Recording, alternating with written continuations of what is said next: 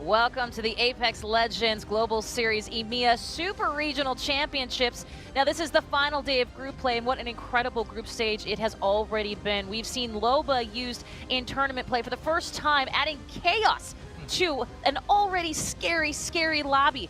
We've seen players pop off and make a name for themselves, their squad, and their country. And we've seen some great Titans fall and some newcomers rise up. And gents, that was just days 1 and 2. Welcome, everyone. My name is Kate, and alongside me on the desk, we've got Blaze and Blue. Gentlemen, welcome to the final day of group play. Man, the final day of group play, folks. This is going to be one that you don't want to miss, okay? We got Groups A and Groups D about to battle it out. And I'm going to tell you this, okay? It's in their DNA to put on a damn show. When it comes down to these two groups in our current top 20, total 12 teams in that top 20 are coming from these two groups. And so far, man, I don't know how many of these guys are going to be placing in that top since they have to play against each other, because groups B and C going to be farming, man. Yeah, they're going to be looking to try and pick up those points over on our influencer stream. But the real story still for me, I got to agree with Blaze. It's A versus D. We've got so many top contending teams that have been popping off on both of our streams in the previous 2 days of groups here. And now it's all going to come to blows as they finally face each other on the final day. We've got so many good teams. I can't wait to dive into it here in a few minutes. 100%. And something our teams, I'm sure, could not wait themselves to dive into is that prize pool. $2.5 million globally, and first place for our EMEA region, taking home $265,000, gang. Blaze, that is life-changing moolah for sure. Oh, that is a lot of money there, Kate, okay? And you only got to split it 3 different ways. And that's the beauty about it. You don't got to split it 4 or 5 like other esports. You and your homies get to cash out and live good. They are. Blue, it seems like this is one of those moments where it is the largest prize pool in ALGS history. How are you feeling about these players and the pressure that puts on them? No, obviously, it's going to change possibly the way we see some of them play. I mean, we talked about this at the end of day 2 as well, back a couple days ago, about how we were starting to see teams play more aggressively since we're getting to the end of the group stage. They're trying to get those couple extra points. I think that's going to play into today as well, since we're going to be seeing teams that know they should be higher up on the leaderboard and are close to the end of that top 20, trying to fight to make sure they're in the safe zone when we get to the end of today's 6 games.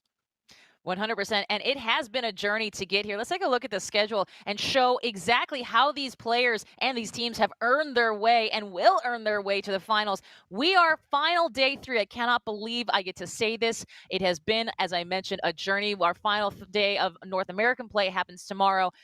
But another thing we absolutely have to mention, people popping off on that secondary stream, Das BF and Nicewig doing an incredible job bringing the hype, bringing that analysis, and doing it all themselves throughout these group stages. As we mentioned today, we're looking at Group A and D. That secondary influencer stream, that's going to be looking at Group B and C. But in the end, the points all matter, and that is what really gets us to the finals. At this point, gents, I mean, I think the best thing that I can do is help to explain exactly how we are getting these teams to where they're going and what it could mean for getting to the finals and how hard that's going to be, especially in a scary lobby like this one. So in order to do that, let's take a look at this tournament explainer video. Check this out.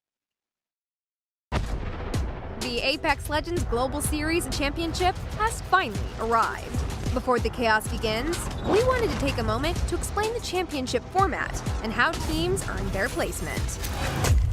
The ALGS Championship takes place in 2 stages: the group stage and the championship finals.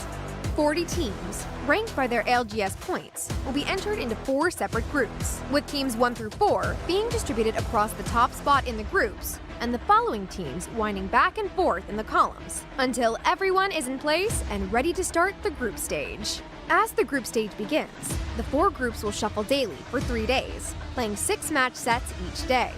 At the end of 3 days of play and 18 matches, the top team in each group will qualify to be the first teams to make it into the championship finals. The following 16 spots will be filled regardless of group, according to points earned in the group stage. At this point, the remaining teams are officially eliminated. These final 20 teams are seeded by their group stage point scores. The top 10 teams receive a bonus of qualifying match points to begin the finals with, depending on their placement.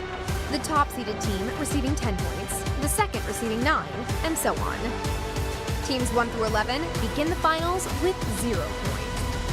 It's been a long road to the championship, but it's time to find out which teams are going to surprise us. Who will pull out those devious, notorious rat strats? Who is going to outshoot, outthink, and outplay their rivals? Who's pushing with R99s and PKs? And who's sitting back with a bow? Ready up and settle in. Welcome to the Apex Legends Global Series Championships.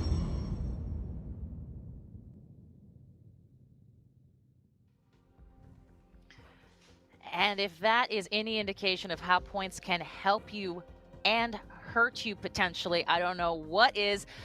Guys, we are going to take a look at our leaderboards here because the points are exactly what matters right now, Blaze. The points got them here to this group stage. The points are going to get them through to the finals in flashy order.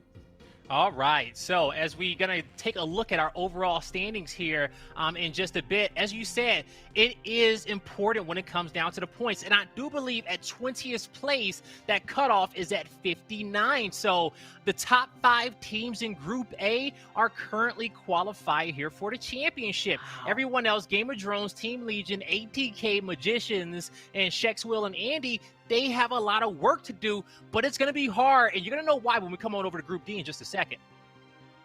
We got Group B here in the meantime, taking a look at them. They've been a pretty strong contender also there. You can see some home favorites, specifically Navi holding on in 3rd place. Still inside of, I think we said 59 points is currently the goal coming from day 2. So that's a top 4 position here with Endeavor, LCDF, and Reply Totem also making it through here. Yeah, and then Group C is going to be facing off against Group B today. And like I said, only 3 teams in Group C, Underrated, Solo Q Goats, and Third Impact are currently qualified. So they're going to have to keep building on those points throughout the day because this team's out there like Kungarner, who were, the top seed in Group B, and they're on the cusp, and they have to defend against all these squads as they're trying to make it to the championship. Now, we move on over to Group D, okay? 59 is the cutoff. Everyone up to 7th place is currently qualified for the championship. So in our main broadcast today, Groups A and D have 12 squads here. But how likely are those 12 squads going to consistently make it to the top? How many points can they honestly acquire with such competition playing today?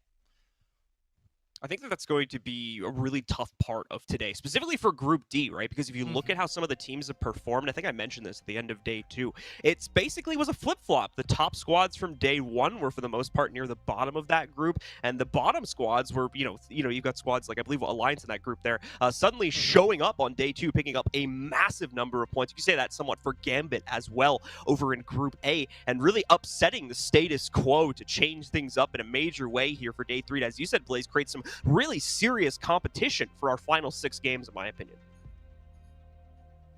Absolutely. And, I got to say, there's an element here that is always so interesting, which is you saw that last 20, that second page of our leaderboard, our overall leaderboard, and there's a lot of teams that could definitely give a lot of upsets and third party their heart out. And there are some teams on here where mathematically speaking, unless they have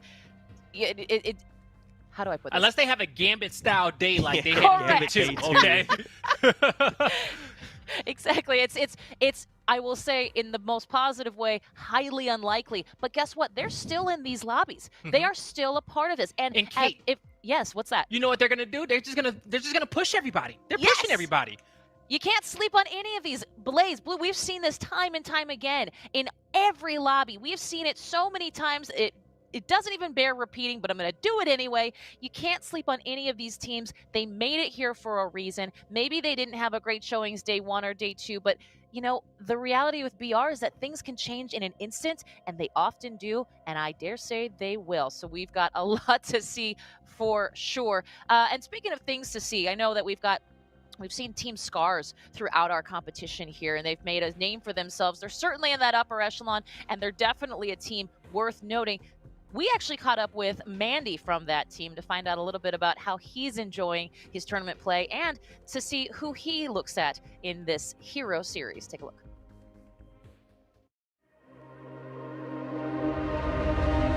Mountains high, way down valley.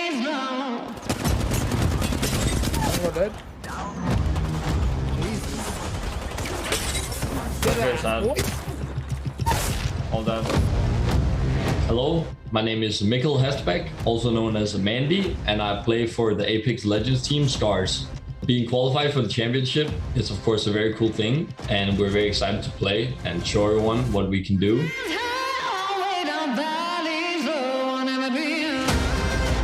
I had a dream about I wanted to win one tournament last year, and we won like 5 or 6, so it's fucking insane. It's crazy. Nice. Wait, was that a note? Did you hit that? Yeah. I just think we try and keep the mood up and be nice to each other and talk to each other and make sure we're all good mentally and physically. Nice. The championship rules, they changed, and after they changed, we're 100% sure we're through. So I wasn't scared about that, but we got to a point where no one could surpass us in the top 5. So we would always have a spot in championship. The team that was the most powerful during the season is probably Alliance, because they've been doing really well, and they're always consistently getting finals and like a top 5 spot. So that's definitely a team that we should be scared about. We should be scared about. We have like that good energy and good team synergy, and a lot of people like to watch that because we don't really shout at each other, but we like, it's more like we're having fun but taking it serious at the same time, and people like that. Octane crack. Dead. Top it. One more. Nice. How hyped my dad is about me playing in the championship. He's very hyped about it, and I know I'd make him insanely proud if we did very good in the tournament, and he would just be the happiest man alive, because he tells his co-workers about me, about like how I win tournaments and play tournaments, and I'm a streamer and personality and entertainer, and he's super proud of me, and it really means a lot. Okay, we can go. Okay, I'm going. Go. Knocked him!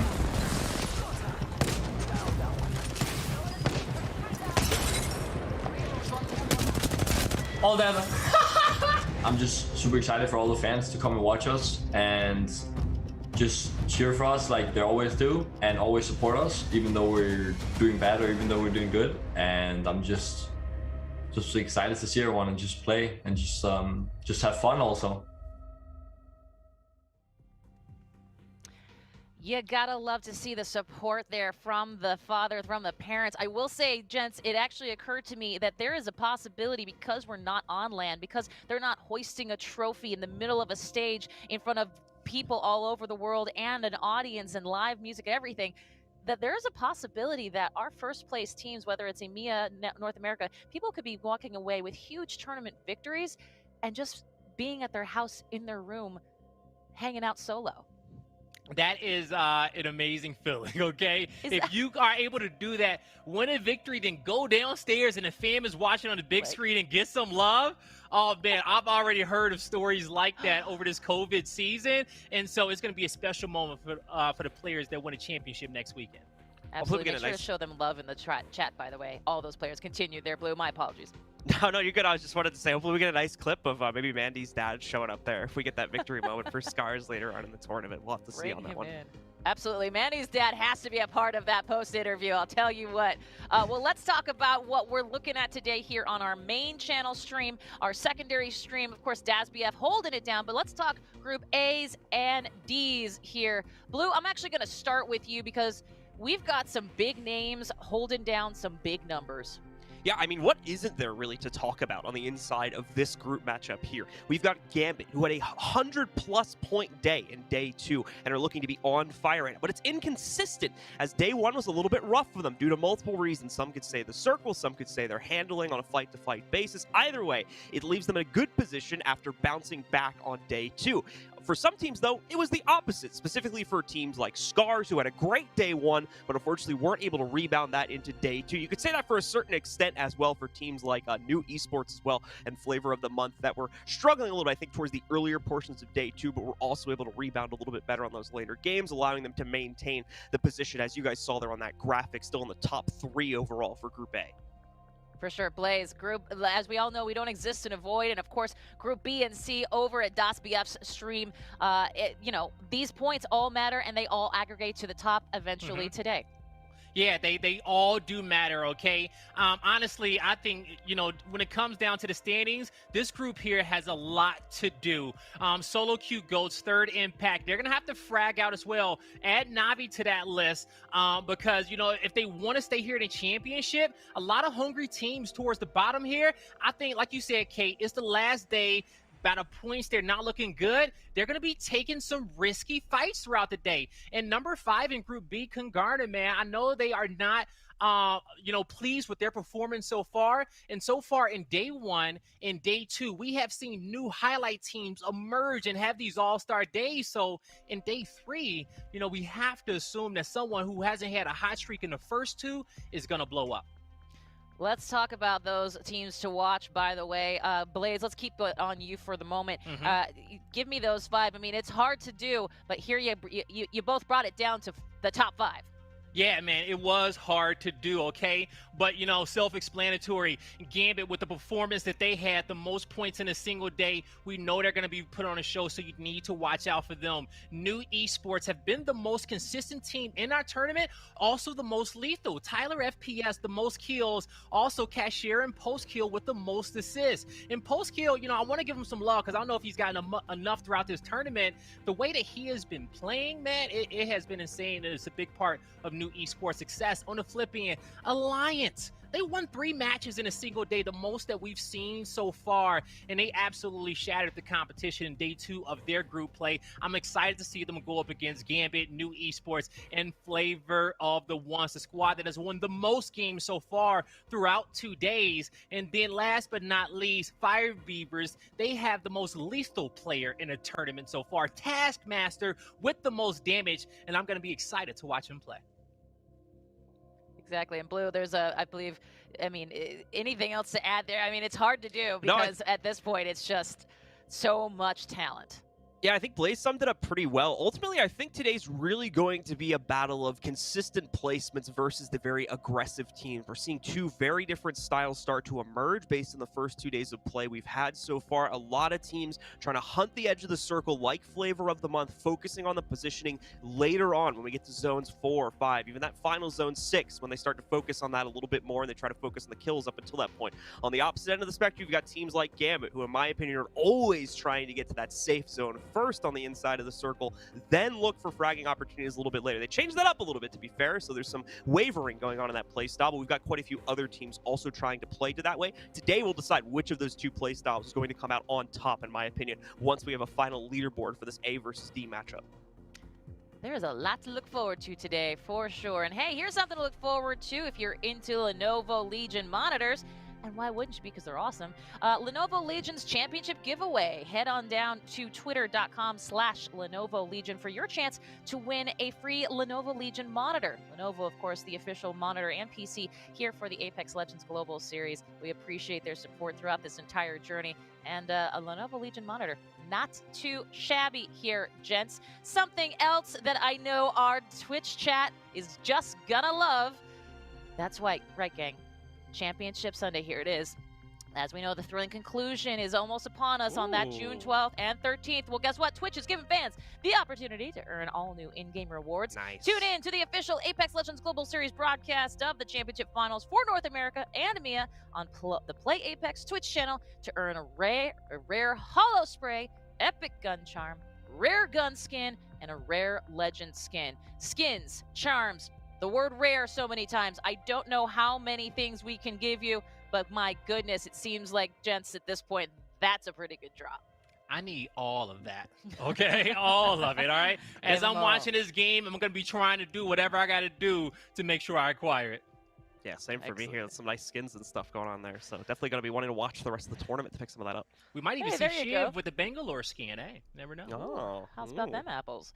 At any rate, if you want to keep up with all of us on our different socials, go ahead and follow us at PlayApex on Twitter. Use the hashtag ALGS. We might even be talking about you and your tweet, your dog, your snack, or anything in between on this very program.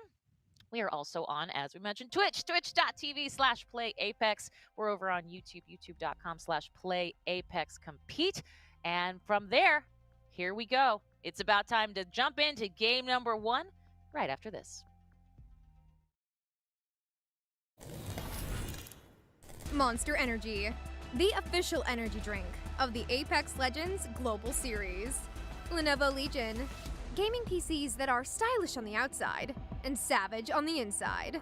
Lenovo Legion is the official PC and monitor of the Apex Legends Global Series. From the outside, who would know what lies beneath? Unleash it with a machine as savage as you are. This is how legends are made. Lenovo Legion. Stylish outside, savage inside.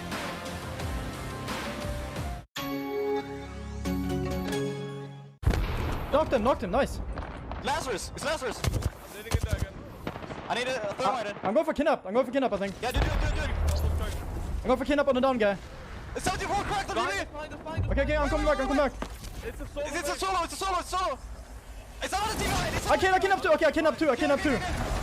Shit, 22. Wipe this. I need to. Thurston, armor swap here. Nice. Armor swap. Yeah, just heal, hold on. Coming up on us. Hold, ulti them. Ulting.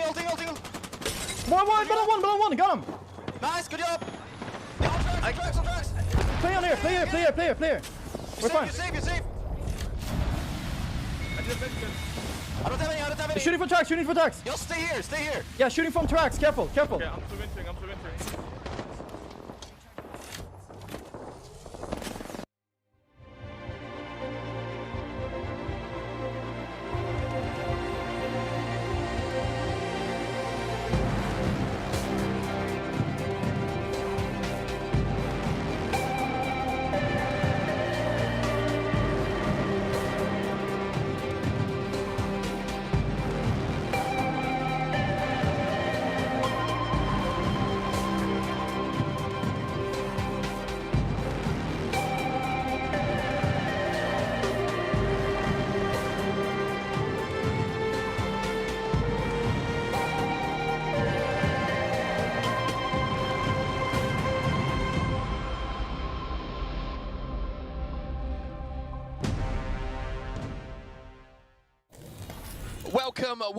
Welcome, Apex family. And I shouldn't have to say this because you know what day it is, Dan Gaskin. It is the final day of the EMEA groups today for the ALGS Championships. We get to decide who our 20 teams are going to be to go through to that grand final. A massive day for everybody involved. And each day has been bigger than the last, but this, Dan, is the biggest so far. Every day has been getting bigger and better, and now we get the climax of A versus D, the two best groups in terms of performance, in terms of kills, in terms of entertainment, and I'm sure they're going to provide even more here in this A versus D matchup. We have 8 out of 10 of the players with the most kills so far in the group stages. This is going to be an absolutely stacked lobby. It is indeed. Now we should tell the story, of course, of what today is all about. The big story, like we've mentioned, is who is going to make it through. But we have a little bit of an indication here, Dan, of some of the teams that are going to be making it through to the grand final. Some of our best performing teams, the likes of Alliance, the likes of Gambit, all of these huge teams putting up some of the biggest point totals we've seen so far are in this lobby. So this isn't just going to be a ride through to the final for any of these teams. They're going to have to perform at the highest level. Yeah, you were speaking to Pierre from Flavor of the Month yesterday, and he did some quick math, and he seems to think 117 points would be enough to guarantee you top 20. We have 4 teams who have already got more than that. They might be able to sit pretty, but you don't want to leave it down to chance. You don't want to leave it down to someone's bad mathematics. But I think he might be right. That is a lot of points already accumulated in the first 2 days. Pick up a few more here in day 3, and you should be there in the finals. But there's a lot of teams that are teetering around that 20th position that are going to need to have a good day in A versus D, because of course elsewhere in B versus C, Mark, there's a lot of points to be acquired there. All these top teams are in this lobby, so there's points to be had elsewhere. Massive day for all of these teams, and I just wonder how important this first game is going to be, as we do see that beacon being hit and we get our first circle of the day here on World's Edge. And you can see we're going towards Epicenter. We're going towards what I believe looks like a survey camp the finish, similar to what we saw in one of the games yesterday where Gambit Esports almost managed to pull out the 2v3 versus 303. We have both those squads, of course, in this lobby as well, so who knows? History might repeat itself. We also got our first yesterday of the stream, even though it definitely wasn't yesterday. It was day 2 of the broadcast. It took me 1 minute to mess it up. I'm sorry, everyone. It's so different having group stages just spread across the days, and of course having the North American action in between the EMEA. But honestly, every day has been so fantastic to watch. And you're right, this should be a survey finish. So we're going to see a lot of teams just trying to rotate early and try and take those buildings that do sit in survey, because then you can just rain hell upon those teams who are arriving late. Well, one team that had an amazing day 2 after a little bit of a difficult day 1 were Alliance, the team that we're watching now. And we caught up with Hackis, the IGL, before the tournament got underway. Might be something good this way.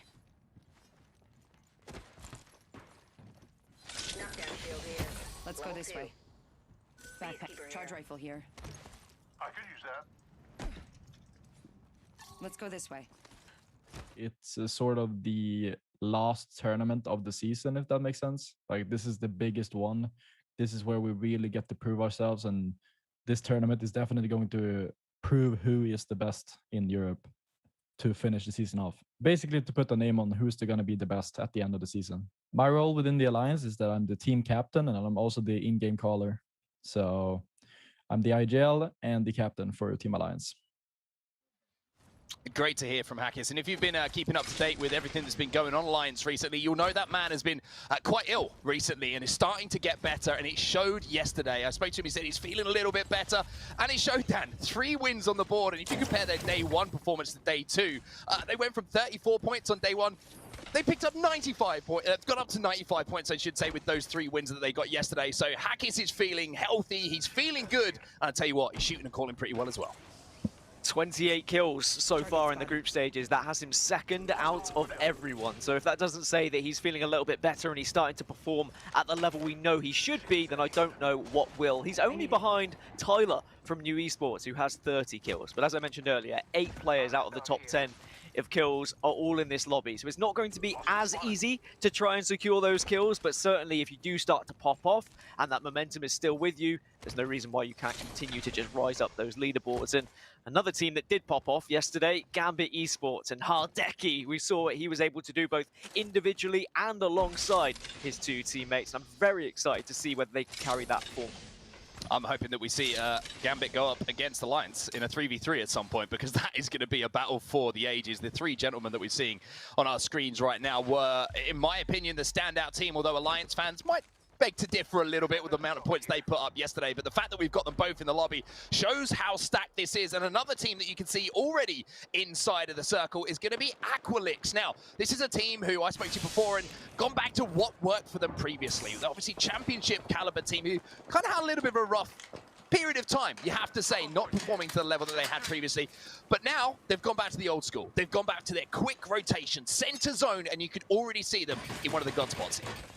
Yeah, they were playing Horizon, and it didn't really work for them, so they've gone back to something that is a little bit more tried, true, and tested. And as I was expecting with this survey poll, we already see all 4 of those buildings within survey taken by teams. And that means if we are going to see it pull even heavier towards that POI, it's going to get more and more difficult to try and take any sort of real estate whatsoever.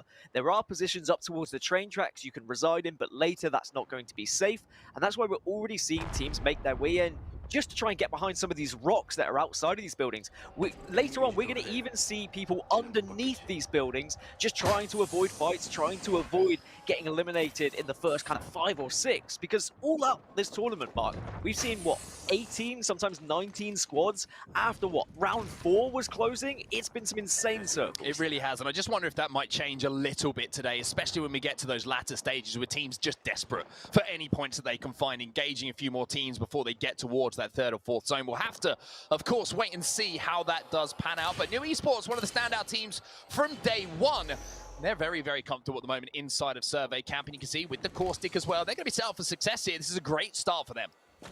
Yeah, one of the few teams not running a Gibraltar, so the fact they've been able to get into a building, they've been able to rotate early, they're going to be a real nuisance at the end when that circle does start to close, because that Caustic ultimate is just so disorientating. It can be very difficult to try and gain your bearings, and can really just be a frustrating experience for all involved.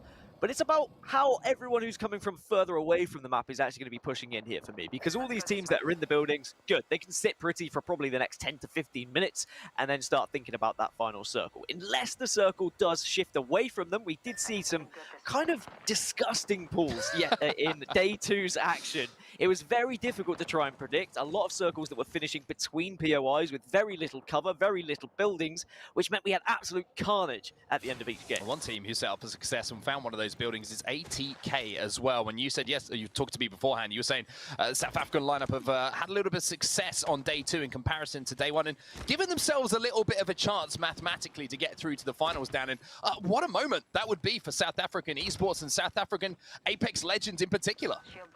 ATK, they were 40th going into day 2. Absolute rock bottom. It looked like they weren't going to be showing up, weren't going to be playing at all, and they were just going to be fodder for the rest of the lobby.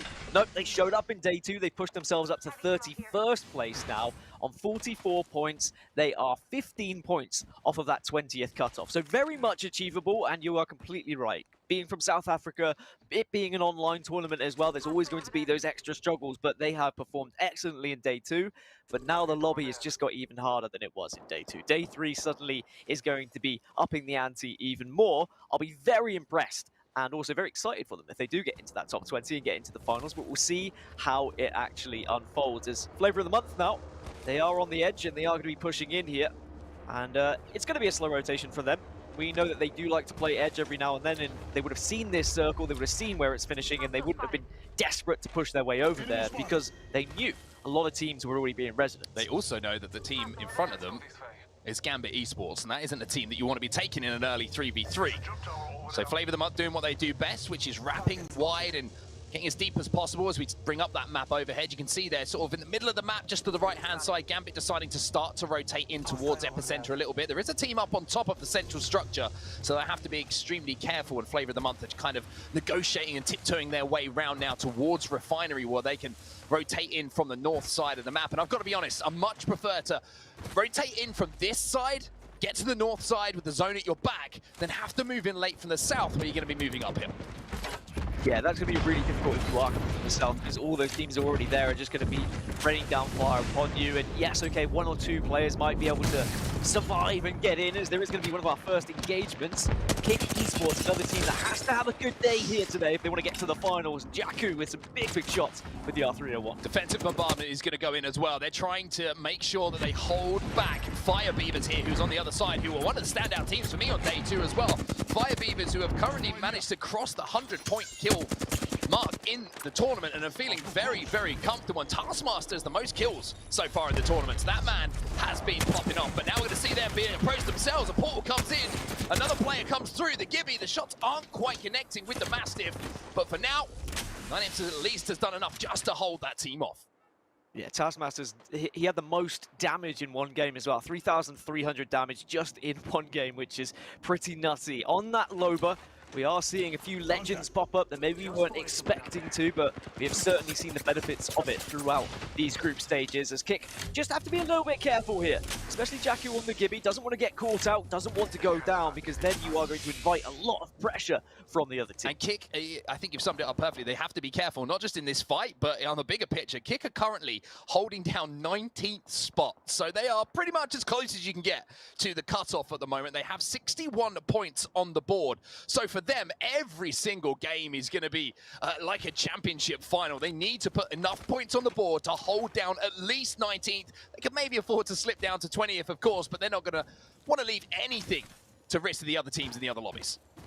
Just looking at the legend pick rates across this lobby, again, very heavy Wraith selection. 17 Wraiths, only 2 Octanes. I mean, that is so surprising for me with how heavy an Octane meta we had for quite some time, but it very much seems like EMEA are leaning towards Wraith and find those portals extremely important, and of course the ability to queue out of those fights as well. 303 here, I'm going to have to take the EMP damage, and it's 789 who are up on top of the central structure here of Epicenter, and 303 are just trying to make sure that they can rotate without giving them any lines of sight, but rotating with a crypto drone above is pretty difficult to do because that's going to call out every single piece of information. But one way to deal with that is to put it into the trash, which is exactly what Paradise manages to do there with the shots with the flatline. But a little bit of a difficult move here from the low ground to the high ground for 303, but you can see they're inside of the next zone as well, so they haven't really got to do too much here. It's more about just showing presence and making sure they don't get picked. Once you get to this stage of the game, it is very much about that, isn't it? It's about saying we don't need to do anything here. If we were going to move, we had to move early because we know there's not going to be any space where we think this circle is going to be finishing. Maybe let's hope for a better pull our way. If not, we'll worry about moving into that circle a little bit later. Let's focus on maybe trying to pick up some kills on other teams that are also in quite weak positions, as we are going to see our first Valkyrie play of the day. And tell you what, that's a cheeky little spot, isn't it? Manage to get yourself in here, and you can balloon back out afterwards. And of course, they can heal back up, so they're not going to be too worried about this red. And this is what Alliance do so well. Recognize where they can rotate, and they're taking that northern rotation, like I mentioned previously, which gives you that little bit of cover to the back, but it's all good having cover, because there's another team who are holding it down, and Hackis is forced into the void here just to back up on the Wraith. Did enough damage to maybe slow down that push and not make it as comfortable as Alliance may have wanted, but 4Gang now, one of the standout teams that we actually wanted to give a bit of a shout out after their day 1 and day 2 performance. They are the team who are trying to hold them out. I did. I mean, 4Gang in 17th place right now. They have been absolutely fantastic across day 1 and 2 and have a real shot of getting to these finals. And I'm sure that they would be absolutely delighted if they can finish in the top 20. Any sort of kind of team that, you know, is unexpected or wasn't maybe necessarily a favorite to finish in the top 20 is always going to be a fantastic surprise, and always going to be one of those amazing stories that we will tell once the finals have concluded. The Lions have had to back up here, and they found themselves between several teams. So even though they went for that rotation, they wanted to push in, as we expected. A lot of teams have already found those spots, all those god spots that we know, on the edge of survey. Yeah. So Alliance managed to rotate ahead of one team, which is now what Hackett is worried about, the team that was inside of Skyhook and kind of rotating their way down to the southern side through that choke, and they've also got another team in front of them. So Alliance will be forced to fight, you would imagine, unless they want to try and take that redeployed balloon and be a little bit risky, landing late into survey camp and trying to find somewhere to play. But Game of Drones are the team who are holding them out at the moment, but they're going to pull away and actually give up a little bit of space here to Alliance, and that might allow them to push up themselves. And Alliance, they don't need to be asked twice here, Dan. Any kind of room you give them an inch, they'll take a mile. Oh, definitely. They want to just get themselves in towards this circle. Any sort of room they can play, any sort of rocks they can hide behind. You can see all the pings, the different considerations that they're trying to play here. And actually, elsewhere, you can see in the kill feed, there is absolute mayhem on the east side of the map. Members of Kick, members of ATK, and members of Aqualinks all going down. So it's a difficult rotation from them coming from the east side. But for Alliance, it seems to have wormed their way into the circle here. But it's going to be a difficult position if they're going to get a lot of teams coming from behind. Well, let's jump into a listening now with Alliance. We've heard from Hackett. Let's see what Vibes and IPN have got to add to the party. Down here. Give me a Kraber. Right left side, they're shooting us. Coming down. Yeah. They get out there, I think. Going down. We're getting shot from left side. They're trying to move on us. They're trying to move us. Are they the one We need inside? to move up though. Yes, there's a team inside. Are you sure? Yes. I'm making a portal into the fucking trailer. Yeah, this is nice. Just play on the portal, play on the portal. Right behind us, one good dog behind us.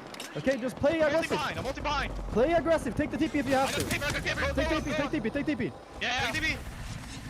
Nading, careful. I died. They're nading. They're stabilized for now. You gotta get in the corner out there. Aim for me, brother, I think. No, it's not. You gotta block me, guys. You gotta block me. Keep blocking. Keep blocking, we're fine. Oh, you're dead. Normally I'll say Alliance are in a sticky situation, but this is a smelly one as the Caustic Ultimate is going to deal the damage. But the one good thing for Hackis is the fact that he has that gold armor, which he can get those quick heals off to keep himself alive and find this central position in the middle of survey camp. Yeah, he's going to hope to be able to rat out here, and to be honest, there is a possibility he could be alive in the last, 5 squads with how this potential circle could play out, but he very much is a focus point right now, and I feel like a lot of the teams around him know he's going to be on his own, may look to pick up one extra KP, and just get him out of a real nuisance spot, because this is going to be a position a lot of these teams will want to play if the circle starts to close. Yeah, Alliance trying to do what they can at the moment. This is a tough zone for them, of course, like you mentioned, a long way to rotate to get to this position. They managed to stay alive for now, but so many teams you can see in the vicinity at the moment. You have Aqualix still hold up inside of that building where they've been. ATK exactly the same from their new esports. Those 3 teams have not moved, and why wouldn't you if you have the prime real estate with the highest property value here on World's Edge in game 1. So now it's more about the teams who are going to be trying to force their way in from the epicenter side of the map, or maybe from the southern side of the map from Fragment. They're going to be the ones who have the toughest job. Yeah, again, round 4 closing, and we've still got 17 squads in the mix, and they are going to fall like flies very shortly as this red comes in, and it's going to be such a tough position to actually try and find any sort of ground where you're not going to be shot from multiple positions. So you really need to assert dominance, show that you can be aggressive at the right times, and hit your shots when you need to. Teams are going to back off if they get cracked, but the best teams will continue to face a fight when they are confident. And if they can win that fight, you get the shield swaps, and then you put yourself in a far better chance to actually survive. Well, Flavor of the Month at the moment have a very tough next 30 seconds or so as they will be forced to move. And you can see they're just trying to see if they can poke and do any kind of damage. Maybe it's going to be a Gibby ultimate just to push a team back, but it looks like Taylor's going to be using the portal instead just to get them a little bit closer to that zone and give them an option at least to play behind this rock. And it looks like he's going to be safe for now, but they will have to walk it in, maybe use that bubble, or maybe take a fight here in a 3v3. And it looks like Flavor of the Month are now getting aggressive, and those shots coming in from Taylor are going to give them the opening they were so desperate for.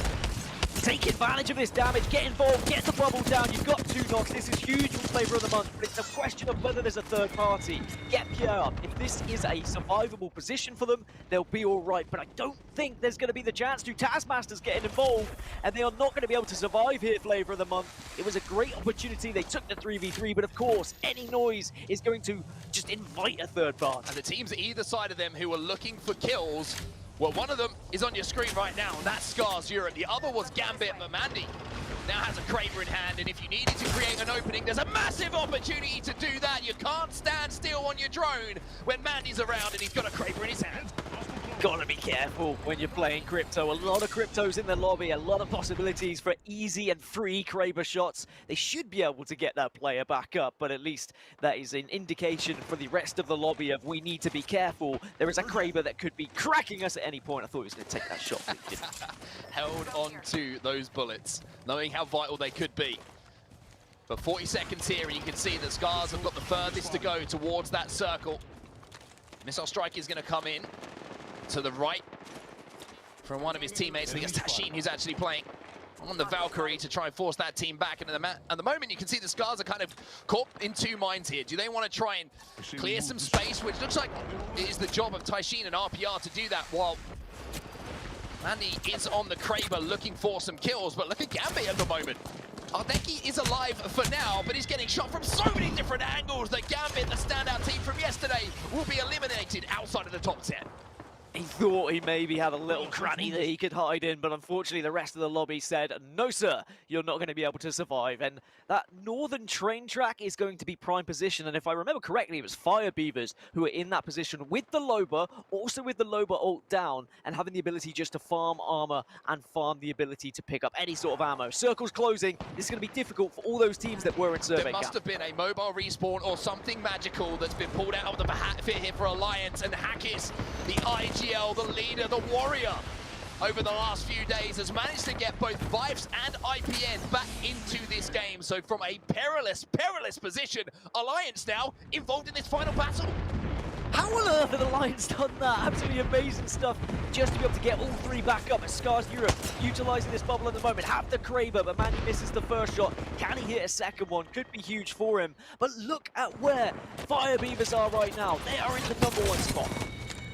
Kills coming in for Alliance. What a play that has come in from Hackett so far, and they call him the Kidnap King, and maybe he's going to go for a kidnap himself. He is going to actually capture 2, I think, and now Hackett is going to be doing what he does best. Hackett once again with a monstrous kidnap play.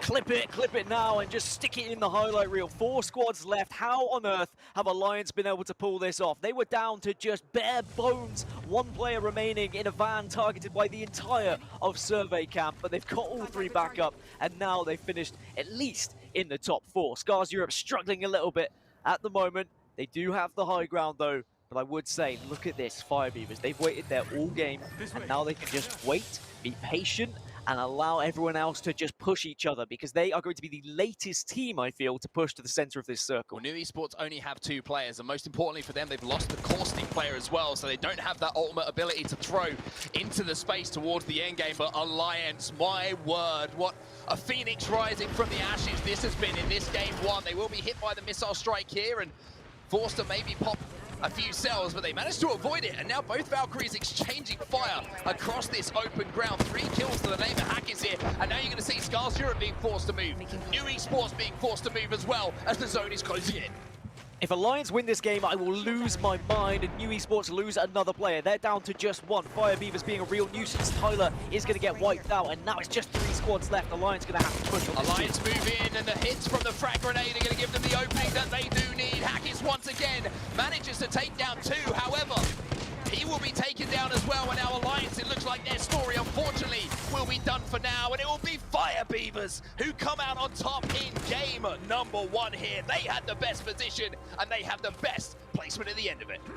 And that's Aloba winning game number 1 yet again here in EMEA, trying to just shift that meta, and Taskmaster and the rest of Fire Beavers popping off. But again, it was just prime position there on set. They knew as soon as that circle pulled towards them in that train track, they were comfortable. There were so many teams residing in Survey Camp that had to push out as the circle went even more north. And Fire Beavers were just there having a little fun pew-pew, a little target practice, and they just had to bide their time, push it the right, correct time at the end, and they did just that. A fantastic victory for them, but I think Alliance stole the show there, getting all 3 back up. Amazing stuff from them, and some of the teams involved in our final circle were some of the teams who have performed best across the first 2 days. But game 1 is done and dusted. Just 5 more games for these teams to make it through to the grand finals. We're going to send it back to the desk now to break it down. So, Kate, it's over to you.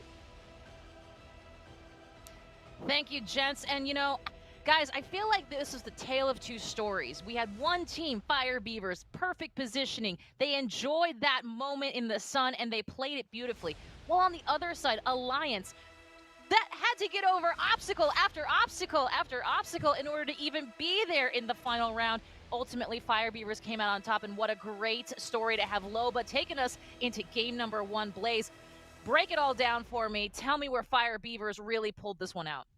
You know, before I even get down to Fire Beavers and their positioning, Hockey's the conqueror himself, okay, had everybody shaking at the knees. I don't know how he stayed alive, and I definitely don't know how the hell he revived all his teammates in that survey camp circle with the amount of chaos that erupted. And we saw the chaos on how his entire squad dropped in the first place. But hey, he did it, and he did it at the right timing. But as far as Fire Beavers, they rotated early. They made some big-time plays. We saw the Loba and the Gibby posted up in the back. And, you know, they were just able to look forward and fire off on all these teams on the hillside, like Gambit, like Alliance, and they just, the perfect positioning won them in this game. Would you agree with that, Blue? Yeah, we were talking earlier about how these teams were getting, some of the big dog teams, were getting hunted down in the early game, and that was a great example of seeing that happen time to time again. So many of our Titan squads being brought down to primarily just their Wraith, which makes the Hakis situation even more crazy, the fact that he was actually able to make it out of there when you see players like Tyler and Hardeki not able to accomplish the same things, and ultimately just being stuck in just a rat position for that final circle or two, trying to push the placements as far as humanly possible, but really not standing a chance in the fight. Really some excellent stuff there from Alliance, and we can see how much it's got them here. And I will say, if we're looking at this game results, this feels like the most even lobby, the most even results we have seen in this entire group stage.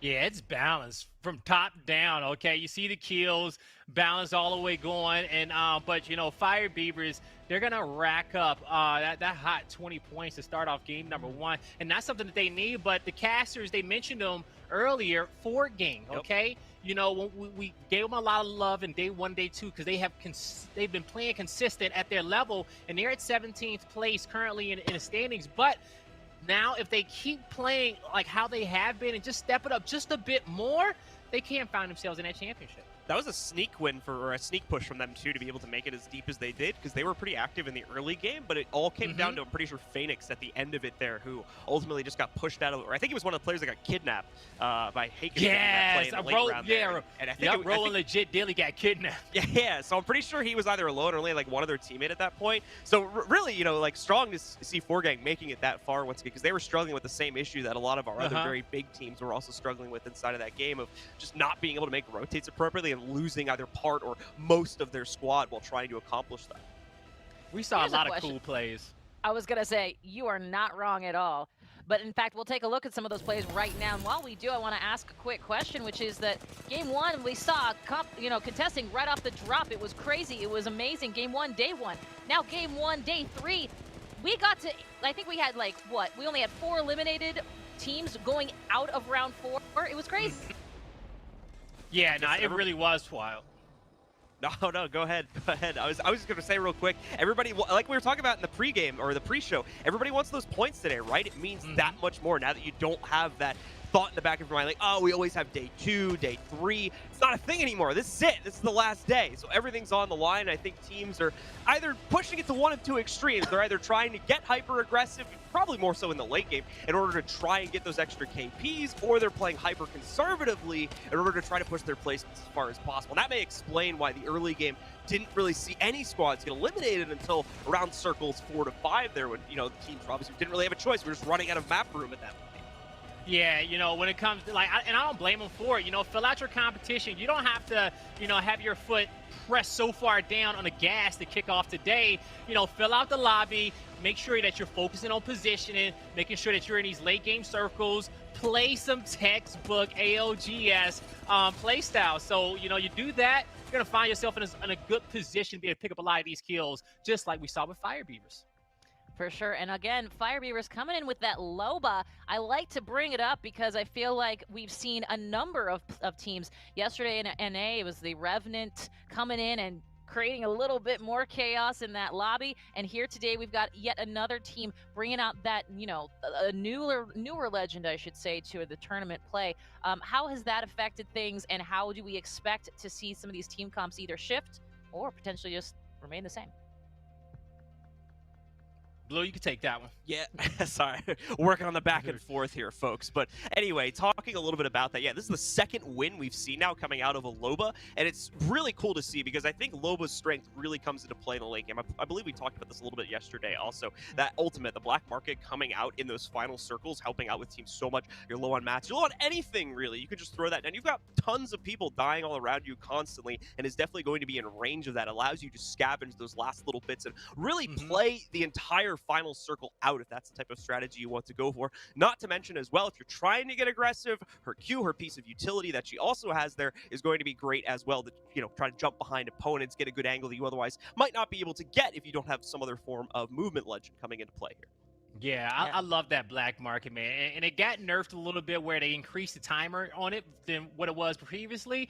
But if you're sitting in that position where you saw Fire Beavers on the tracks, just keep dropping the black markets. Make sure you got a stockpile of ammo there. Let your teammates grab the nades. If you can pull off any extra shields over there, by all means, get them close to you. And just really just create a supply depot for you to be able to harass the entire lobby.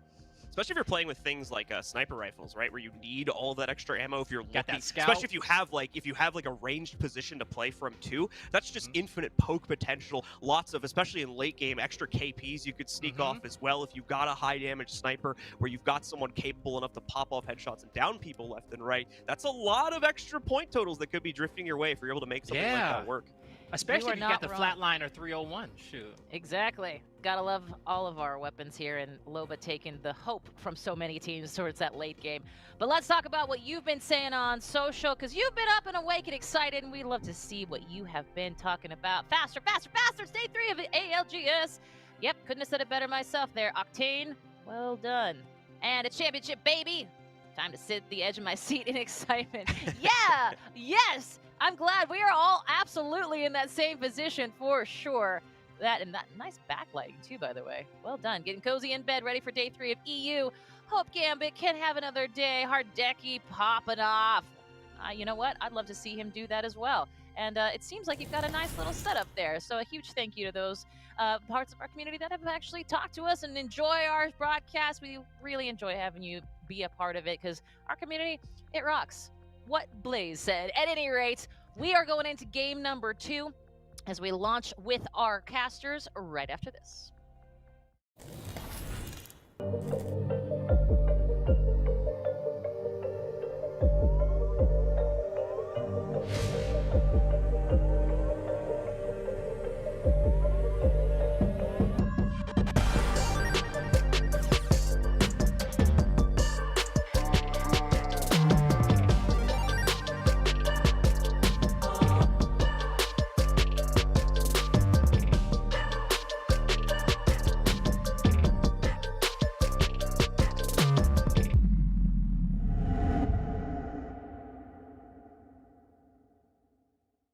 And now, Lecite de France, they need to push in. They've seen the knock. Take advantage of that knock. Surely a Psychbot as the push up, they come through. And this should be Lecite de France's game unless we see something miraculous, which we might. Lecite de France down so low. Can they get the victory? We're down to 2 squads. The armor swap now. It's a 1 versus 1. Dead Inside could take this to a game, but they don't. Lecite de France will be your champions here of North America. Sorry, of EMEA. Forget North America. We're into the next region. Your Autumn Circuit champions, Lecite de France, in an insane end circle, girl.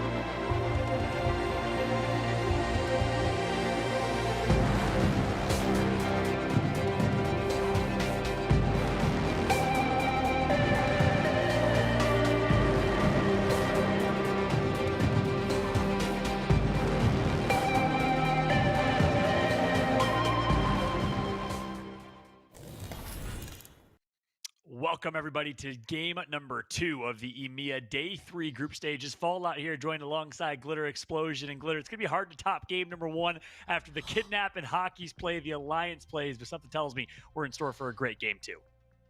Listen, we knew that this was going to be an intense matchup between groups 1 and 4 at this point, so I'm not surprised. However, one thing that I did notice that by the end of that game, our top 4 teams, they were almost dead even across the board with KP. It was 8 for Fire Beavers, 7 for Alliance, 7 for Scars, 8 for New Esports.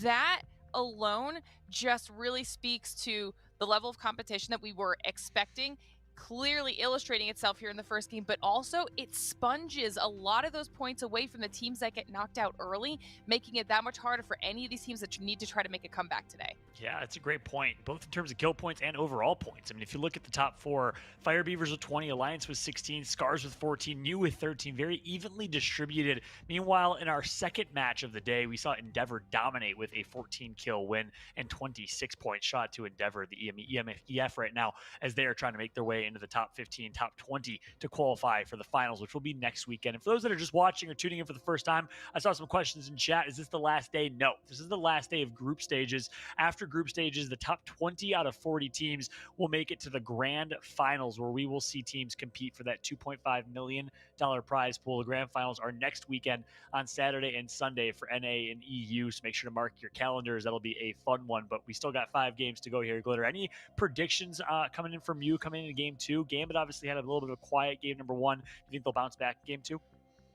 Yeah, I think I'm looking at Gambit, and I'm also looking at Flavor of the Month. Obviously, both teams that we talked about at the top of the show, as far as teams to watch, but teams that we also saw insane performances out of on both days 1 and 2 of our group stages so far. So I think out of everyone that we were expecting to have a third strong day, they're probably the 2 that just struggled here in the first game. So I'm going to be watching out for them in the second game. Yeah, both teams that take their time on rotations, like to play edge, like to play for high kills, both of course repping Bloodhound and Wraith. So I'm excited to see what they can do. Of course, we have Flavor of the Month that drops Lava City in the very southeast side of the map, and Gambit drops Sorting Factory on the south side of the map. So Alliance also coming from Thermal on the southwest side of the map. So 3 of our top Titans in this one will be dropping on the south side. We did see a north zone there, and honestly a zone that's very favorable for one team that I want to talk about, and that's Aqualix. They drop Fragment East, former Nasky Strafey Dell, now then Nasky Yuki Dell, now picked up by Aqualix.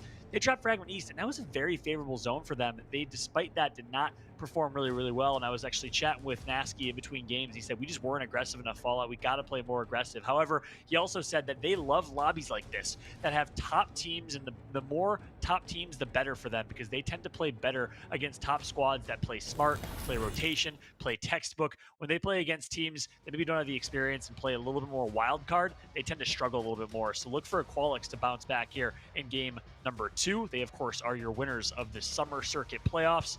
I'm excited to see what they can do.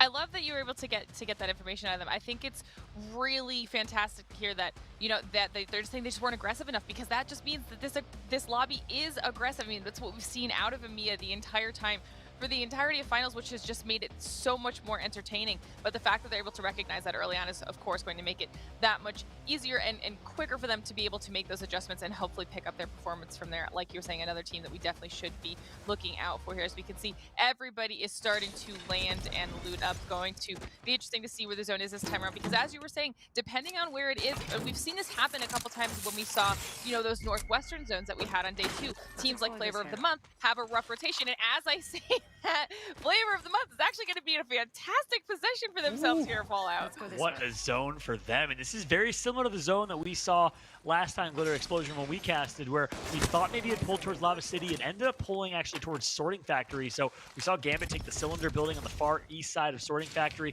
We'll see if they do the same thing, kind of pull the same strat out of the strat book here. Meanwhile, Flavor of the Month, they actually gambled in that game and thought it was going to be a Lava City end, and it ended up ending Sorting Factory, and they got taken out early. So excited to see how these teams learn from their mistakes, but you're spot on. A very favorable zone if you're a fan of Flavor of the Month and Gambit. One thing to also note about this lobby, and you saw it in game 1, there's not going to be a lot of early contests. There's actually no teams that 50-50 any locations in this lobby. They're all very evenly split. So as a result of that, expect to see more of the same 20, 19, 18 squads going into round 3 and 4 of the zone here. I think we're going to have some slow starts, Blair. Yeah, I wouldn't be surprised with that. And John, just so you know, I think this is the second time we've done this where, you know, we said we want to see what's going to happen for Gambit Flavor of the Month, or we called an area for a zone, and it ended up there. The zone is literally atop of Gambit and Flavor of the Month. So I don't know what magical powers we have right now, but we are keeping things interesting, to say the least. I mean, there also, though, is the other possibility that this does pull a little bit farther north and go towards Geyser, so that's something that we're going to be keeping our eyes on. However, we checked in with Hackis last time, so we're going to check in with him again and see what he had to say before this tournament. As a competitor, I make all the decisions. I am the IGL, so whatever I say, we do. I basically direct the team and they follow me, so I have to make all the good decisions. A bad decision is usually always on me, so there's a lot of weight on my shoulders to make all the right calls to not get us killed in game. Other than that, I'm also a very aggressive player. I am sort of the entry fragger for our team. I try to make the plays, I try to make the openings so that we can make a decision based off of that. I would say I'm an entry frag and IGL for Team Alliance.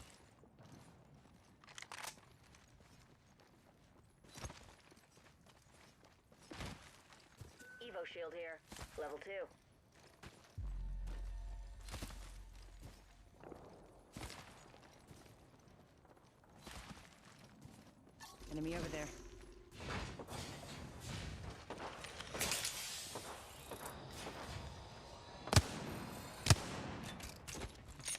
Oh, and then there you go, some perspective from Hockey's and Alliance. And again, interesting to get his take there, and typically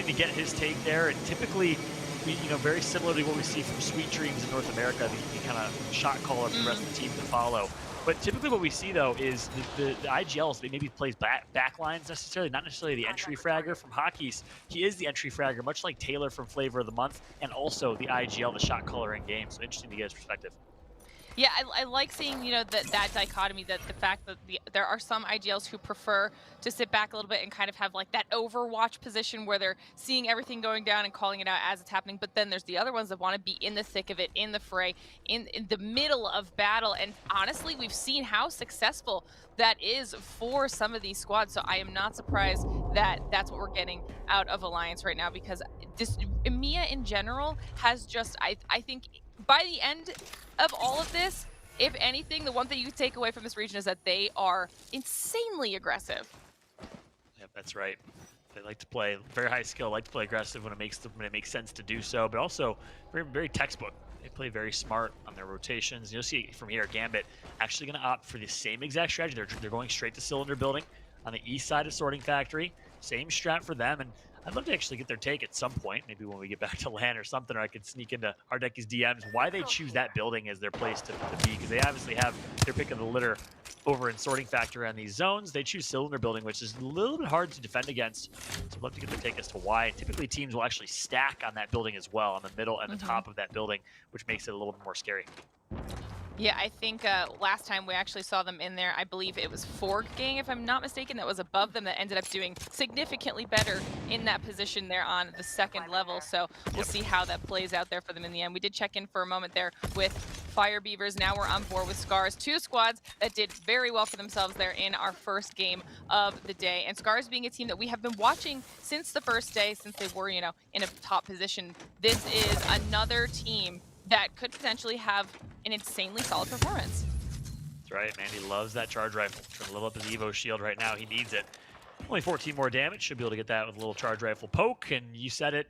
Fire Beavers, Alliance, Scars, and New Esports placed top 4 in game number 1. Well, they were 4 of the top 5 or 6, or actually I think top 7 teams overall coming into this. So consistency from EU, and traditionally EU has tended to have such a high skill gap, so many teams that can perform at any time, and that any team can kind of pop off free agent teams. But throughout the entire championship so far, it's really been our top seeds, our top teams that have performed. You think about Alliance, Scars, New, Qualix, and so many others, as Manny continues to put some great poke on with that charge rifle.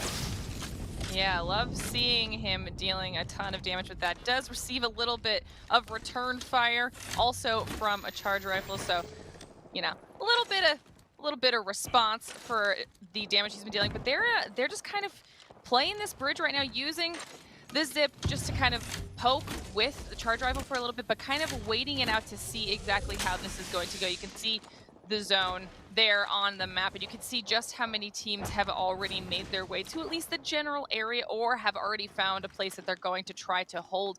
Because as this starts to shrink down, I mean, we saw it last time, we saw how chaotic it can get, and once people are in the buildings already, you have very limited areas where you can kind of hold, also due to that, the elevation change that's right beyond the fence here. So if you are trying to be up in the sorting area for that battle, you need to get a position early. And as I say, that Fire Beavers start taking fire for squad across way.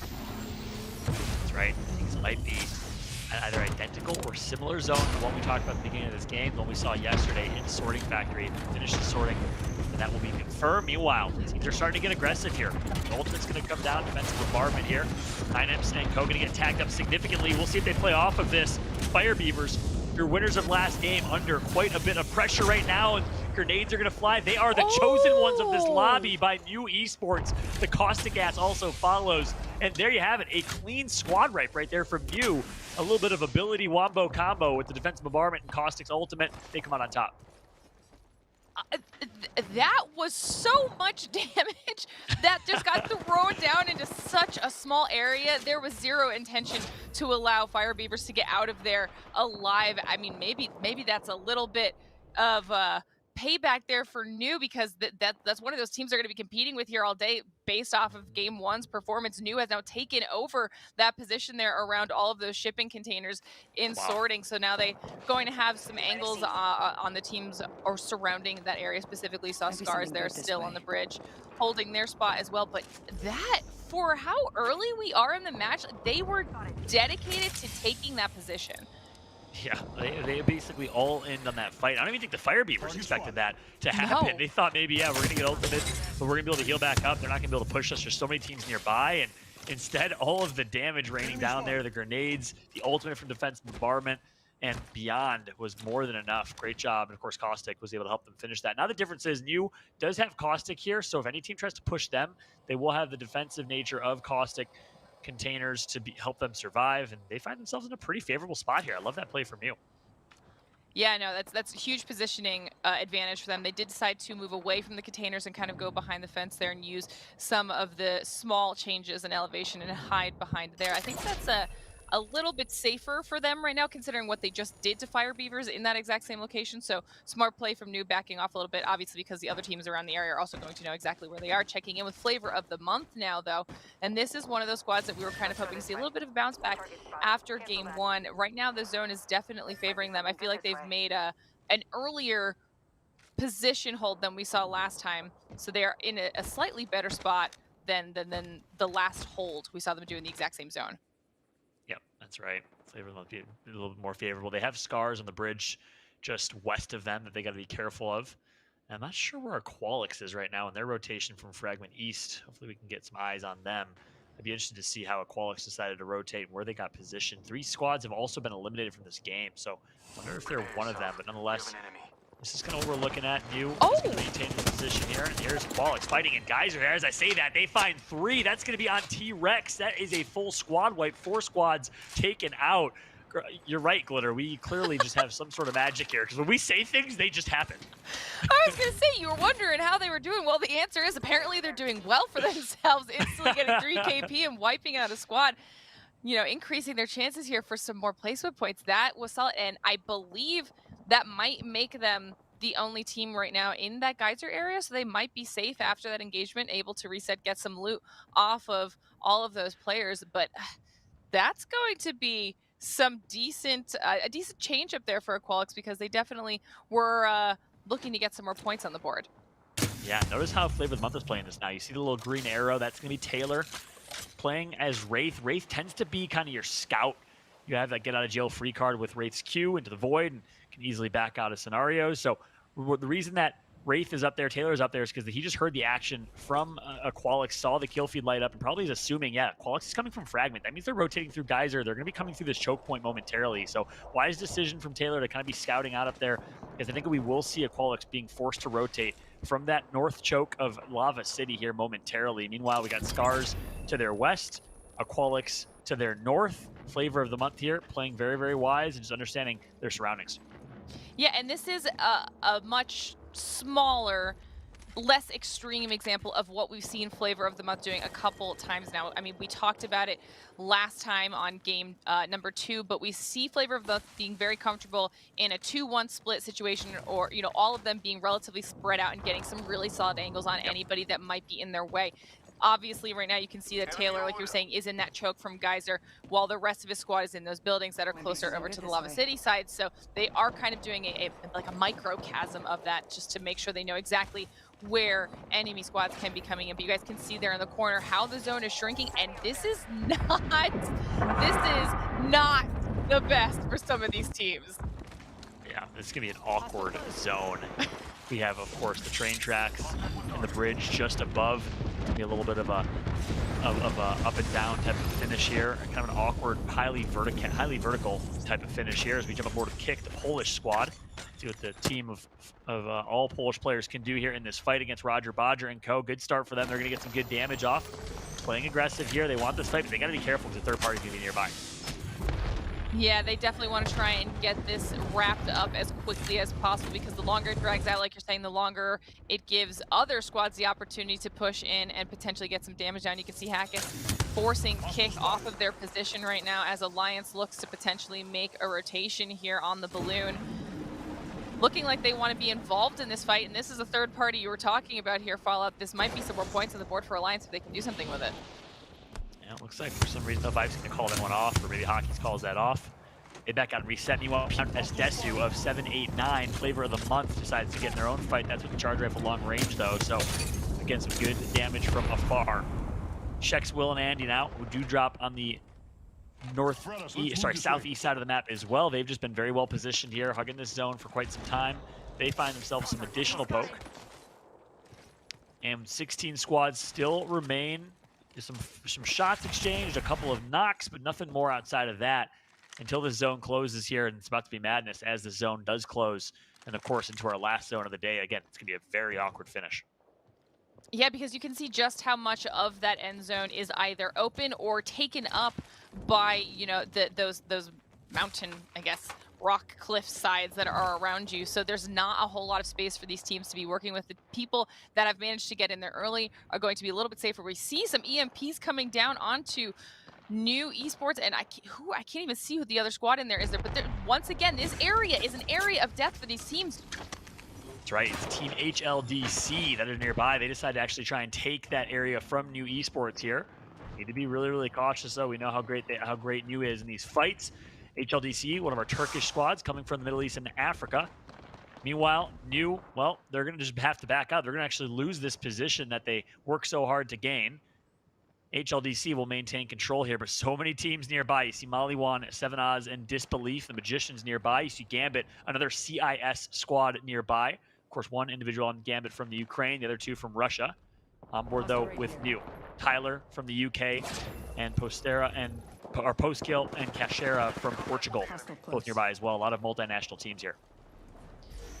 Checking back in with Gambit, I'm wondering when Gambit is going to decide to make any sort of a move here. I mean, they are in a decent position because they're right on the outside of where the zone will eventually make its move to, but they have so many teams around them that I feel like the first team to make that push is kind of just baiting themselves into a potential bad situation. As I see that, I believe we might be seeing a Wraith portal coming out of Gambit, so we'll see what they do there as far as rotations go to utilize that portal. Now back on board, the Alliance is in the middle of an engagement and has taken a significant amount of damage already, but dishing some back themselves and able to get a couple heals off against Tycoon and Rondon. They're going to make a push here, John. Yeah, they're going to play off Valkyrie Q. They know they obviously likely have a stun coming through if that Valkyrie Q hit. And here comes the push. Pinging, checking every single corner here, as they wisely should. Tycoon going to back out. Rondon going to actually stay, not able to back out and reset, so Rondon kind of gets himself isolated. IPN getting angles. Alliance playing this well, but they got to be careful to their left of a team like Gambit coming in third party. Yeah, this is definitely a rough position for them to be in. They are able to clean up Jules there, make sure that that is completely finalized. As we come back to check with Gambit, we see EMPs and bubbles going down for Gambit 303. There's so many squads in here trying to take this position. That's right. Yarka gonna go down. So is Serdell in the kill feed. Xania gets revenge on Estesu getting knocked earlier. Gambit in a pretty good spot here. They're gonna be able to get this loot. And, you know, again, they play this well despite so many teams being nearby. Gambit really loves this cylinder strategy, and maybe this is why they play it well. Oh my god, did he just get... I thought he got a stick there for a second. He just got a stick, a 180 stick. Only Hardeki would do that. What in the world? That Deki would do that. What in the world? That's not going to matter for much because they'll be able to heal back up, but at least it's some style points. And as I say that, though, Gambit under so much pressure, Hardeki last alive. Style points don't mean anything in the ALGS. It's about ALGS points only, as Hardeki is going to finally be taken out by Alliance. Yeah, I was just going to say, even if Hardeki tries to drop down, he's going to be caught in the fray of Alliance, and that's going to be less than ideal. 303 now inside that bubble right above Alliance, but I think Alliance knows that there's more squads, potential KP to be had right above them, so they're going to be anticipating the drop down from 303, while the rest of the squads that are remaining above, I believe it might be just New Esports over there on that other side in the bubble, still have yet to make their push, but this was the chaos that we were expecting. Already down to 9 squads here, Fallout, and it's only going to get wilder.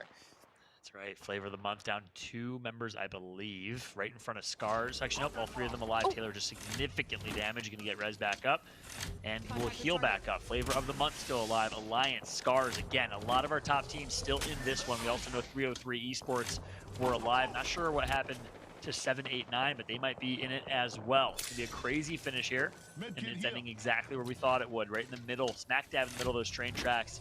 You'll have Scars holding high ground most likely. You'll have Alliance and a few other teams on the low ground looking to make their way in. See, the only question I have now is, I mean, Scars has been on that bridge since the beginning. They've rotated there. They were holding it earlier. We're seeing the charge rifle shots coming out of them. But have they had enough opportunity to replenish any of their utility, any of their heals? Because, I mean, they've been kind of, you can see that Mandy's still in that one zip area. Are they able to have enough loot in those situations? Not really sure that's going to work out for them. That's true. Well, things are getting intense. And speaking of intense, let's jump into the intense comms of 303 Esports as they decide how to play this. Not to get beamed by the left from northwest. Yeah, don't overpeak. You be careful when you're looking here, so you don't overpeak. On the. They ulti. The TP somewhere from. They want to ult. Yeah, shoot them. That's from lava, I think. No. Purple. Okay, they're gone. You have to focus north now. North. Yeah. They have heavyweights. They're fine. They're better. Landing on the mountain. Be careful. Don't get fucking beamed by that. I'm gonna scan north. You're gonna have to fight it after. Yeah. They're bubbling. I have one arc star. Listen, do you have ultimate, SK? No. Yeah. Look! Yeah. They're... Enemy spotted. They're not. Can you look left? No, we can't. I'm crossing. I'm scanning them. 71 on the crypto. I need a cell. I can arc them. Do it. I need one cell. I need one cell. Give me one cell. I destroyed the drone. Arc them. There's a guy right here. There you have it. Xanya, the last member of 789, gets taken out. You saw right there the rotation from Alliance on Valkyrie. It's where Valkyrie can be useful, and obviously you can sit outside of the map for at least 20 to 30 seconds, and they just kind of got their bearings, got focused a little bit, but found the best spot to rotate to. I wonder where Alliance ended up as we take a look at a quick rat here. Tycoon last alive for Game of Drones. Not sure where Alliance ended up, but they were under quite a bit of pressure as they were dropping, and since then it's been pretty quiet. So I think Alliance found themselves a good spot to rotate to, right next to Scars. And here it is on top of the bridge. Wow. That's a solid spot for them right now. They know obviously that Scars is right below them. Mastiff is ADS and ready right now, just in case they come up to zip, and they do. Some damage is coming out of Vipes right now. I also noticed when that was all going down that New Esports does go down themselves, Tyler being the last player on the squad, able to hold out for as long as possible. You can see in the back there, 303 is about to be in engagement as well, while Alliance is trying to find up Scars. This is just insane. This is insanity. Tension so thick you could cut it with a knife right now on the bridge. They are literally hugging each other, all three members of Alliance, and all three of them are just making sure Scars doesn't push. Meanwhile, 4Gang putting shots in as well. 303 going to get taken out here by the 4Gang. Great job from them, and they're not done yet. They're putting in great shots cross map on that bridge, putting the pressure on Alliance. What a finish here. Teams are so close within a really a tight proximity. It's going to be an insane ending. I think I even saw Taylor and Flavor of the Month, they're down on the low ground right now, letting everybody that's on top of this bridge just kind of battle it out, and then seeing if they could maybe pick up any of the players that drop down or fight off Scars, who's on the lower portion of that bridge. But this is going to be a complete crapshoot because as the zone closes in, they're going to have to start dropping down to that low ground. EMPs are coming out. I think we're going to see some defensive bombardment. The bubbles are going to start being popped. Alliance is now on red shield to believe the amount of damage they've dealt, so it's just going to be able to come down to whether or not they can clean empties up, though. Aqualix is in a really tough spot right now.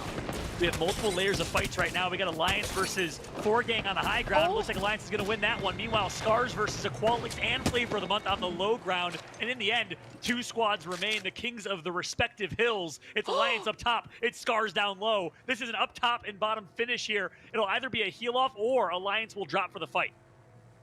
Scars has handled this position magnificently. They waited until they needed to dish damage, and they did it on the teams that were on their level, so then they were able to recover some of that loot that I was talking about.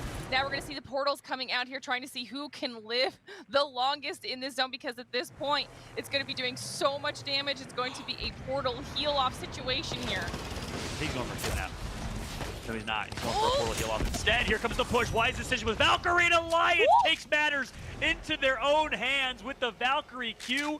They knew they'd get the stuns, and that would be more than enough utility to close that game off. What a start for Alliance, proving that they are one of the best teams in the world in Apex Legends. And Glitter, day one, they started slow. Day two, 95 points. Day three, well, they're off to a hell of a start. They did that so cleanly, so quickly, so efficiently. They didn't even need the portals. They dropped down and just instantly melted Scar. So huge shout out to Alliance. That was a fantastic game too. Absolutely insane finish. And you know what's interesting? Alliance actually made a swap from day one to day two. They were playing Bloodhound in day one, switched to Valkyrie in day two, and since that switch, they have played so well. And in talking to Chef Pontus, the GM of this Alliance squad, he said, look, it just works out better for us. It makes it easier for us to rotate all the way from Thermal Station. They love that Valkyrie pick. The coordination, like he said, was seamless right there in the end game.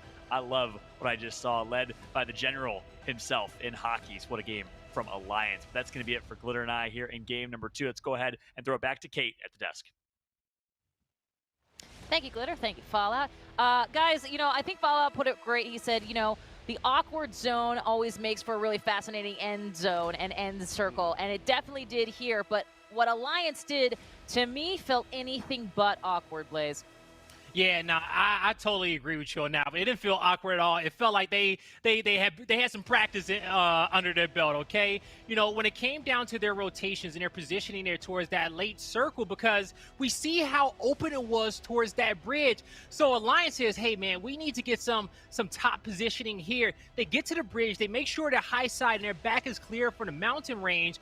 But pretty much they just have to worry about Scars coming up that zip line. So they all three corralled behind that truck, behind that truck container in the back, and then they just kind of sit there.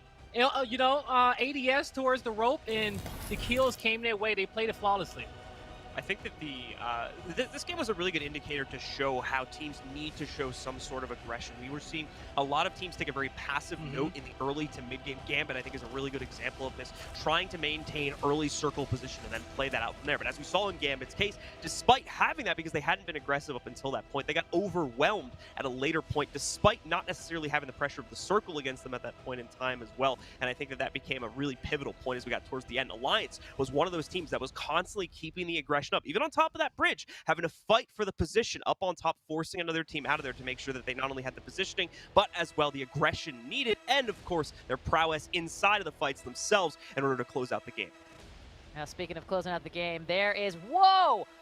Okay, let's talk number 4, because they may be out fourth, but that is a solid double-digit kill count, gang. Solid double-digit kill count. Oh, it most definitely is, man. Aquilix, they turned up this game, and we saw them have some positioning there towards, it was like they were under the bridge, I believe, cleaning up a lot of those kills on the low ground as they fell, because we do know that Scars hit the middle portion of that bridge locked down, and, you know, when it came down to the Gibbies down there, they were causing hell for 4 Gang and 303 and Flavor above them. As they were kind of fighting each other on the top side of that bridge. But another consistent placement for 4 Gang, and I just want to throw that out there. Yeah, they're constantly inside of that top 5, and once again as well, Aquilix getting some great position in that final circle or two. I think that's what allowed them to get so many kills, is because they had that high ground, that big rock, I think, overlooking quite a few of the teams. Talking earlier about as well, you know, not necessarily seeing the Loba come onto this team, but about how teams with that high position can pop off a lot of free KPs in a late game situation with snipers. I probably would think that Aquilix was able to pull that off in part due to that positioning in the late round. And you know, I want to say most of this lobby is petty for what they did to I believe it was Fire Beavers over there at Sorting Factory, as they got caught in the middle between the Gibby ults and the Caustic ults. I think the whole lobby saw them, and it was like, yeah, we need to get them out of here now. I don't care who get the kills, but they just won last game. Hit them. Exactly. I will say also, look at number 17 there, gang, Gambit. You know, they've popped off in recent days, certainly, and this is only game 2 of, I would up 6. Is that something? I mean, are we looking for Gambit to come back in a real way, or what is our thought here, Blue? Let's start with you. Yeah, I mean, Gambit's just in a really rough spot right now, specifically in that last game, like I was just talking about. They found themselves in a situation where they had seemingly great position underneath one of those, like, circular, ventilation buildings there that they were trying to play from. And the problem was, though, too much pressure built up against them too quickly. I think they had 2 different squads. Started out with an EMP burst coming in from a crypto drone as well. So they were already on the back foot of the very first fight, at least as far as I was aware, that they were able to take inside of that game, leaving them with a pretty low placing match here. I don't think that's anything to necessarily indicate how we're going to see the future Gambit play off of, though, as we saw it on day 1 as well, where they got into a couple unfortunate situations, leaving them out of the game very early on. But as we saw in the later portions of day 1, they were still able to recover and bring in some good results. So no, maybe not going to see Gambit sit in the top 5 at the end of the day, but keep in mind, they came into this, I'm pretty sure, as #1 overall or very close to that. So as long as they're still keeping up like a generally okay amount of points here, they should still be somewhat in the money, so to speak, to be in our top 20 at the very minimum. Yeah, you know, I agree with that, but I'll tell you one thing, man. It's really nice to go into the finals with 10 points to your name, the way this competition has been looking, all right? Gambit, you know, slow start to the day, and they were in first, so they could probably have an average day and still be in first, but, you know, I wouldn't chance it. These last 4 games coming up, they better be ready to turn up. That's a great way to put it, Blaze, and I couldn't have said it better myself for sure as we take a look at Alliance here in that late game, doing Alliance things. And, you know, guys, talk to me real quick. Blaze, why don't you talk me through some of how this Valkyrie play really came to fruition and brought them out? Yo, I love how you mentioned that, because I feel like right here, this was the play from IP in there. You get those Valkyrie rockets off as those players are trying to hit the portal hill off. You're getting that damage in. Plus, you have some extra damage from the zone to help you out as well. I think that was the perfect move from them to get down there and to be able to just try to play for the kills, play for the points, play for the win, and it worked out for them perfectly there. Yes, it did. Something that works out for us is you, our fabulous community. You've been talking to us all day through Twitter, and we want to know what you're up to again. Here we go. Mini, Mirage, and me. Oh, cute. I love it. Grab some snacks, a drink, At first, I thought he was talking about me. Oh, you're always Mini Mirage. You're hype man this weekend, Blaze. I love it so much. Can't wait for their performance. You know, fantastic. And you don't have to wait very long. You're in it. Nova's here for season. Okay, let's take a look. Scars. I'm sorry, Scars. That's awesome. Well done. You've got some Scars fans here in that very plush-looking bed there. I love it when we get the pets, gang. You know what? Sue me. I love the pets, and the pets love Apex. Best buddy play Apex. Looks like we've got an Alliance fan there too, so that's pretty cool. Awesome, and of course, make sure to keep those tweets coming. Use the hashtag ALGS, and we might even see you or your pet on this very program. I gotta love it. Guys, any last minute mentions before we head over to game number 3? You know, I want to see 789 have a good performance. I feel like, you know, they've been fighting hard early on, but I want to see them have a big game coming up. I think Fort Gang is going to stay consistent as they have been. But, you know, some of these squads who really need to pick up some points towards the bottom, now is the time for them to kind of let loose and be a little bit more aggressive this game, so that if it doesn't work out, they still got the back half of games to play off of. Nothing much for me. I just want to get to the actions. Let's get to it. Absolutely. A very good way to put that. And in fact, let's get to that action. We've got Onset and Gaskin coming up right after this. We'll see you in just a few minutes. Hey guys, Rain Day Gaming here with another Lenovo Legion 7 9 laptop combo. I love this laptop's design. I love that it's a gaming PC that's a beast whenever I want to use it for some Apex Legends gameplay. But check this out. Right here, the RGB lighting on the keyboard. The keyboard is one of the most important parts of a PC, and this thing just gets it right. The clickety-clack, whether I'm fast-forwarding through VODs to prepare for my next tournament, or whether I'm just typing and writing notes to get ready for what I'm going to say with Onset and the jokes I'm going to try to make about it. Either way, I feel like this is one of the key features of this laptop, and one of the reasons why I hardly ever put it down. Нейды есть? Нет.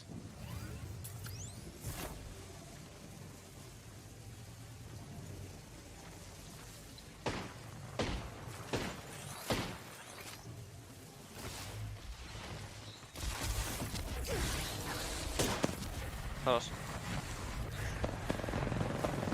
Постели фраги. Рейф ног. Один по нокам. Один.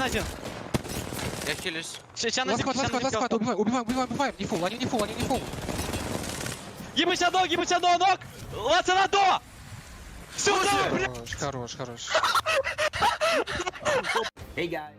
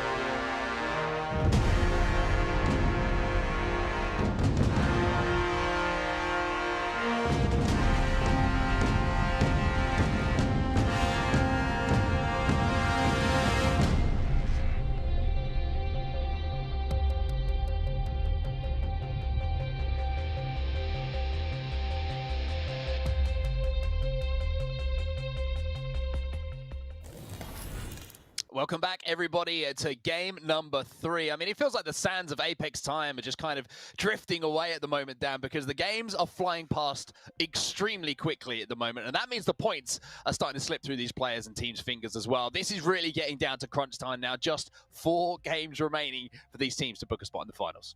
Yeah, I like what Blaze mentioned as well. Even though we talk about how many points they might need to secure themselves in the top 20, of course, you want to get those extra points when you get into those finals. So still a lot to play for, even for those teams who've had a mammoth amount of points throughout days 1 and 2. But the teams who are kind of fighting and scrapping to finish in the top 20 is where I'm keeping my eye on personally.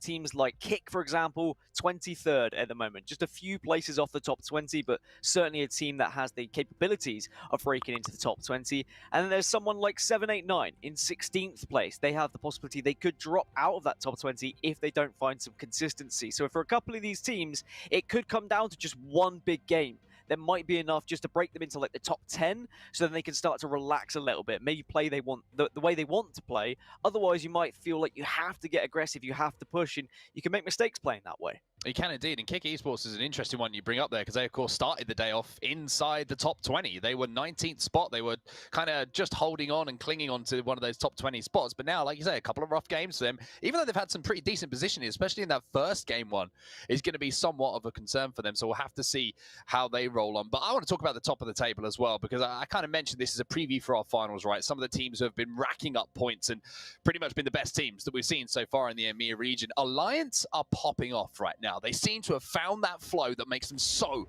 dangerous.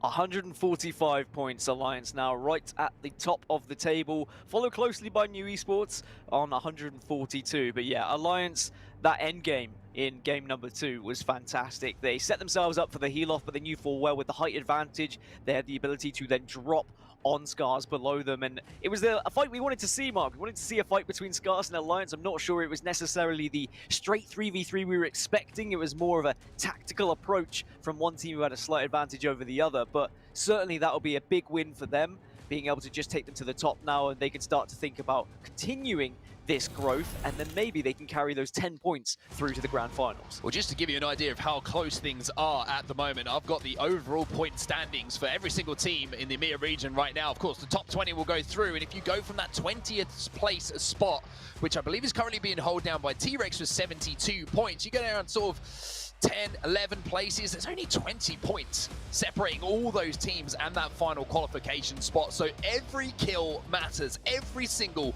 placement point has just become as important as it could possibly be for every single team in both of these lobbies. But back to business in front of us right now. Alliance with the win in that last game. Wonderful execution from in that final end zone as well. It's not very often that we actually see in those kind of heal-off situations or where two teams are positioning to heal off that the top team actually gets the drop and gets the win down. Yeah, and we only see those circles really when there's an elevated circle finish. A lot of circles will be either in open ground or there'll be maybe some buildings to work with where people can have some crossfire, and very rarely do you see just two teams survive in a final circle. Usually it's just 3 or 4 fighting and you get the third parties. I do personally love to see when it is just a straight 3v3, but it always adds an extra dynamic when it is going to be high ground versus low ground. You saw the circle there briefly on your screen, so a somewhat central circle to work with, so a difficult rotation for those who are on the far southern side of the map. We've got some more words from the man who just won the last game and has been performing at an astronomical level in the first couple of games here. Let's jump in and hear what Hackers had to say. Teammates are both Wives and IPN. Wives is our support player. He's got incredible aim and he's a very clutch player. He's usually pretty consistent and hardly ever makes any mistakes. He's a nice guy to rely on. He will have your back most of the time. IPN is our flex player. He can play literally any character I tell him to. I think I've forced him to play every single character in the game, so he is definitely one of the best flex players in the game. He's basically the in-between player. He's like the bridge between me and Wives. They're both very amazing to have on the team, and I think we have the perfect setup. I'm very happy to compete with these two guys. And great to hear Hackers giving a shout out to his teammates. And sometimes it's difficult to show and sort of showcase every single player on a team when we get down to these intense fights. But I think we saw a good example of what Vibes can bring to the party in that last game. Some of those shots with a Mastiff towards the end game, just absolutely devastating. And IPN, like Hackett mentioned there, is the glue for this team. He's so flexible, which gives Alliance the opportunity to play different compositions depending on different styles. We've seen them run Revenant, we've seen them run, Gibby, Bloodhound. They've pretty much done it all, and they have the ability game to game, Dan, just to kind of flex between that and make themselves unpredictable in those team fights. And I think that's extremely important, not just from game to game, but from patch to patch as well. Sometimes some legends will fall out of the meta, and there'll be other legends introduced that might be a necessity to be playing in your composition. For example, they feel like Valkyrie is going to be a perfect fit for them. That's why we see IPN on Valkyrie. You have to put in some serious time to a legend to actually be able to comfortably play them at this top level. So a lot of respect for any team that has a kind of flex player who has to switch and change depending on how things go. But you're right. Maybe when they get halfway through finals or halfway through the group stages today, they might feel like, we don't want to be playing Valkyrie. IPN will have that ability to switch onto anything, because just the ability to kind of play all those legends, put that time in, and increase his performance time and time again. Well, it's going to be an interesting end zone here. One of my favorite ones, it will be pulling towards the west side of Fragment, maybe just outside of Market. So a little 2-story building just to the north of Market is very good real estate to try and hold down. But you're going to see teams trying to rotate quickly because there is so much playable area inside of Fragment East and West. The rotation, though, from Fragment East to West, if you did get caught on that eastern side, pretty difficult to make with that big fissure down the middle, of course, splitting what was formerly Capital in half. Gambit Esports are one of those teams currently trying to traverse across the map at the moment and make their way from east to west.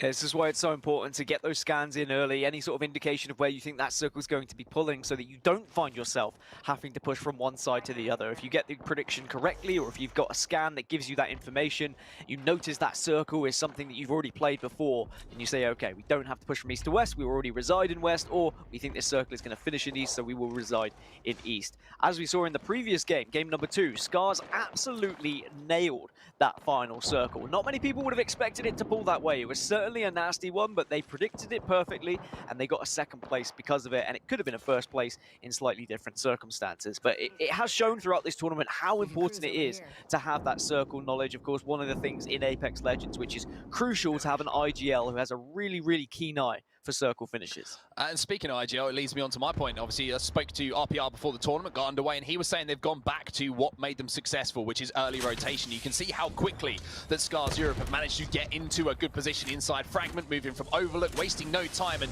Valkyrie's certainly been helpful for them to do that. But Team Legion at the moment are going to need all the help that they can get, because Magicians are on the other side of that fight, and they wipe them very, very cleanly. And Magicians, one of those teams, Dan, who do need a couple of very, very big games if they want to force their way into the finals now.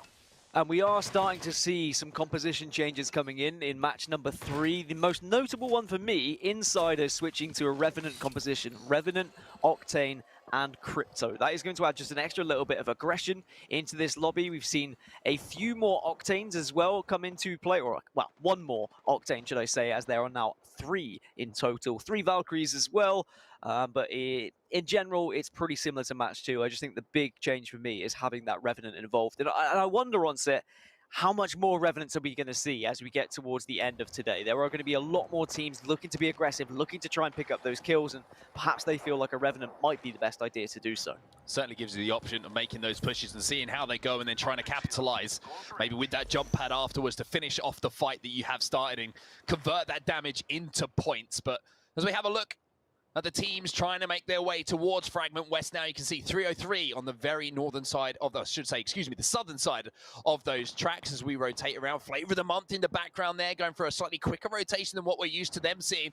You can still see Scars Europe there, but one team that I had noticed that had resided inside of Fragment West in one of the best buildings to hold, in my personal opinion, is Aqualix. Landing over at Fragment East, the shortest distance to go for them, and they've tried to locate themselves appropriately.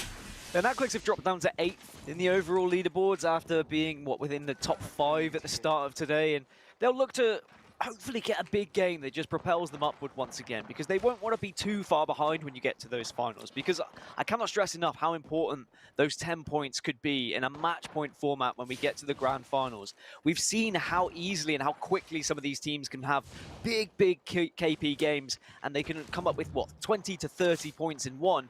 You could be on match point in just a few games if you start with 10. Like, that is crazy, and that puts so much pressure on the rest of the lobby. So you really want to be one of the teams that starts with those extra points. That's something that Alliance actually tried to take note of when we had a match point format tournament. They were running Revenant in the first 3 games so that they could quickly get to that match point as quickly as possible, and then change their composition and play a little bit more traditionally, if you like, to try and get that win on the board. But speaking of Alliance, here we go. IPN hitting the beacon at the moment in the zone, and they're going to be making their way towards Fragment. You can see that pull towards the west, but that's actually an interesting circle for me. It seems like it might pull a little bit away, maybe towards the open, away from Fragment. And like we saw yesterday, one of those zones, if it does make that northern pull, that is just going to be carnage as everyone tries to leave at the same time. It's like a bank holiday when you get to the motorways or the highways and everybody's trying to leave at the same time, and it just means there's a massive traffic jam.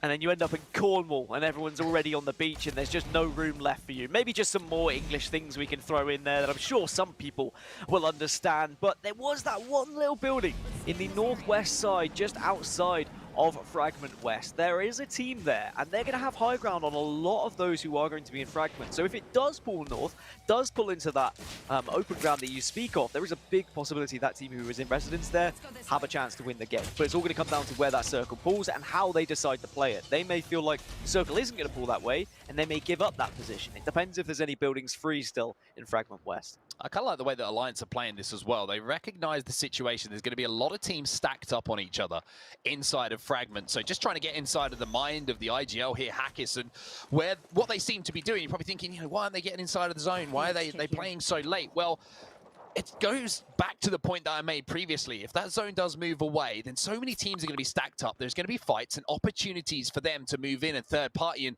kind of steal away one of those positions that does get left. And what they're doing at the moment is using that crafting to make sure they have all of the materials they need to make that fight be one that they do come out on top of and be able to heal their way through towards the zone, maybe level up those Evo shields on the crafting station a little bit as well. So Alliance kind of thinking, let's let the lobby do the work here, and then let's pick the pieces up as we move in late. Yeah, sometimes you have to see what the lay of the land is, how the rest of the lobby are going to be playing, who's moving where. Does another team have some more information than you? They might have hit a scan that you haven't been able to get. And shadowing teams is something that we see quite a lot throughout competitive Apex as well. If they've made a move and they've left the building free, you say, okay, well, we'll take that building for now, and we'll just keep an eye on that team, because we may have to be pushing them when this next circle closes. But you have hit the nail on the head. If it is a difficult pull, and if there are already a lot of teams inside those buildings, then they're all going to be leaving those buildings at once, and it is just absolute mayhem. Very difficult to try and organize any sort of pushes. Well, here is the move from Alliance. Use that Valkyrie ultimate to take to the skies and try and find somewhere to play. And look at that, by going up high, they might have somewhere to call home. The only problem is that home Well, it's not for rent at the moment, and this is the issue that they could come into, which is teams taking all of those positions and then leaving their rotation too late or taking too much of a risk. And that seems to be what has happened here to Alliance. We've seen them come out of these situations before, though. Even if they have a player knock, they seem to turn things around. But at the moment, this is not looking good for Alliance. The one team that they run into, New Esports, holding the core stick. They couldn't get in the door, the barrels were in the way, there was people on the roof, and I do feel like with the Valkyrie ult, some teams do rely a little bit too much on her spotting ability, where you are going to see the indication of where players currently reside, but of course, if there's no visual on them, you're not going to get that target, and now look at that, Alliance, they're down, they weren't able to make the rotation, and it was all because of New Esports. Core stick just being an absolute nuisance as always. The plan didn't work that time for Alliance, as we're going to see New Esports pick up those kills and try and hold down as much of this triple story building as they can. And that's one thing that's incredibly important that we should highlight to some people watching as well. It's great to have an early position that you think where you're going to be there in the middle of zone for a long time, but you've got to take advantage of the space around. You have to still look for kill points. And this is something that Hardeki did extremely well yesterday, always making sure that he was showing presence on the outside of the building or the area they were holding down, picking up kills, third party and finishing off downs and making sure that any point available is going to be picked up. Otherwise, you kind of just become a little bit anonymous here on World's Edge, and you've got to make sure that people know you're about and do that damage. You can become very flat as well. You just won't have any resources, a lack of ammo, you're not going to have any bats, but look at the amount of things that New Esports were able to take there. And let's have a listen in now and see what the communication's like with New Esports after winning that fight. Oh, she might have to let him in. Yeah. No, the back door is straight. Oh, no, it's straight. Yeah. Okay. That's just a barrel. Who wants the helmet, by the way? I have helmet. You want it, Cash? Here, ready? Ready? Yeah. Give me the gold. I got 10 bats. You guys need bats? I'm 10-16. There's a team on that height. Okay. Yeah. Don't drop any shields, please. Yeah. Do you guys need bats or not? I got 10 bats. I'm going outside, boys. Okay. Cash down a trade. Shield. Oh. Nah, he's going for a beacon right now. Yeah, just cover me. Yeah, trying. Like, there's a team there that has angles on me. I do not have TP either. You cannot get knocked. I might die. This guy's walking up to balloon right now. If he peeks the left side, I cannot see him. They're focused on me. You're okay. No, this is right, man. Again. Just see what they're gonna do. They're on my bridge too. Swap shield with me. Come here. Post, we need to stop fast, okay? Wait, post. One, Oh, yeah, two, three. Okay, they're getting shot here. One guy got knocked on my ping right now. You can maybe give me down as well, Because post. it's far away from my gun. Post has sniper, post has sniper. On ping. TPing, they TP'd here. I have 0 angles on them.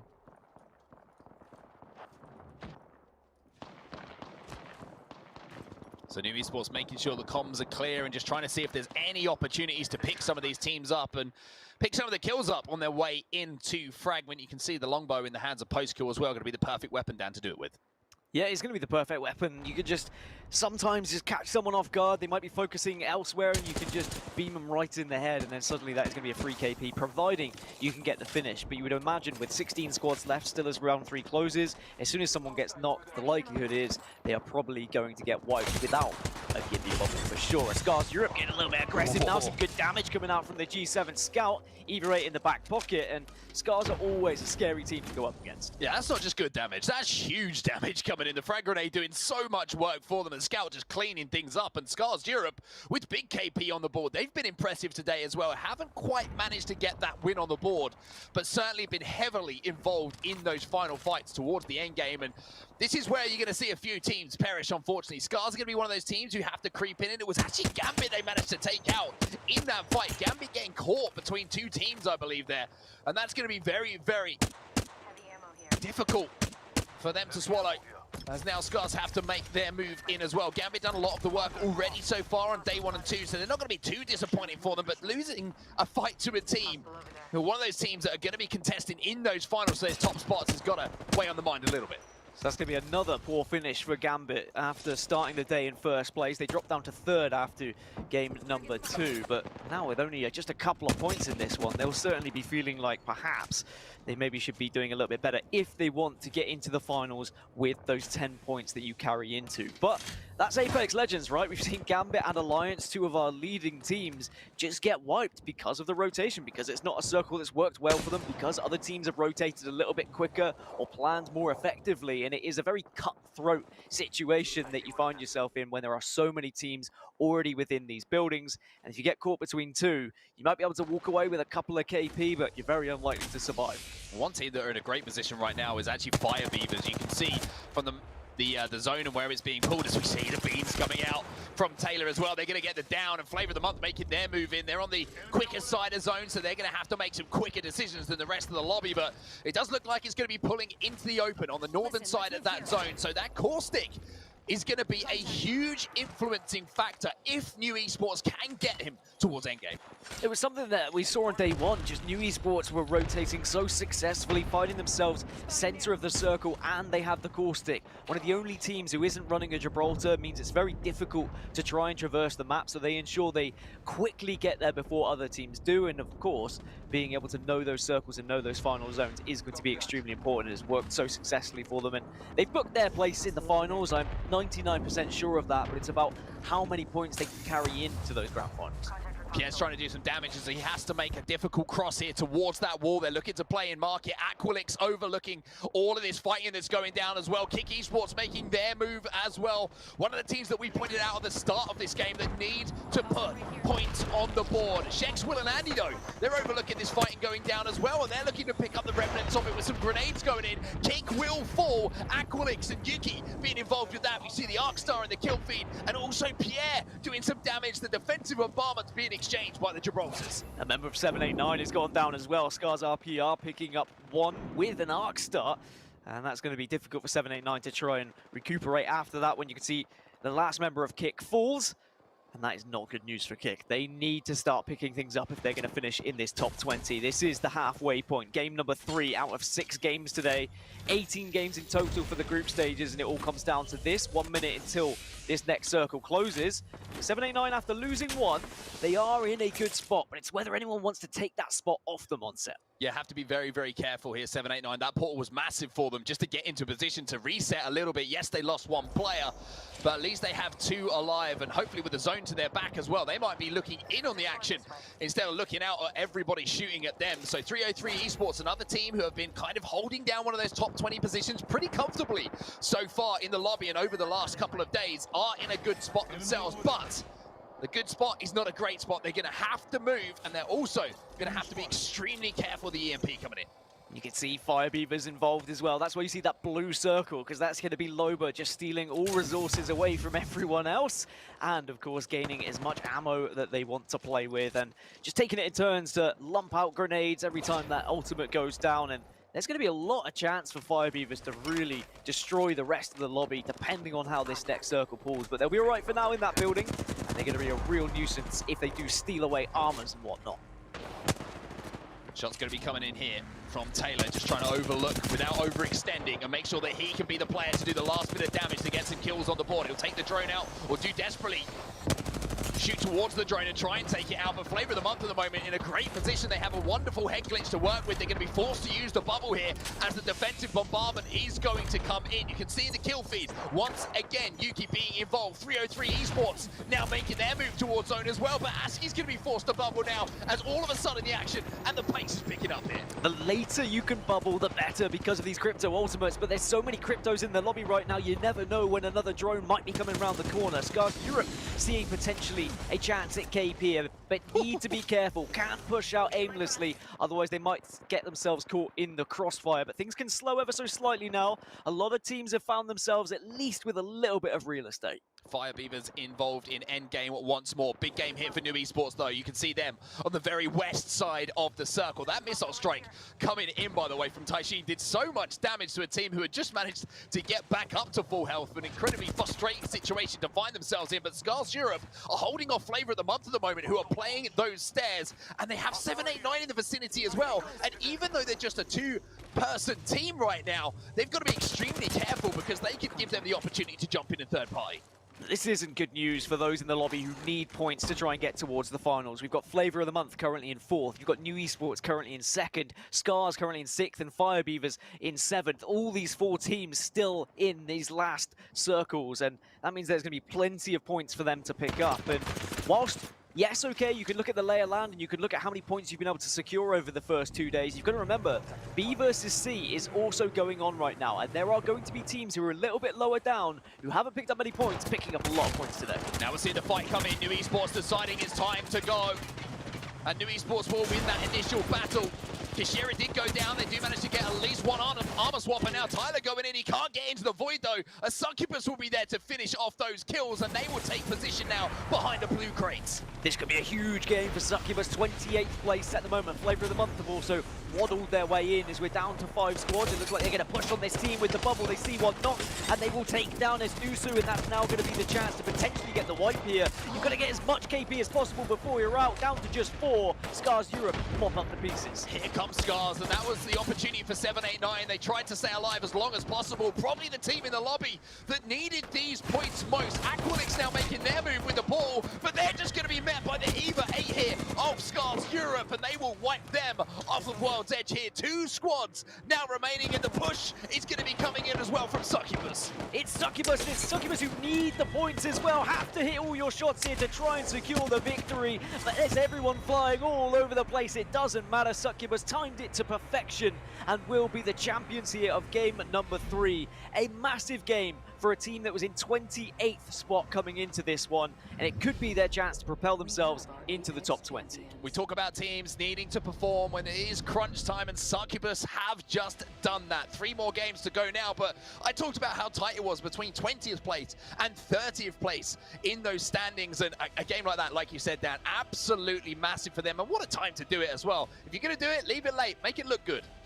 Yeah, and it's a very difficult circle to play as well. There's a lot of open ground. I thought the Caustic would maybe just change everything in that final circle, but the Caustic going down early meant that everyone just kind of took it in turns to push. They waited for another team to third party, then they began the 4th party, then the 5th party, and Succubus, thankfully, had a lot of room to work with, and they were able to be the last team to push in, get that victory, and get some much-needed points. One of the teams that needed the points have got the points. Succubus leaving it not up to the teams ahead of them, taking it into their own hands with that win in our 3rd game of the day. To break it down, we'll go back to Kate and the guys on the desk. It's over to you. Thank you, gentlemen. And if we've said it once, we've said it 1,000 times. In fact, we said it at the top of this very program, and that is, do not sleep on any of these teams. Don't find yourself sleeping, because we all know, Blaze, I'm going to start with you. We all know that this exact scenario presents itself, and Succubus took advantage. Woo, you can't sleep on anybody when it comes down to this tournament, folks, okay? You just absolutely cannot, because one of the big reasons is that with us being in our last day of play, these squads will be playing with a little bit more confidence, because they don't want to have to stay at home with no money and say, man, we played really passive this weekend. We didn't play our game. We didn't take fights. We died mostly rotating around the map, taking engagements that we didn't want. But you know, you see these squads get into these positions early, fighting for control, and Succubus was one of them. And you know, their fights at the end of that game was timed very, very perfectly, and they had a bunch of squads around them. 4 of, I want to say, our top 6 placing teams. You had Scars, you had Flavor of the Month, and a few other squads around here, and they held their own. And we can see here as well from the Octanes like Killfeed, they managed to pick up quite a few KPs in the process. This is Blaze was just saying, they're fighting out against some of the best teams we've had in this lobby, really pushing that point forward, that this is one of the most competitive group matchups that we're going to have here in the group stage. You just cannot reasonably predict a winner, it seems, out of any of these scenarios, because we're just getting such different circles every single time here. Woo! As we get down to the final few. My goodness, gents, I gotta say, we got 3 double digits on the board. Succubus number 1, of course, Scars coming in with 13, but not to be outdone, number 6, New Esports. They knew they had to get those kills, and here they are pulling it in. Yeah, they really did pull it in. They slayed out there when it came down to Fragment East and Fragment West. They were moving all around from building to building, getting into fights, and you see it there on the feed, and they were already a squad placed at the top, so that's just going to continue to give them cushion. But as I said before, you want as many points as you can have going into the finals. You never know which team is. If you're first place squad, you go into finals game 1, and next thing you know, you have a fantastic finish. You're about a game or 2 away from hitting that 50-point mark. Look at what these kills have netted New Esports as well. Due to the missteps from Alliance inside of that game, they now drop from their first place position in this group. New Esports succeeds in that, is going to be able to compete with them now because of those extra KPs they picked up. They're now in second, and Succubus, of course, winning that one, shoots up the leaderboard. They're in 5th place now, previously being in 11th on the last game. Ooh, and when it comes down to overall standings there as well, Succubus definitely moved up a few spots in their leaderboard. So depending on how these games finish, they'll be close towards that back 15 and 20 margin when it comes down to our standings. For sure. Let's take a look at these highlights, and while you break it down, Blaze, I want to start. I mean, the reality is that we're going into our later part of our 6-game series. How does that change the mentality as we take a look here at Magician's early game? You know what? The way it changes the mentality is that, you're going to have to look at these standings and say, okay, where are we at? Or, are we on the back 15 to 20? Are we approaching? Do you guys need to have, a big game? If so, it's no better time than now, okay? Now is the time for you to come out here and, get into these engagements, get the positioning that you need, and really slay out, because it's now or never, folks. If not, you're waiting to next season of the ALGS to make it to the championship. And I know these squads don't want to do that, Blue. Yeah, not to mention as well, over these matchups here, we're continuing to see kind of the legacy of each of these legends evolve. Like, the most notable change-up we have there was like the failing of the Alliance Valkyrie, trying to use that scan as they were going to the inside of Fragment to figure out or find a clean building, but obviously without the LOS, going into a big city with a lot of buildings, not going to work out so well. So that's one of the weaknesses that you get from Valkyrie when the circles end up going to a part of the map that has so many of these structures to play around. If you dive on top of one of them thinking that you have security, as I think we're actually about to see right around the corner here pretty soon, or we already actually caught on the replay there, yeah, it leaves you in a bit of an awkward spot when you jump on top of a building, only to find out that one of the caustics has it fully locked down, and with a mine sitting at virtually every single entrance, leaving you exposed, not with a whole lot to do there. Yeah, they tried to fight for that building at a certain point, but they just had to drop off the side. And from that moment on, everybody was focusing on them. The crypto drones came through, and they know who the few teams in the lobby are that's running the Valkyrie and who's going to have the cojones to make a play like that. So, hey, the entire lobby jumped on them, and, they were out early. To be honest with you, I was a little disappointed we didn't get to see more of the insiders play that Revenant comp. I mean, anytime you bring in a different legend, we saw it with Loba here in our EMEA region. We saw it actually with Revenant just yesterday for our North American region. We saw how much it impacted this lobby. I mean, if insiders, a team unfortunately towards the bottom part of our leaderboard, if they can get that Revenant comp to work, then perhaps we could see a very different kind of late game here, Blue. Yeah, it's weird because theoretically, looking at the Revenant's kit, it should work for quite a few of these situations. There's a lot of opportunities for teams to dive headfirst on top of other squads and take that kind of a fight where the Death Protection as well as the Silence Ball being thrown on top of like these big stacks of teams would lead to seemingly like an easy wipe a lot of the time, but it's just not translating very well because there's so much counterplay between all of the other teams, so many third-party like pop shots coming off from across a field somewhere way in the distance that you're right, you can't really seem to reliably find a good execute point to bring that totem out and really jump in on a team without risking your own position in the process, because things are so close and so many teams are fighting for that mid to late game positioning that it's so clustered at that point in the match. Yeah, if you can get your Revenant, in a circle, in a center circle, and some good positioning to be able to fight around those team fights, like, you got a squad up here like New Esports with the caustic in the building, get the Revenant out, get in there and try to beam that caustic down as fast as you can there, break the traps, and then, once that's done, you spawn back up, you can go back in there, you can re-engage. And that's the way the cookie crumbles for sure here after game number 3. But before we get to game number 4, those of you watching on Twitch, guess what? You're going to want to stay watching on Twitch when we get to our finals, because as our championship is just around the corner, Twitch is giving fans the opportunity to earn all new in-game rewards. Tune in to the official Apex Legends Global Series broadcast of the Championship Finals for North America on the 13th of June, and of course our EMEA Super Regional Championships on the 12th of June on the Play Apex Twitch channel, hard to say out loud, to earn a rare Hollow Spray, that epic gun charm, or a rare gun skin, and a rare legend skin. We love skins. I know the chat is blowing up with them right now. Skins, and we are all about it. So make sure to stay on twitch.tv/playapex on June the 12th for our EMEA Super Regional Championships, and of course our North American Regional Championships. So many words to say, so little time, but I do want to make sure we check in with you, our community, here on our social channels. We got some tweets. You've been talking to us. It's really amazing to see teams running low, but yes, it is. I love it. Yeah. Getting I hot can double placements down and on that. victories. Oh, see, we got a Loba main right there, Blaze. And that gif is... It's the best. It's honestly the best. You know, like I fits want the to try to profile and recreate everything that. too. Look. It's just spot on. It's like the Husky is just so happy it's winter.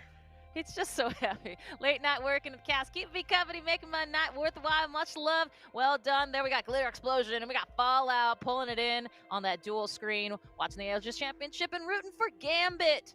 Looks like Mandy. We've got Taisheen, the RPR, the whole kit and caboodle.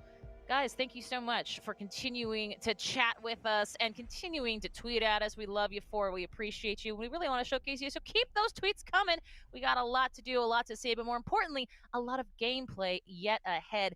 And we will get to that gameplay next. We'll be right back after this.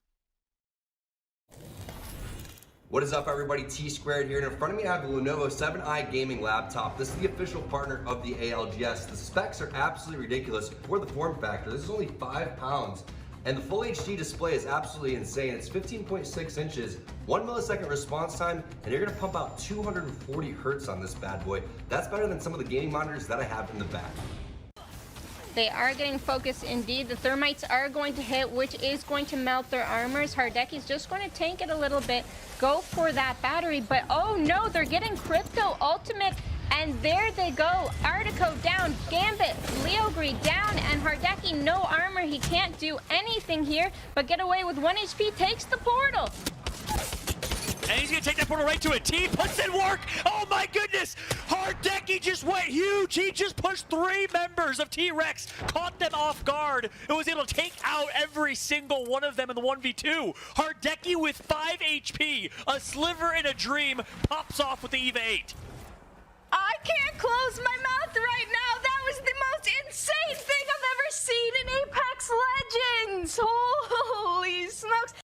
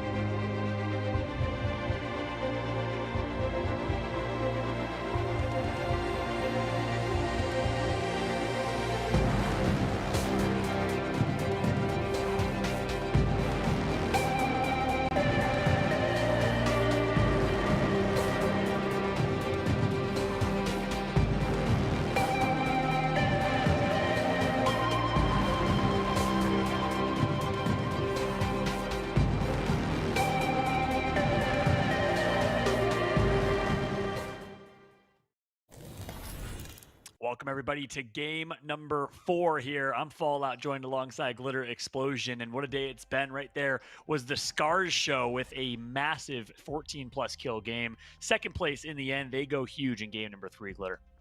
Yeah, you know, we had mentioned them in our last time you and I were on here talking about how they're one of the teams to watch, given the fact that they've started off all of our groups in a top position, and right now they're obviously in first for today overall points wise, but they're also not the teams with the wins, but that doesn't matter. They've had 3 games so far, 3 top 3 finishes. 2 of those top 3 finishes are second place. The consistency that this team is showing us is just unparalleled right now.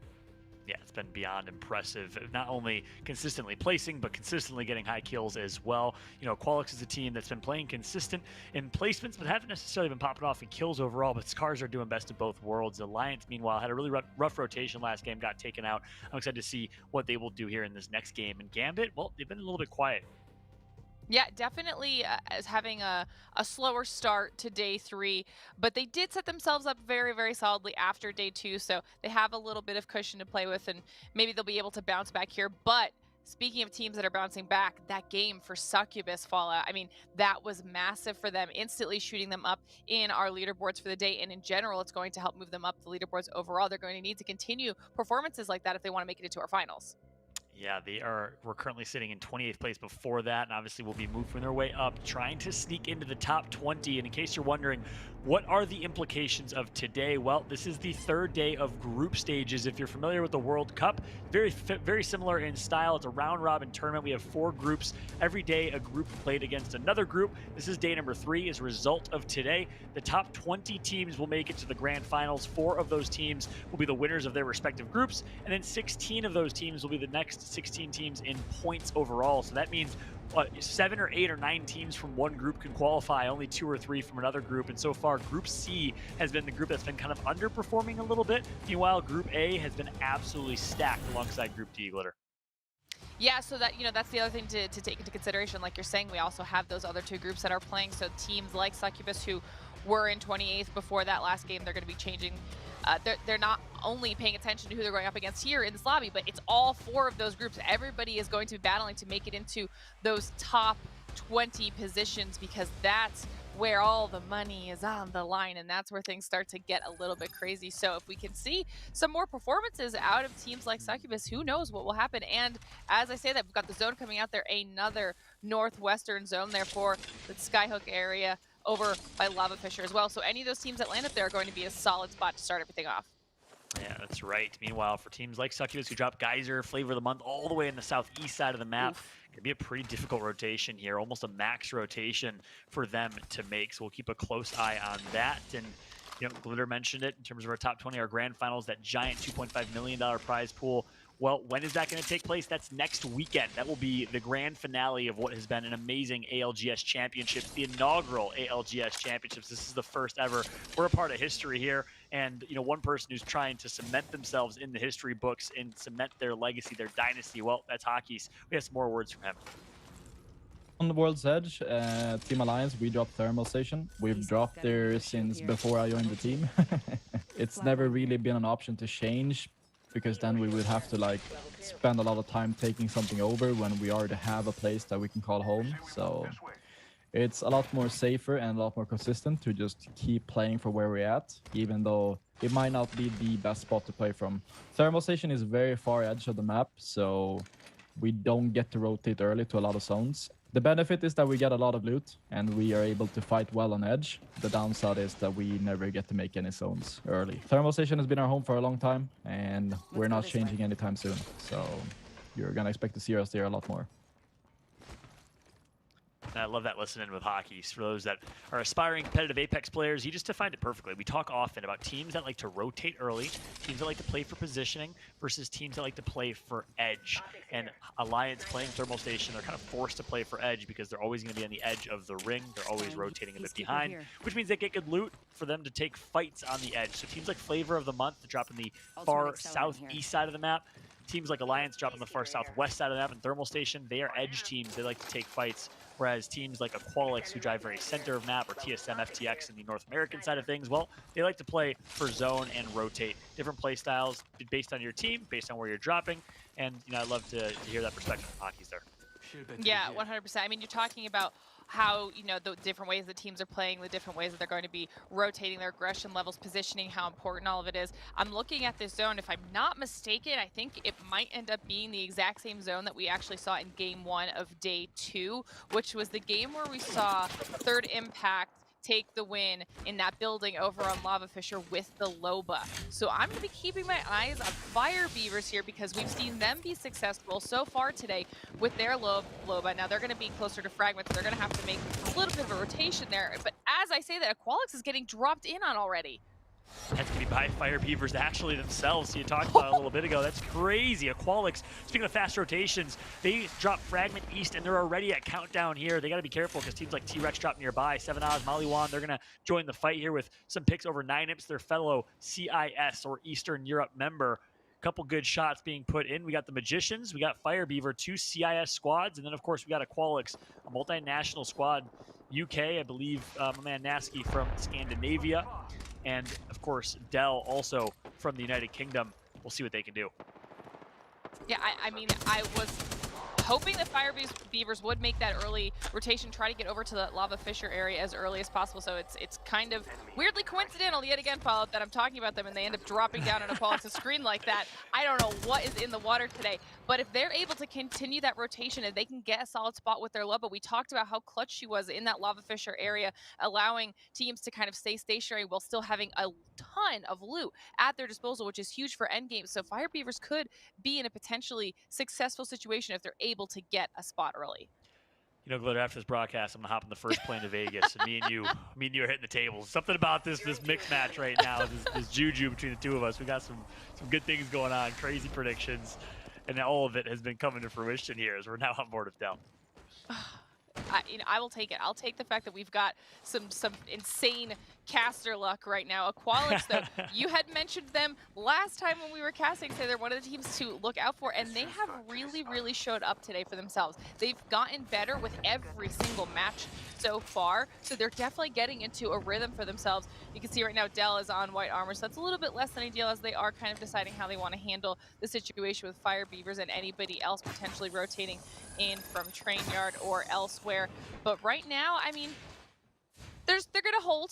They know that they've got a lot of squads surrounding there, so they need to decide how they want to kind of take these engagements because they definitely want to be the ones to choose, right? They don't want to get pushed on and have it forced onto them. That's right. Yep, Yuki, one of a few Caustics in EMEA. Still playing as Caustics. The nerf, we got a few Caustic teams, and Yuki's going to get under some pressure here. Actually, Canister's going to be popped here as well. He's got 2 more hidden in front of him.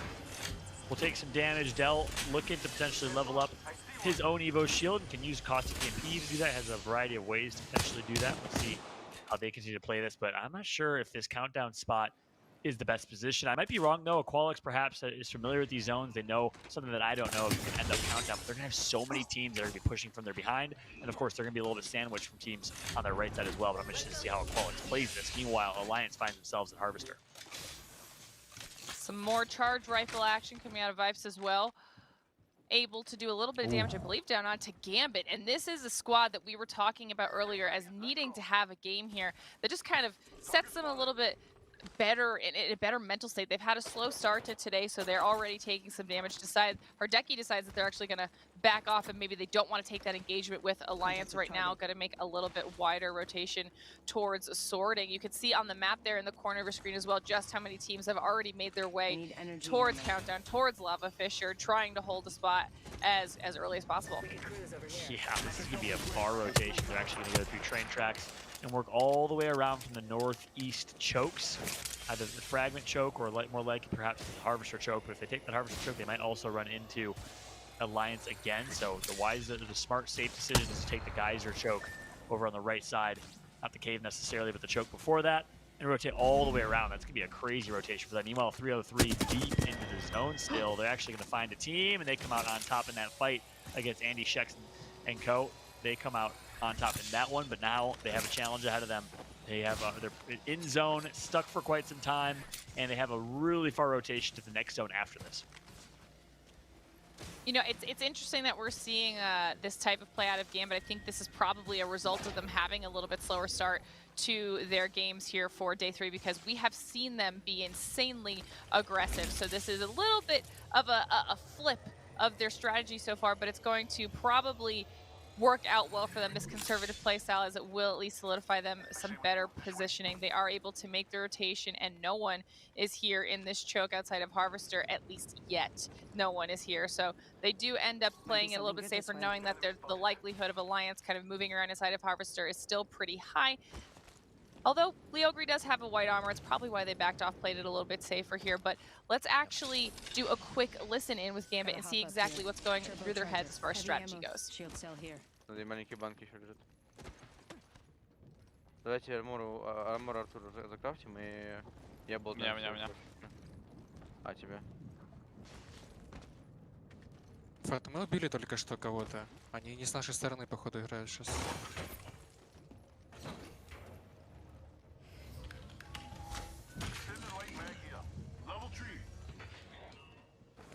Я себе кроме болта... Дайте армор кто-нибудь вот тут, пожалуйста. Я сбегаю, все возьму эту хуйню. Или поставьте мой повторно. Какой армор? У вас хватит 45 поставить мой повторный армор? Поставлю. Я хотел просить армор, чтобы сбегать бочку залутать, чтобы меня, ну, еще не были. Большую банку стакните мою. А банки я, наверное, не буду Ах, хотя у меня рюкзак появился. Вот у меня есть интересная идея, где мы можем заплеить, слышите? Какая? Через лево, мне кажется, мы не сможем пройти, но вот есть идейка, вот тут, видите, фуник? Под ним можно стоять. Смотри, если гейзер нажать, то сюда пролететь. Гейзер нажать. Так, фуник, хочешь тренерда? Well, if you're from Russia, Ukraine, Belarus, or any other CIS country, hope you enjoyed that one. Gotta, of course, show some love for the CIS Apex community, one of the largest, most passionate, most skillful communities in all of Apex. So many teams in our EU region come from the CIS, whether it's Magicians, Fire Beavers, Gambit, or so many others. It's insane how much talent that region has produced. Of course, you can't forget about 789. Yeah, and that's why we love the EMEA region so much, because it's pitted so many good players and teams against each other that we have just had an absolute field day with the matches that we've been able to watch here so far in our groups stages. Back on board with Alliance here, who has continued a rotation away from Harvester. Now they're over on the Lava Fisher side of things, trying to clear out these buildings, making sure no one is in here holding anything, and they are going to decide what they want to do from here. Some more charge rifle shots coming out of Vice Zone. He's been able to at least utilize that to keep that poke damage and keep those teams off of them pretty well for so far. Now, Alliance, they've been boot camping for the past few weeks, all in Sweden right now. Big shout to Alliance, one of the most supportive esports orgs, flying these guys out, making sure they're all together. Of course, 2 of them are Swedish hockeys in Vifes, IPM himself coming from Norway. All 3 of them have been in Sweden, have been boot camping, working as a team, and I gotta say, of all the teams in EU, this team has an absolute brotherhood. It's fun to watch. They're, of course, managed by Chef Pontus, who's their general manager, and their team chef, by the way, not too shabby, playing video games professionally. Big shot to Chef Pontus. Yeah, I mean, they even, you know, they had an entire video there that you could check out on them for on YouTube, just giving a little bit of background on Alliance, seeing how and why they work so well as a squad. Back on board with Scars, though, and Scars, we were talking about it earlier, a little bit unstoppable right now, potentially. I don't know if they will, but potentially about to run into the month team we have been keeping our eyes on this entire tournament, and a fight breaking out between the 2 of them this early on, that would be a little bit scary. Yeah, it'd be massive. And I'm just wondering how Flavor of the Month was able to get all the way to Skyhook, what their rotation was. I mean, all the way from the bottom right Lava City side of the map, they must have worked their way north through Geyser and all the way through Epicenter and around, I believe, to Skyhook. That would probably make the most sense. But nonetheless, a crazy rotation from Flavor of the Month. I doubt they changed their drop spot, obviously, as you heard from hockeys, that rarely happens. Meanwhile, Scars deciding, hey, do we want to stay in Skyhook? Do we want to try and rotate? They ran into a team in that choke, so they decided to work their way back to Skyhook where they originally started. Yeah, Scars deciding to play things pretty safely here, using portals, kind of checking out the area, making sure their heals are up, They're going to hold the building for now until they're really forced to make any sort of a move here, and that might be the moment when they do end up crossing paths with Flavor of the Month. So one of those two teams is going to have to decide what they want to do and how they want to handle it. Gambit, though, Gambit potentially in the middle of engagement. Leogri pretty low and taking even more damage as they say that, about to go down, taking charge rifle shots and makes it out with a sliver of health. But another team is going to take him out, and goodbye for Leogri. Vifes gets the kill point right there. A nice heads-up play to turn his shoulder and get just one tick of damage on Leogri. 2 members alive here for Gambit now. It's Hardeki and Artico. Be tough for them here in this situation. Again, that's why playing Edge, I respect it. I commend it so much because it's tough to do, right? Yeah, obviously, always constantly in fights and run into situations like this where there's 2, maybe 3 teams nearby. And one of them is Alliance, especially, who they've been trailing the entire game. Alliance knows exactly where those remaining members of Gambit are as well. Gambit does decide to make a rotation through the zone instead. Probably the safer call because Alliance was not about to let them leave through Alliance. I mean, they're going to see if they can also maybe get a res there and get all 3 players back up for Gambit being a little bit better position after that. Alliance backs off and starts making a push even further there into Lava Fisher. We'll potentially start running across some of these squads that have already started holding down buildings that are a little bit farther north in this area, but Alliance is set up well for themselves right now, potentially spotting out one of those crews that I was just talking about as they make that rotation. That's right. Meanwhile, 303 finds himself in a fight of their own here. Over back towards Skyhook. It's going to be Zerifer of T-Rex, I believe, who got a knock at the top right somewhere else in a different fight. Hardeki getting taken out by Vibes at the top right of your screen. Keep an eye on that as we jump back into this initial fight. 303 on low ground in Skyhook. We know Flavor of the Month was here. It's not going to be Flavor of the Month. It is actually, sorry, Flavor of the Month, who they are fighting right now with Querney and T-Rex nearby as well. Looks like T-Rex gets the upper hand in their fight. Will Flavor of the Month have the same luck? We'll find out. And this is what's going to happen if they end up, you know, holding these buildings as long as possible and waiting to make those rotations. I believe we just saw a Valkyrie ult go down to make one of those rotations as well for whoever was across the way. That's actually going to be Scars. This is probably a smart move from Scars, but they're rotating into an area where there are already so many teams. They're able to make it out, taking only minimal damage, and that was definitely a high-risk play for Scars to do with that Valkyrie ult. It does pay off for them, but now they're going to have to figure out a way to get an advantage positionally. Yeah. Yeah, good decision to avoid the madness that's going to be in Skyhook here. It's going to be, you know, leaving this fight is only going to be 1 or 2 teams surviving. As I say that, oh my gosh, Paradise almost gets taken out.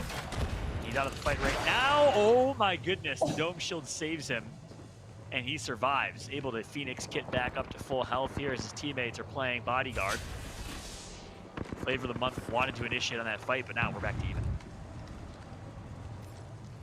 This is going to be a standoff between these 2 teams until they are forced to move through because of the ring or because somebody lands something crazy like those grenades that we just saw coming out of Flavor of the Month and 303 respectively, because once there is a little bit of a damage advantage, I expect one of these teams to have to make a push here soon. They only have 30 more seconds until they really have to make a decision on how they want to handle it. So it's going to be interesting to see what happens. As I say, that Flavor of the Month is now in an engagement with 303. They did make the push out instantly. Paradise goes down, and now they're just going to have to clean up the other 2. Oh, and then a nice flank coming through. Taylor's going to get knocked here by member 303. Can 303 clutch it up? No, it looks like Flavor of the Month will in the fight, but the third party's going to come through from HLDC right after, and they'll clean up. Again, that's exactly how you knew that a fight would end up. It's just a lose-lose situation for Flavor of the Month and 303 because they have to take the fight with the zone rotating. However, a team's just going to third party and clean up those kills. So HLDC was the third of the party, wins that one. And just a difficult situation to dig out of. Meanwhile, 789 getting knocked by Maliwan of Magicians. On board now with HLDC, the Turkish squad, as they make their rotation. This is I will say it, this is a must-win game for HLDC in terms of where they stand in the overall standings. They were in 39th place coming into this game. They got to go massive. Yeah, I mean, that's why I was saying that decision on the timing of your rotation out of Skyhook was so important when we were first looking at it, and it was just Scars and Flavor of the Month because it changed the entire outcome for them. Scars now having made yet another rotation into a really, really rough spot. The bombardments are coming out. The bubbles have already gone down. Mandy is not, should be able to maybe get the res off. with all of the distractions that are going on, somehow it does work. He just needs to be able to heal up now and is able to use his bubble in response to get that battery off and start using some of his throwables. That was a huge recovery moment for Scars. You gotta be kidding me. What we just saw from Scars, actually this entire game, their rotation has been pristine all the way from Overlook into Skyhook. They realize this is a lose-lose. We got to avoid this fight. They Valkyrie ult out for positioning. Then they Valkyrie ult again. And somehow, some way, they're still alive with the top 7 left. Alliance in the fight nearby. News is going to post up in that house. And now they are just quite literally living on the fence in this fight. And Alliance is taking their 90-degree angles, though. This is going to be scary for Scars. If Scars can just kind of utilize that fence right now and not peek Alliance, who's directly across from them, that they might be okay for a little while. You could see, wait, Taichi was alive? Okay, all right. Does get knocked before he takes the portal, but they do end up having to portal away. RPR trying to get a battery off to see if he can maybe give himself enough time to get a res on some of his teammates. You do see those tracers so close to Scars coming in from Kick, coming in from New. Alliance is still across the way. And once again, they get the Kibby and the bubble goes down, giving them enough time to res. This is insane. Yeah, I gotta go ahead and change the team name Magicians. Scars, you are the new Magicians. I don't know how they have survived this long, and I was going to say, if they pull this off, if they somehow get top 3 in this game, I will absolutely lose my mind. I will shave my eyebrows. I will not shave my eyebrows, but still, I will lose my mind. I mean, that was crazy. They still can, though. They still have an opportunity because of all the other fights that are going out right now with Alliance and the team across the way. If Kick decides to turn their focus onto Alliance and try to third-party this fight, then Scars might be okay for a little while longer. Unbelievable showing from Scars right now, managing to survive just barely over and over again. Meanwhile, Alliance finds himself in a fight. New's taking their own fight against Scars. I believe New ended up finally pushing that fight against Scars. Here comes the flank from New. I've been so impressed by this squad. New Esports in Group A, one of the best groups we have so far, continues to perform, led none other than by Tyler, the young gun, my monster MVP after day 1. Tyler has been playing so incredibly well alongside his Portuguese teammates. This was a super aggressive push that we saw coming out of New Esports. Granted, it was kind of forced by the way that the zone was pulling, but they cleaned up so many KP in the process. They do go down trying to make that final rotation, I believe, down to Maliwan and Co., if I'm not mistaken. Game of Drones being one of the only teams that are still up right now. This is not the ending that I thought was going to happen between Magicians and Game of Drones. That's right. Yeah, it's been a crazy finish. In the end, we got a clean 3v3 here. Kind of an interesting 3v3. Typically in these scenarios, you'll see at least 3 teams alive, and the third party usually wins the fight. But right now, it's basically a game of arenas, my friends. If you've been enjoying that arenas game mode, this is what we got here.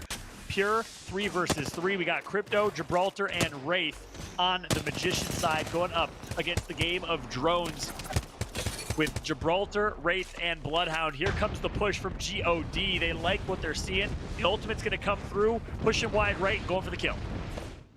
Oh, we see the bubble come out. Both bubbles are now out to protect from those bombardments. We see the shotgun shots, and the Magicians are just falling so quickly. Will Oz be able to hold off Game of Drones right now? He has no health fallout. And it's going to be an Arcstar that forces the hand here. And looking to finish this one out will be the Game of Drones. Not done yet, though. Here comes the fight. 1 versus 1 for the bread. A 3v3 turned into a 1v1. You got to be kidding me. What a finish this is here in Game 4. Grenade going to be tossed up by Rondon. A pure 1 versus 1 fight. 7Oz able to hit the shield battery and heal back up. He just made magic right there, going into the void, healing back up and keeping himself alive. He's going to get the med kit off as well. He's been using the knockdown shield on his teammate this entire time to get his heals off. Rondon also able to get himself healed up as well. Red shields do go down. They're cracked. I didn't even... Magicians take the win. Oh my god, that 1v1, John.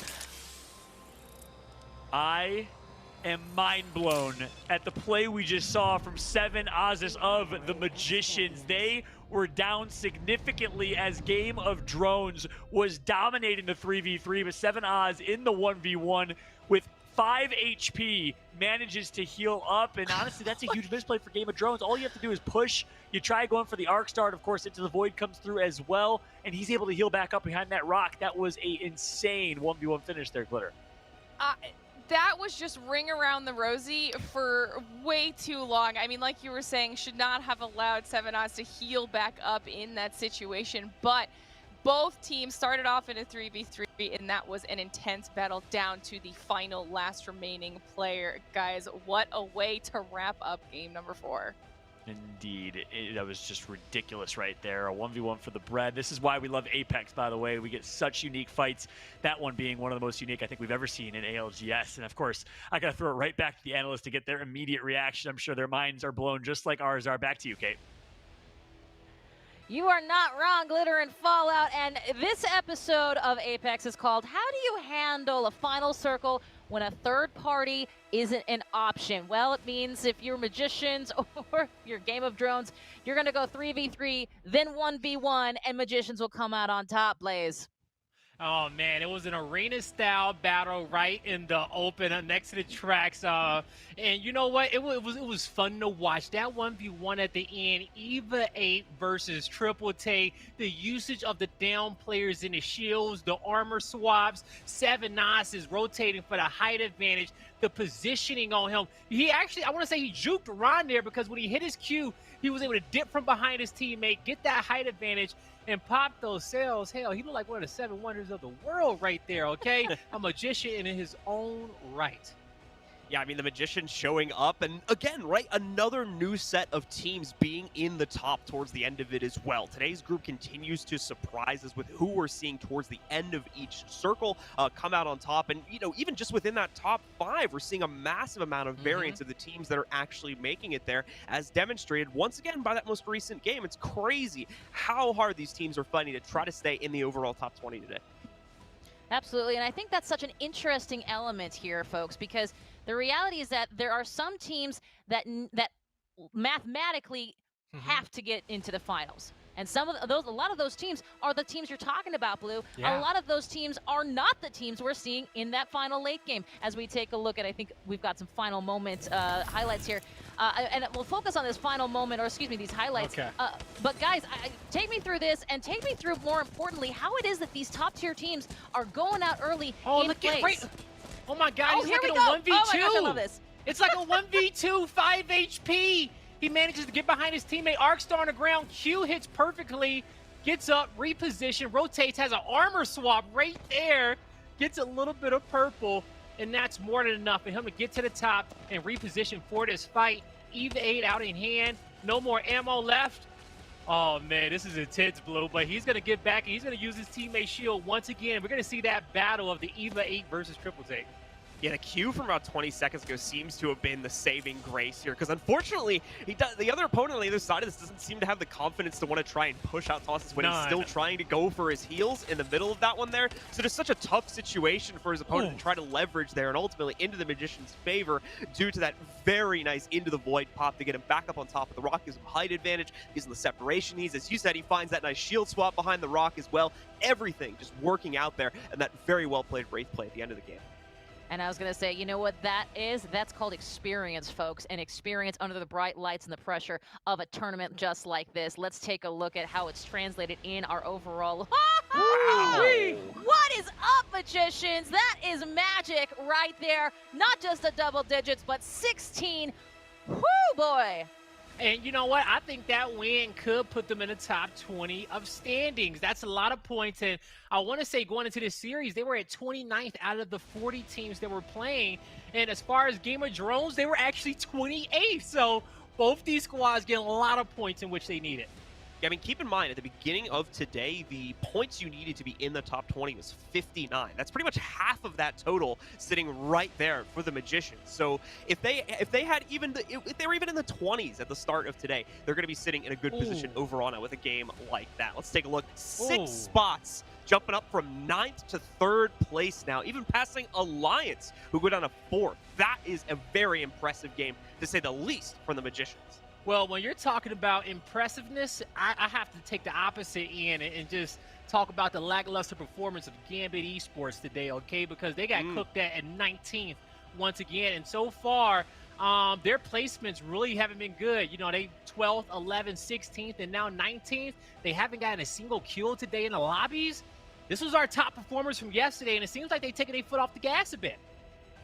we were spectating them a little bit in some of the earlier games, and it seems like, again, positionally and in terms of their capability to take fights, things are just not connecting in the ways that they would like here today. They're finding themselves knocked out early, getting jumped on by 2 different squads at the same time, seemingly not ready for those types of fights either, so it's leading to a lot of very messy scenarios, and as Blaze had mentioned, only those 2 points total being gained from them today here, so hopefully they're going to be able to step things up in those final 2 games. And Blue, I have a question for you. When it comes down to character skins at this level of gameplay, do you feel like some teams will see a team comp and the skins and be like, yo, that's Gambit right there. We can't let these guys have another good day? I honestly wouldn't. I don't know if I'd be able to give you a good answer on that one. I think it would depend on a team-to-team basis. If someone's gone through all of the effort to do the anti-stratting that would be involved, or the scouting that would be involved to figure out which skin everyone's running. I mean, the thing is, players could be switching up skins on a game-to-game basis, too. They're trying to avoid that sort of thing. I don't think that's happening, to be fair, for the Gambit players. So it's certainly a possibility that the scenario you presented is happening right now. I'm just not sure if it's the core issue for Gambit inside of today's I agree with that. Absolutely. Well, and Gambit, I feel like, has, if I can say it this way, and by the way, I like to say it even though I'm very clearly not ever going to be at the level of gameplay that they are, but I'll be able to mention this. Gambit, they feel like they're either doing spectacularly well or spectacularly bad. I would agree with that pretty well. I think looking, it's kind of hard, right? Because they had easily the most solid single day we've seen out of any team so far, back in day 2. But it's just not connected well now that the competition seems to have heated up a lot more as they're going up against the, the group of death, the Group D situation here, along with everything that's still inside of their own group in Group A. And it's so strange because they haven't seemed to struggle going up against, new esports, flavor of the month, who are inside of their own group on the previous days, but suddenly the introduction, of all of these crazy elements from Group D has really thrown them off their game, and they're just not able to find any impact inside of the mid game, let alone make it to that late game circle to try to play for an actual W here today. Just a really, really tough situation for Gambit, and there's not really an easy answer as to why things are going so bad either.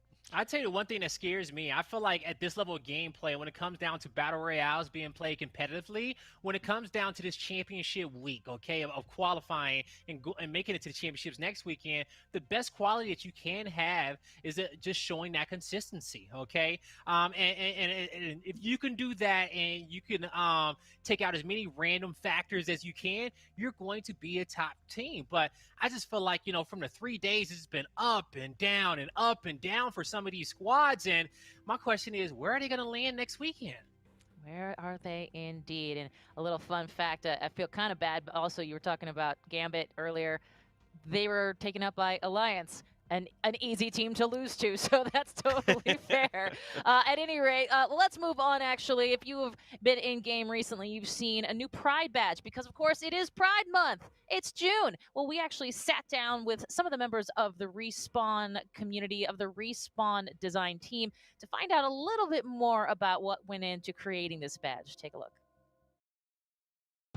For me, supporting the LGBT plus community, both kind of as an ally and then also as part of it, is really important as someone who's actually working inside Respawn and then also as someone who plays the game. Hi, my name is Jacqueline Yuan, and I am Senior Live Artist on Apex Legends at Respawn.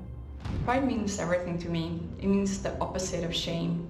It's about showing who you are and being proud of who you are. My name is Anli Force, and I'm the operations manager for the Respawn outsourcing department. Well, I'm, obviously part of it, so I gotta support my people. I'm Mackenzie Galbraith, and I'm an associate quality designer on Apex Legends. The Pride badge was mostly inspired by some earlier work creating the Black Lives Matter badge. When I saw that, it inspired me to email Chad just out of the blue and say like, hey, I think we should do this. And the response was like, that's a great idea. We've already got people working on something, but we'd love an extra voice to kind of get in here and help show the way. And it's been nothing but support all the way up the chain. The actual basis for the design that we used for the badge was made by Daniel Quasar, who's a pillar of this queer community and has written extensively about what this flag means and how it should put more emphasis on additionally marginalized people within our communities black and brown people and trans people and non-binary people. What I really find nice about the flag is the forward arrow chevron design, just kind of implying like there's always this movement towards more inclusivity, more diversity, more allowance and acceptance of expression. We make the game that we want to play, and by having diverse representation in our game, we're showing our players a world that is as diverse as the world really is. Even from the beginning, we've had a really diverse cast on a number of axes. You know, we have Gibraltar, who's canonically a gay man, Bloodhound, who's non-binary. In more recent updates, you know, we've added Loba last year, who's bisexual, Fuse from Season 8, who's pansexual, and then Valkyrie, who just released for Legacy, who's canonically lesbian. It's crucial also that I think these characters don't feel tokenized. The fact that Bloodhound is non-binary is part of their character, but it's not the whole thing. The fact that there's this game out there that says, no, you exist, you're valid, you are strong, you have a voice, and you have just as much right to be included in the Apex games, you know, as any of our other characters, is basically sending the message, you have a right to be here with everyone else. It's just gonna be amazing to really see that there are so many of us out there in the community. It's a really beautiful way of showing our support and showing up in numbers. My message to the Apex community is Happy Pride Month. I hope you enjoy the season. I hope you enjoy the Pride badge. I hope you get some victories with it because I'm sure not going to, so I'd love to see it on the champion squad. And yeah, I really hope that you all have a wonderful Pride.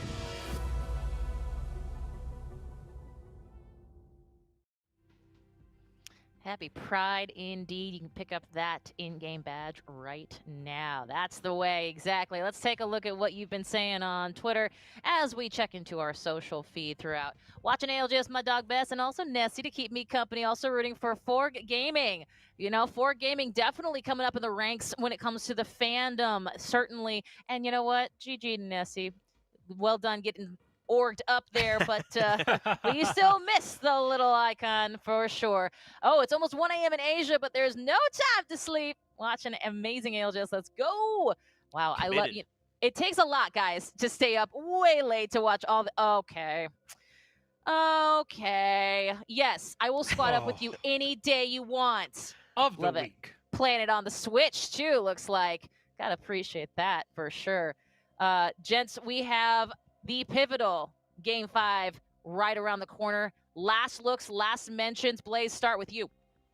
Woo! Last look, last mentions, man. You know, when it comes down to it, it's 2 games left, folks, okay? And then from there, we will know the 20 teams that's going to be qualified for our championship next Saturday that you don't want to miss out on. So far, over the 14, 16 games that we've had so far, it's been wild, but right now, these last 2 are about to be the best we've probably ever seen. Yeah, I want to see Gambit pick things up, but at the same time, I'm also curious to see if we're going to get another new group of winners as we get towards that top circle. Today has been a ball full of surprises, and I want to see that continue. So hopefully we get both an improvement from Gambit as well as some more teams stepping up to the plate in the final circles. If I'm being honest, I really just want to see some team changes, team comp changes, because I like chaos, and that's what a good thing is. What was that? What was that there, Blaze? I said in double-digit kills. I know you always excited about double-digit kills. You know what? I can't stop, won't stop. You know, I'm just going to go with it because it makes me smile, and I know it does to you as well. 2 other people I know that double-digit kills makes them smile. Of course, Onset and Gasket, and we will be hearing from them in our very pivotal Game 5 right after this. We'll be right back. Monster Energy, the official energy drink of the Apex Legends Global Series. Lenovo Legion, gaming PCs that are stylish on the outside and savage on the inside. Lenovo Legion is the official PC and monitor of the Apex Legends Global Series. From the outside, who would know what lies beneath? Unleash it with a machine as savage as you are.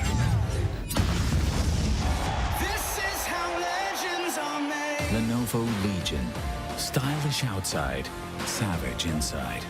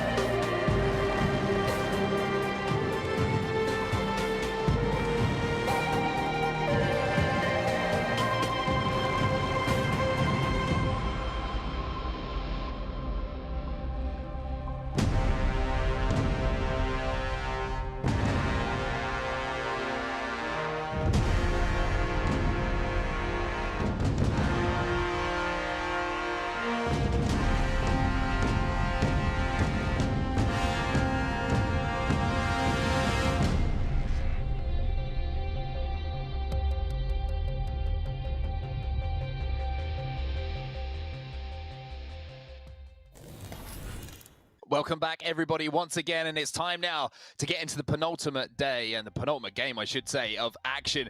And this has been somewhat of a day of resurgence, especially in the last few games, Dan, for some of the teams who are desperate to get inside of that top 20. I'm just looking across at the standings right now. Succubus with that win. They now find themselves inside the top 20. They're in 18th place. Magicians, who we've just seen pick up a win, they now hold down the coveted 20th spot as well, and Game of Drones have moved up to 24th. I mean, you couldn't write it. You know, these teams have got a couple of games left, and the ones who are really scrapping and fighting are making one hell of a deal of it. But that means that we see teams like 789 and Kick drop out of that top 20, and we know that they are two teams capable of having a big, big game when the circle's right for them or when the momentum is behind them and they're playing at their best. So it's a very scary thing if you are the likes of Magicians right now. Yes, you've just got a victory, you're on top of the world, but you are literally the benchmark, 20th spot. Everyone is going to be hunting that position down, and we have all these teams facing off against each other in this lobby, but in also B versus C, we've got some teams popping off over there. So this is scary, scary crunch time now for all these teams around that 20th spot. Well, here we go. It has been a tremendous day of action so far, and it's been a tremendous 3 days of qualification and the group stages, but now it really is, like you said, Dan, starting to get down to crunch time. There's only a certain amount of points available for these teams to turn over what might be a point deficit to get inside of that 20, or to hold on to one of those top 20 spots. This is the penultimate game. Let the games begin. Yeah, this is where you really need to be stepping up. We might see a few teams playing a little bit more cagey now, just trying to worm their way into that final circle, trying to get those placements, but there's also going to be those who are right down at the very bottom of the table. Let's talk Insiders, for example. Only 24 points. They have, what, a 60 gap between them and 20th spot. They need to have the best of best games 5 and 6 if they have any hope of getting to the finals. It's probably a long, long reach, but that means they're going to be playing aggressive. They're going to be looking for those kills. They have the potential to third you. They might be doing some things you don't expect from a lobby like this. There's a lot of methodical, tactical thought process that goes behind rotations that gets thrown out of the window when your back's against the wall and you need points. One thing that's very interesting as well about the format, you have to remember, there's another lobby running at the moment with another 20 teams who want to get into that top 20. So it's not just a case of holding on. You need to put points on the board. You can't rely on the fact that just because, you know, you've had a decent game or you've put a few points on the board, one of those teams who's chasing in the other lobby might have a monster game. So there is so much to take into contention for these teams to try and figure out how they want to approach these last two games. But as we do see the beacon pop up, you can see that we're going just to the eastern side of Fragment East, round that respawn town, and it's going to be a tough rotation once again for Alliance. They know how to play the edge comp, of course, and Hackis has got some more words for us.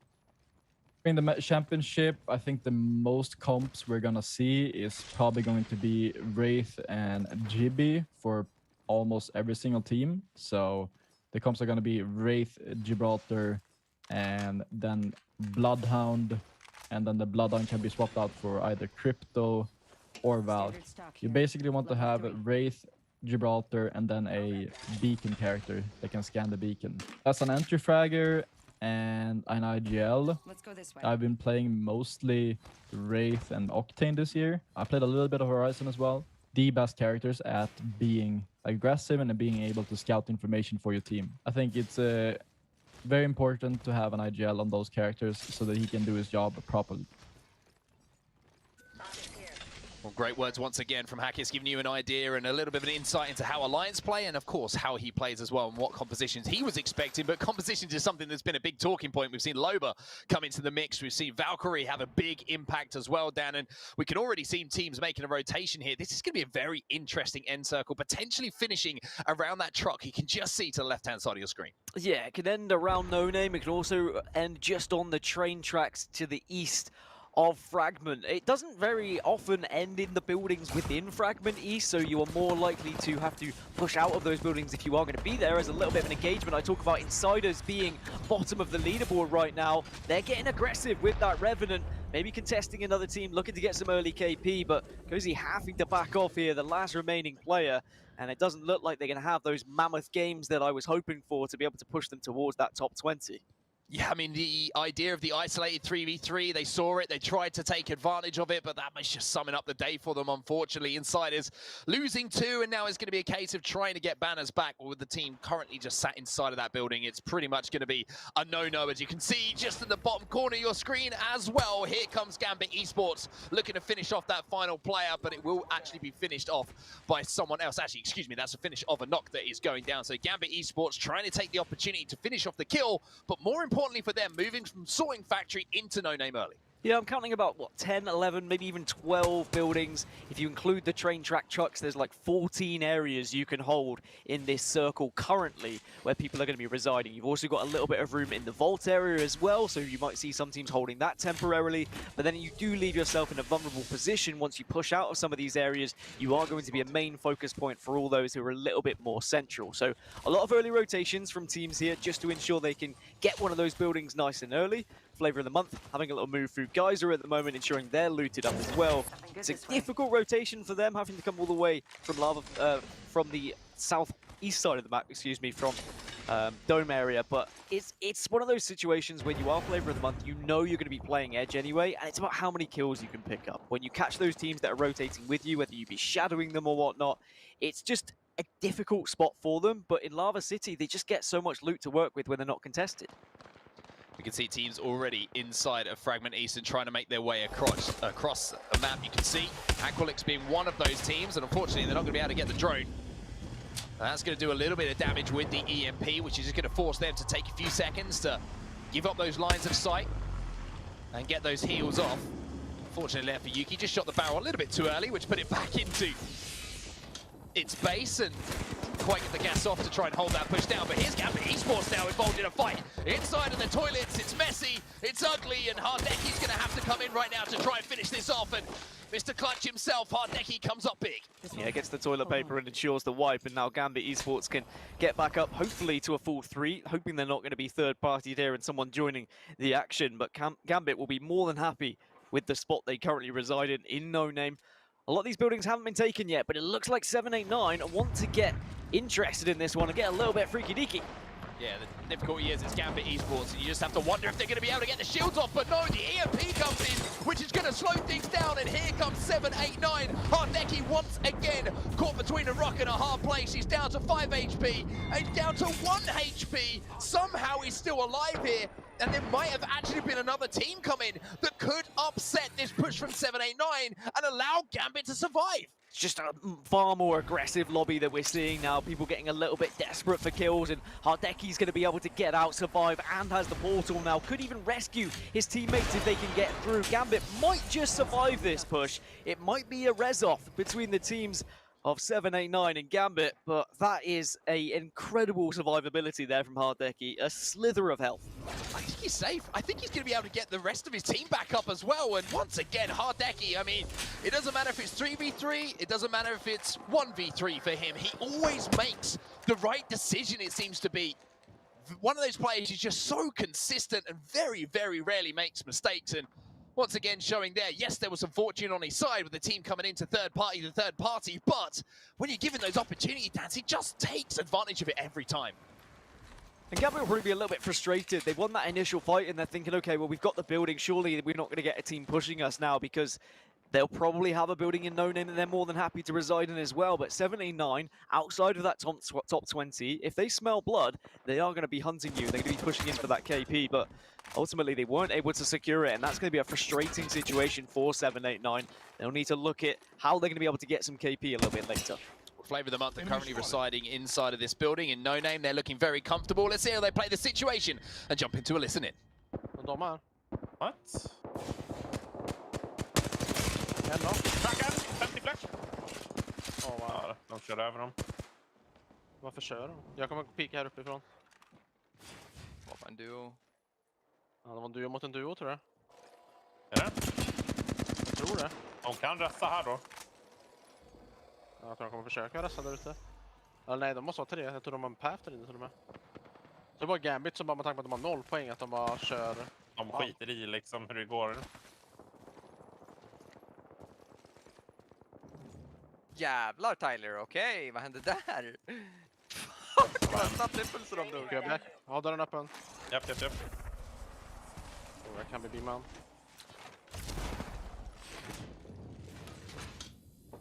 Om de kör på sådär så skiter de i att vi är en trio också. Ja. De kommer väl ha de satt i huset och de andra som körde på dem. Aha! Den är sjuk. Men de bara ville försöka finisha fighten för Well, it wasn't a first-person perspective we got, but we did get to see it from Flavor of the Month's point of view as Gambit Esports went back for revenge on 7, 8, 9.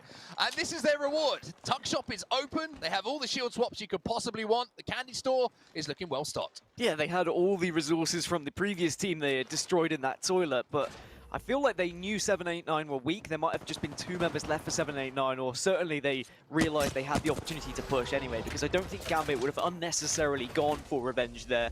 They must have smelt some weakness, but now they've been able to get all the resources. They've got a fantastic spot in No Name, and they should be able to try and make up for some not as good performances today. Certainly when we looked at the kill count from yesterday and how amazing Hardeki was doing, he's dropped off a little bit when you look at the total kills across the group stages. He was in what, like 2nd to 3rd place, but now he's dropped all the way down outside of the top 10. He's in 14th at the moment with 27 kills. But New Esports, who we're on board with right now, Tyler has 45 kills across this total group stage, across the 16 games or so we've played at the moment, which is just incredible.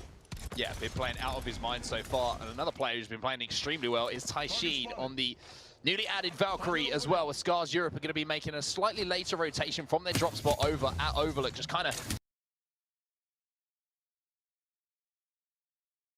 are going to take down Jack. And even though they're holding the edge at the moment, maybe that's their chance to push. And that's 789 eliminated earlier. Kick now down to just 2 as well if they're not able to get the 3rd member up of Jakku. But it was a 3-2-1 situation where Scars, they targeted the Gibby. And that's one of the most difficult things about playing that Gibraltar. When you are traversing across open ground, you become that target. The hitbox is big. And now Kick need to try and worm their way into placement here, hoping they can get Jakku back up, because otherwise they're going to fall further and further away from that top 20. Whereas Scars Europe, they're okay for now. They can play edgier, they can rotate a little bit later thanks to the Valkyrie. And I think that's what I like about the Valkyrie being added to, 6 of these teams in the lobby, is it just gives them a second option to rotate in a little bit later. Well, Alliance are trying to make a rotation right now, and they've managed to find the train cart that you were talking about earlier, where we do see an end zone. However, holding this early is very, very difficult. You can see all 3 of them at the moment, not only coming under fire from the shots, but also from the arc stars and the grenades as well. So Alliance having to pop in and out of that portal just to try and have some sort of survivability now. And you can see that IPN and Vives are kind of just playing whack-a-mole at the moment, jumping in and out of that hole and trying to get into a position just to stay alive. And unfortunately for them, it's looking extremely difficult. Arc Stars coming in, Bubble going to be forced as well. So even though a good end game position here, not looking like a good mid-game one for them at the moment. I mean, but this is almost just a mirror example of what happened ages ago at the start of the broadcast. Alliance got Central Zone, they got griefed by New Esports, they even got griefed by that Caustic ult, but then of course they were able to get back up to a full 3. But if you don't want to be pushed by any team, it's probably New Esports right now. One of the better teams in the lobby, they really are picking up kills, they are fragging out right now, and they smell blood here with Alliance, down to just graze on the side of Vives and just blues for IPN and Hacky. So really struggling, but they have seemed to have held back New Esports here, and they will survive for now. Yeah, New Esports thinking maybe this isn't the best of ideas. They got the initial damage, and they were thinking if we get a knock, maybe there's a chance to push in, do some damage, and clean up the kills. But until that was done, Alliance still an extremely difficult team to win a 3v3 against. But now you're going to see the drone being used by New Esports, trying to get a little bit of information on what playable area there might be for them to make their next move. But you can see numerous teams in this area, and to be honest, if Alliance can survive here and the 2 teams in front of them have to move, then they could be in a position to maybe hold them out third party and pick up some KP. Yeah, most importantly, get that armor up as well. I think they're all up to blue now, just with a little bit of extra damage thanks to the Evo changes way back when. But you can see how important the crypto's been for a lot of these teams, just being able to fly it out, get that information from the beacon, see where that circle's going to go, and also with a very, very heavy Gibraltar meta, it's no surprise really that we're seeing a lot of crypto, as it is one of the counters. Just being able to deplete those bubbles in the end game really can give you an advantage if you time it correctly. Kick have got up back to a full 3 after having that original knock. They need a big game here on set if they're going to be able to push their way into the top 20. Kick currently sat in 23rd place, just outside of that top 20 in the grand finals lobby. And one team that I actually want to focus on here that have a really good position is Scars Europe. Shout out to the observing team for reading my mind. And the reason that I say that is the perfect example here, RPR, the high ground to low ground difference between where they are currently positioned, moving in from Overlook to all of the teams that are inside of No Name and coming from the west side, excuse me, of World's Edge gives them so many options of lines of sight, of third-party opportunities. The only thing they need to be careful of is the charge rifle from distance, as Mandy has to relocate here and pop a bat. Yeah, I think Kick are considering making a push up onto Scars here. They keep sending the crypto drone up, firing off that EMP, and I feel like if they do enough damage, they may go for it. Because you are always going to be reluctant to push out of the train tracks you see right in the center of your screen. Very vulnerable to being shot by all the teams in No Name. You would rather have the high ground that Scars currently occupy. So Kick may be feeling like they have a better chance of getting further in this game if they take a very risky fight coming up this pipe. I don't think they should. Personally, I'd rather try and Wraith Portal into some sort of land maybe a little bit lower down coming out of those tracks, but it's a very difficult decision for them to make. Scars have managed to get up to full purple evos, and they will be increased. As you can see, the damage being done by not only flatlines, but also the charge rifle in the hands of Mandy here. They have a clear game plan that they're trying to execute, just kind of letting the lobby do the work. And you can already see, Dan, aggression is the name of the game here. Such a tough spot to rotate to this end circle. We've already lost so many teams in comparison to every single game we've had so far in the qualifiers. We're down to 12. By the end of round 4, we sometimes had 18 to 19 squads at the start of these group stages. Now there's only 11 squads remaining. 80k have just been wiped. The South African side, who would have hoped to try and get to finals, but maybe with elimination here, that might be their hope being finally taken away from them.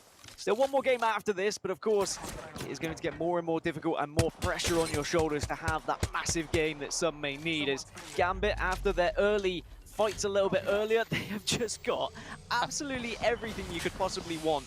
Look at all these armor swaps. And you know what the good news is? Fire Beavers aren't in the lobby now. They've been taken out earlier, so no Loba going to steal any of this away from you.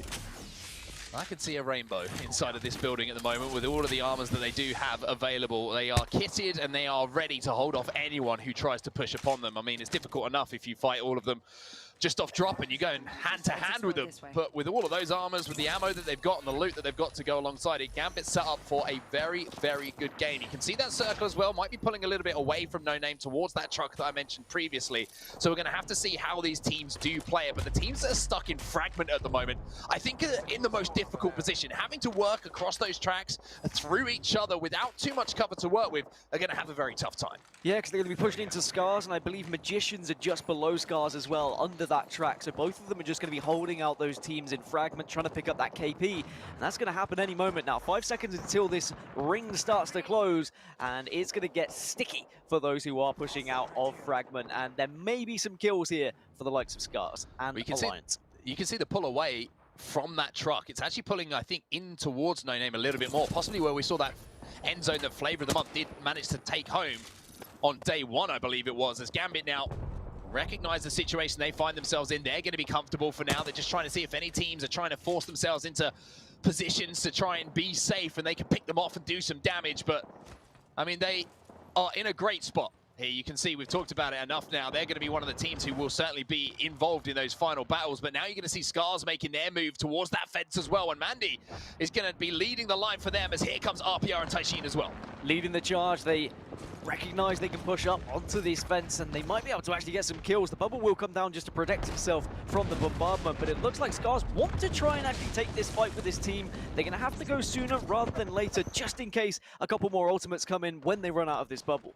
Well, they're trying to take the fight on the player underneath the building, and they managed to take down one, and now there's only just a couple alive, and it's the cleanest of wipes coming in for Flavor of the Month, who move in onto Scars and try and do the damage. Scars got the kills initially. Hackis is in the kill feed as well. So Alliance, Scars, 303, all of our major teams still alive. RPR trying to do what he can, and you can see it's Flavor of the Month trying to take on Scars Europe on the outside of this Dorito building. While all of this is going down, Kick Esports have moved into a pretty good spot as well. Oh, and it's just such an amazing position for Gambit as well. The early fight that they took with 789 is going to come up trumps here as we get towards this next circle. But Flavor of the Month, they haven't pushed too much. They know they're also in the decent position right now. I think I saw a wipe on Magicians, or at least a couple of members go down. Alliance still alive. Perhaps they did a lot of that damage to Magicians. So after their amazing victory, they won't be able to replicate that in game number 5 here. 303, though, they could do with some points. They could do with trying to survive, as there is a lonely rat. Shexwell and Andy doing what they can to try and pick up some points here. Yeah, difficult position to find themselves in. Might be able to scrape out a few placement points. You have to wonder if it's going to be enough, though, to propel them and catapult them up the leaderboards like they need to do. But, yeah, you can see Alliance trying to force 303 off of this height with those grenades. Managed to do so. Gambit Esports just waiting for 303 to make that move as well. The zone is going to be starting to close now. As you can see, the King Esports have been taken down. RPR manages to get a kill onto that solo player we were talking about. And 303 now down to a solo, I think, due to that damage from Alliance. Yeah, 303 should go down here. It's Gambit and it's Flavor of the Month, the one's doing a lot of damage right now, but Flavor of the Month have to move, and they're moving towards Gambit. Of course, not much real estate to work with. That building is going to be the focal point for all of these teams. You have to be hitting your shots in these situations. Yeah, it looks like they're trying to take the roof here, but Gambit aren't going to be too happy with them doing that, and you can see that Hardeki is already trying to do some damage. He manages to get the swap, and he manages to get the knock as well, as he changes where he was aiming onto that player as he comes through that pool. Hardeki once again getting the opening, but he doesn't want to be too aggressive on it because he knows with so many teams stacked up on each other, he needs his teammates to move in, and that is Flavor of the Month taken out. Gambit did not let them settle. And that's why taking height with a Gibby bubble can sometimes be a disadvantage, because that dome does not protect you from below, and Gambit perfectly executing the team there, and they still have prime position right now. But Scars are also below them. I'm not sure they've sussed it out just yet. Maybe they'll get a little bit of information later on. As you can see on the right hand side of your screen, New Esports also being a little bit of a nuisance. A lot of teams working with very depleted resources, but one team who hasn't got depleted resources is Gambit, because they've got all the armors in the world in that building. Yeah, they've got half of the loot of the lobby, of the map inside of this building right now. And now they're going to try and get aggressive as well. And you can see Scars Europe not being too happy about things. Hardeki had 7 kills to his name in this game 5 of the day. The caustic ultimate's going to come in, which is going to force him to retreat for a moment. And he's going to have to scarper back inside and maybe pick up one of those armors. Yeah, which one's depleted? Which one's down? Can I get one? Is any of them actually at full armor health? And now Gambit actually want to take this, find some good shots coming out from the wingman, needs support from the rest of his team. Does Hardeki, and it looks like they were able to do so. New Esports taken down, and now there's just 3 squads remaining here, and this is Gambit's game to lose, 100%. This has been one of the highest kill games I think we've seen so far in the LGS qualifiers for those grand finals. We're going to see Alliance now moving in. Vibes is taken down to about 10 HP, but they do get the wipe, and now we're down to just 3 squads. Alliance and Gambit, 2 of those squads involved, and now it looks like it's just going to be a straight 3v3 between the 2. Well, it's not to 3 versus 2 now. Alliance have got 2 down. It's just 1 member left, and it's going to be Gambit pushing in here. It's easy as that. The wipe comes through. It all started with the Gibby bombardment, and what a game we've just seen from Gambit Esports from start to finish on set, and it all was because of that push on 789 and that slither of health that Hardeki was able to escape with. Yeah, from 1 HP to first place in the lobby, and a lot of KP to go alongside it. Hardeki once again clutching up when it matters. I call him Mr. Clutch, and he's showing once again why he deserves that name. Gambit Esports returning to form a little bit in this lobby, and not just returning to form with the bang, Dan. That's the kind of game that they would have needed, probably thinking ahead to the finals now, because they've done enough, in my opinion, more than enough points on the board to be one of those final teams inside the top 20. Oh yeah, they're 100% going to finals, but it's about whether they can start pushing towards that first place and take 10 points into those finals so they can get closer to match point. So Gambit looking absolutely amazing in that last game. Hardeki the king once more. Kate, I'm going to throw it back to you now, because I think you need to talk a little bit about Hardeki.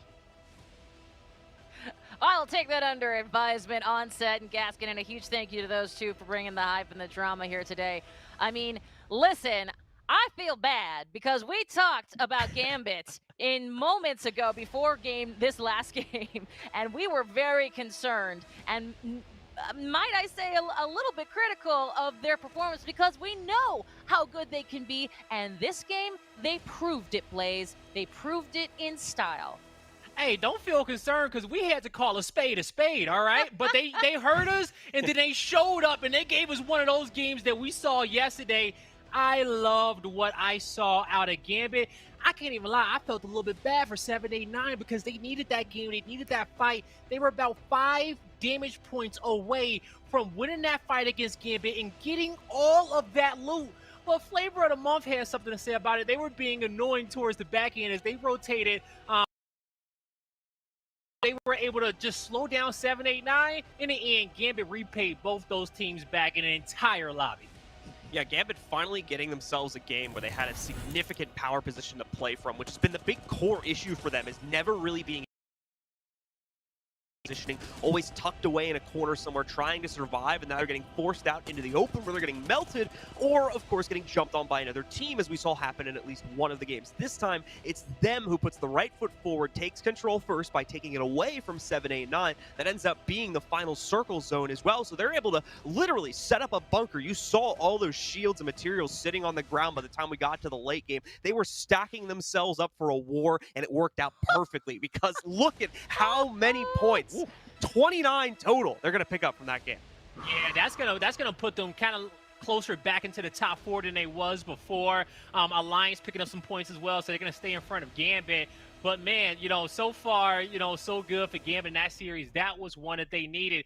And you go back to talking about the shields and stuff. I swear it was so funny, Blue, because it was like they were going out there fighting and they were coming back and they were dropping shields off to Artico that was like Nurse Joy in a moment. He was like, yeah, don't worry, I got it. I got batteries, I got cells, I'll heal them up. Just come back for them when you need it. And they had a production line going there. Yeah, it was some really cool stuff to see those two, like, combining the strategy to just keep the aggression up. Because not only does that obviously contribute towards them getting possible KPs should they manage to down someone, but it's hopefully, in my opinion at least, keeping the pressure off of them to a certain extent as well. All these teams will see they have a very well-secured position. They have a stockpile of ammunition constantly being fired out from the building. If you're a team on the attack, that's probably not the squad you want to mess with. So I think it was keeping them in a pretty powerful position just in terms of how they were interpreted by the rest of the teams in the server as well. Who needs a Loba when you can shoot straight? I love it. Speaking of shooting straight, let's talk about Gambit shooting straight to 11 different positions from where they were. And oh my gosh, and I'll tell you something, guys, Gambit can afford to lose these games in the 20th place in, these early games. They can afford to do that as long as every time they are successful, they're really successful. Looking like Flavor of the Month today as they ended yesterday, because Flavor of the Month had 4 bad games and I think they had back-to-back victories to end off that last day, and Gambit is looking to do the same. They started off slow, but since they had such consistency throughout the first 2 days, it's going to balance out. And, speaking of consistency, this was their first team fight in this building that they had to win that just barely happened, but all the nades, the thermites that came down, the frags that came out, and look at the slither of health. That's the 5 HP I was talking about. 7-8-9 wins that, they get that whole position.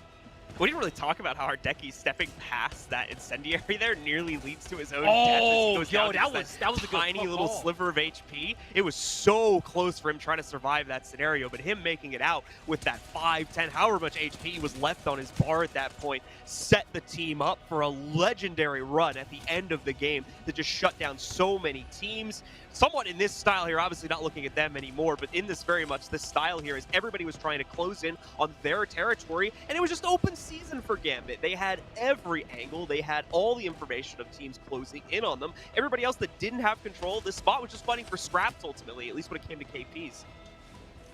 And boys, I will say, as we take a look at, what is basically that was a Walmart, I think we just saw there in that building, where the stuff. It was a super center indeed.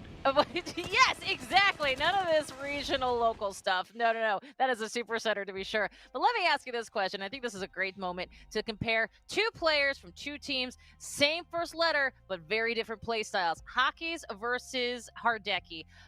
Gentlemen, let's take a look. We've got this graphic up here. Blaze, let's start with you. I mean, very relatively even, but also some very different placements on the board. Yeah, some very different placements on the board indeed. You're going to see Hardeki with the 34 kills. His damage is up there, and that's the big turtle point for me. The big difference when I look at the stats, yeah, you got 5 more kills over there for Hockey's, but, on the flip end, 4,000 more damage for Hardeki on the left. That's what stood out to me the most. But what about you, Blue? Yeah, I think if anything, this is showing some of the inconsistency issues for Gambit, and that Hardeki is not seeming to have a problem picking up the damage necessary. As you can see, he's still outweighing Hackis on that regard there. But the problem is, obviously, we know at this point there's been a little bit more, in my opinion, obviously excluding Day 2, consistent placements coming out from Alliance, and that's where you're seeing the kill total flip. They're winning the engagements more often, especially inside of the early game, which is keeping them alive to later, where obviously Hackis will have the opportunity to pick up those extra kills. It's very close, though, and those players are both, just in my book anyway, very close to each other in terms of an individual skill level. We've seen some really impressive stuff from both of them over the past couple days. Yeah, Hackis and Hardeki, boy, that's a hard one. But hey, we got one game left, and we still know that we're most likely going to see both of those players in the championship next weekend. For sure. And something else to keep in mind, we got one more day for our North American region. And that, of course, happens tomorrow, 2 p.m. Pacific. If I'm doing the math right, that's 5 p.m. Eastern. I don't know what that is in other parts of the world, but that, I think I've got down there. That's tomorrow, June 6th. Fun fact, it's June 6th, everybody. Tomorrow, in case you were curious. And you know what? That'll do it for us here on the desk. As we send it to our casters for the very last time here in our EMEA Super Regional Day 3 group stages for our game number 6. We'll see you right back here right after this.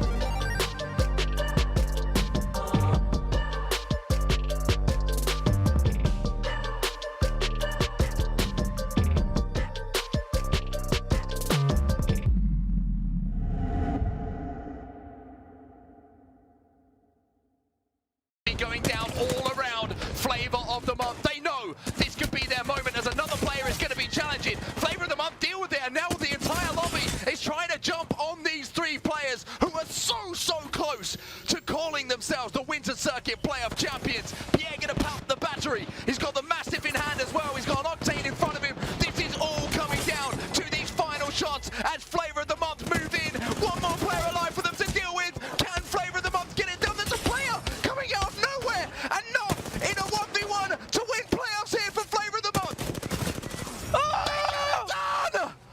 Oh my God, Flavor of the month, Noth, you animal!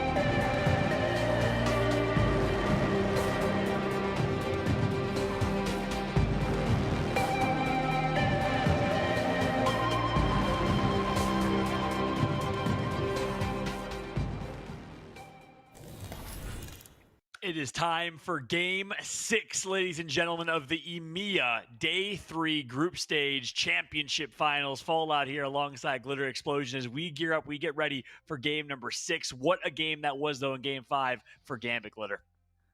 Yeah, I mean, and they needed it, right? I mean, they were really struggling here today. Leading up to that game, they only had 2 points on the entire day. And then out of nowhere, they get the 17 kill win, matching the most kills that we've seen in a game yet so far. I mean, that's the Gambit we're looking for. That's the Gambit we know and love, by the way. And the way that they did it was the most insane part. Hardeki last alive for his team. It's probably, we say maybe the best player in the world. You got to say probably one of the most clutch players in the world. The performance right there to keep his team alive. They get healed back. And then, of course, they're just armor swapping their way to success there in the late game. Gambit does it in Group A versus D. On the flip side, though, we also have Groups B versus C going on. So for those that aren't aware, we have 2 matches going on today, Group A versus D and B versus C. Let's take a look at the overall standings from B and C, and it's been the story continued for Reply Totem Esport, the Italian esports organization featuring 2 Frenchmen and the Italian himself in Sharp. They lead the way with 63 ahead of Navi and Endeavor in second and third, Glitter. Yeah, I mean, Totem has had a very consistent day for themselves. 3 of their matches so far have been top 3 finishes, so they are very deserving of their number 1 spot here on this leaderboard. Navi, another team that we definitely were looking at overall for, our group stage here leading into finals, able to jump up quite a few spots there after that last match, second place finish, following up a first place finish for Navi. So we're seeing a lot of consistency out of some of those teams in the other groups. I believe Top Dogs also having a very strong day in general. So huge shout out to them. That's right. And that's actually really big for Navi. The reason it's so important every single game counts is not only does top 20 qualify for the championship finals next weekend with $2.5 million at stake, but the top 10 seeds in overall points going into those championship finals will be rewarded with a lead, with an advantage in the championship finals. Because you performed well in group stages, that's what's at stake. You get a head start. So the first seed coming out of this group stage, the team with the most amount of points, will start the tournament next weekend with 10 points. The second seed will have 9 points, third seed will have 8 points, and so on and so forth, all the way to the 10th seed. So every single placement counts. And for a team like Navi that came into today outside of the top 10, well, that's pretty big. They're currently sitting in 10th place with 120 points behind Underrated and Fire Beavers. If Navi can have a big game 6, they can find themselves even higher on that leaderboard. Yeah, I mean that's a really important thing to point out, Fallout, that at this point, okay, we're in the last game of our last day of group stages. Every single thing counts, whether that is an additional placement point, an additional KP, because we've seen too many times where it is 1 point that is that deciding factor. So you don't want to leave a single point on the table. That is right. And guess what? Game 6, your last opportunity to get some points is here. Ladies and gentlemen in the chat, blow it up right now. Let us know which team you want to win. You want Gambit? You want Alliance? Which team will perform in this game number 6? Let us know. Manifest it. Glitter and I have been manifesting things, zones, players, literally for the past 2 days. Honestly, I don't know how we do it, but I'm here for it because it's been incredibly entertaining. You and I both. But let us know in the chat. I want to take this moment to give a big shout out to every single one of y'all in the chat. It's been a blast hanging out with every single one of you guys today. Fallout here alongside Glitter Explosion, ready to call the action. We want to hear your thoughts as well. Make sure to tweet using hashtag ALGS. Tweet at us at Fallout with 2 T's, at Glitter Explosion. Would love to hear your thoughts and your predictions. I'll read as many tweets as I get throughout the game here. Game 6 is ready. The last game of the series, and so far we have had an absolute show. Game number 4, we saw a 1 versus 1 with 7 Ozis of Magicians clutching up in the most ridiculous performance. We've seen Gambit make play after play. We saw an insane game 1 from Alliance come out strong. We have seen everything so far, Glitter. It has been an amazing day of action. Yeah, I mean, and we keep seeing more of that Loba action. Loba being a very strong pick for our teams here in the EMEA region, and we've loved to see, I feel like what started off as an off-meta pick, but has just been so successful now throughout the entirety of the tournament so far that I'm slowly leaning towards not calling her so off-meta. We can see there the zones do pop on the southeastern edge of the map yet again, favoring Flavor of the Month heavily. Will they be able to utilize it a little bit better this time around? Gambit, I mean, you had just said we're checking in with Gambit again. Now they've got the zone in their favor. Will it be the exact same situation in that circular building for them, do you think? Yeah, and I wonder, because this zone's pulling even further south. And we both thought it was going to be a Flavor of the Month finish in that game last time, and it ended up not being the case. But it's pulling even further, so I wonder how Gambit's going to play this, if they play still in their building, or if they decide to play for a heavy rotation over to Lava City. They're one of the fastest teams that can get there, so we'll see. Meanwhile, speaking of teams that are on the south side that need to rotate fast, we have Alliance, and we've been hearing from him all day long. We actually have a chance to catch some last words, some more words from Hockeys. It's very hard to have a rival in a battle royale, so I honestly don't think we have one at the moment. The top 5 teams in Europe are pretty close in skills, so I don't necessarily think we have a specific rival. It's more of a top 5 rivalry between all the teams in Europe, so I don't think there's a specific team in general. I'm looking forward to the championship, and I'm looking forward to taking #1 spot again. There you have it. It's perspective on the top teams in the competition in Europe. He's right, though. It's really 5 teams, maybe even more in Europe that can compete for a top spot, and they're all kind of rivals amongst themselves. And I'd throw Scars, Alliance, Gambit, Flavor of the Month. You got to maybe consider Aqualix in that mix and a variety of other teams. New Esports, though, well, they've proved alongside Totem that they are probably in that mix as well. Yeah, I love that he actually phrased it that way, because it honestly couldn't be any more true. And we've seen it illustrated day after day with just how close and hard fought a battle it's been for our entire EMEA region across all of our group stages so far. I mean, I agree 100% with him. At this point, it's anybody's game. Every time we've seen a game, we've had a new team winning, especially teams that needed some of those points. We saw an insanely strong performance coming out of Magician, so it's so hard to call. Take a look at Flavor of the Month quickly over in Lava City. Meanwhile, New Esports, the story of the tournament so far in my eyes, gonna start strong with the kill on Rondon. That's Tyler, none other than the kill leader in all of Europe right now. Tyler is leading the way with 20 kills across 3 days. The second place, well, it's Bryn. 2 players that don't get nearly enough recognition or respect. Bryn playing on the Endeavor squad. He's in second place with 16 kills, but Tyler is the overall kill leader, and you just saw a little glimpse of it right there. Tyler's been playing out of his mind. Yeah, I don't know how he managed to catch Rondon out of position there. I mean, that's going to be a huge loss for Game of Drones. Game of Drones being one of those teams that was top 2 in game number 4 up against Magicians, a squad that we have checked in with multiple times before in the past, but that's definitely going to be a rough loss for them early on. But as we check in with Gambit, it seems like they are potentially taking out 303. Oh my goodness. And this is how Game of wants to play this. They like picking their fights on the edge of the zone, and obviously they can play on dead side here without as much risk for third party because teams aren't going to be rotating. Take a look at windows there. Meanwhile, take a look at Leogri finding this opportunity to pick this fight if they do choose so, but keep in mind there's a couple teams nearby, Flavor of the Month and others, that might decide to third party this, but I think this is overall a great fight for Gambit if they want to take it. They got to take it soon. Yeah, I mean, we've already lost a squad. You see, okay, I'm sorry, I correct myself. We've lost 2 squads already, most likely on these rotations, and we knew that this was going to be a difficult zone for a lot of these teams to get in. One, not only because they've seen it so many times, so they know what to expect out of those rotations from those teams at this point, but also because it is one of the harder to hold areas with how few hard cover options there are, given how many teams are so close to that area. But 2 squads down already this early on in our final match. That's huge KP for the teams that did manage to get it, and that's definitely going to put whoever went down on the back foot here if they were one of those squads that was fighting for extra points. Meanwhile, can we take a look and see how fast Aqualix rotated? By the way, they dropped Fragment East, the fastest rotating team, in my opinion, of all of Apex Legends. Nasky loves to lead his teams that way. That's the formula for success that they found with Pathfinder, Wraith, and Gibraltar way back when, one of the first teams to run that comp. Early on in the online tournaments, they grinded from the bottom, worked their way to the top. Nasky Strafe Udell ended up winning the Summer Circuit playoffs last summer, and that same formula works for them here. But they got Gambit nearby in Dome, and it's going to be a fight that's going to break out here. Hardeki takes out Willem.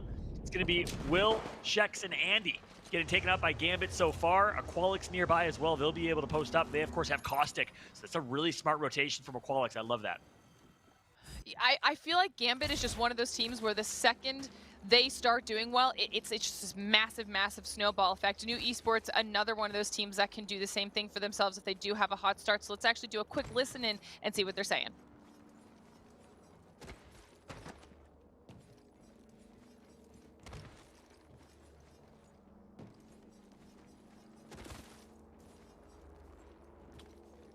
going down. Long side is actually not a good idea. Eh? Actually, I thought it was.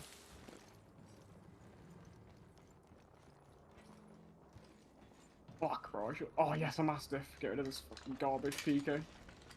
No, PK is not garbage. Oh, garbage, bro. That's so bad. Go right side. Yeah.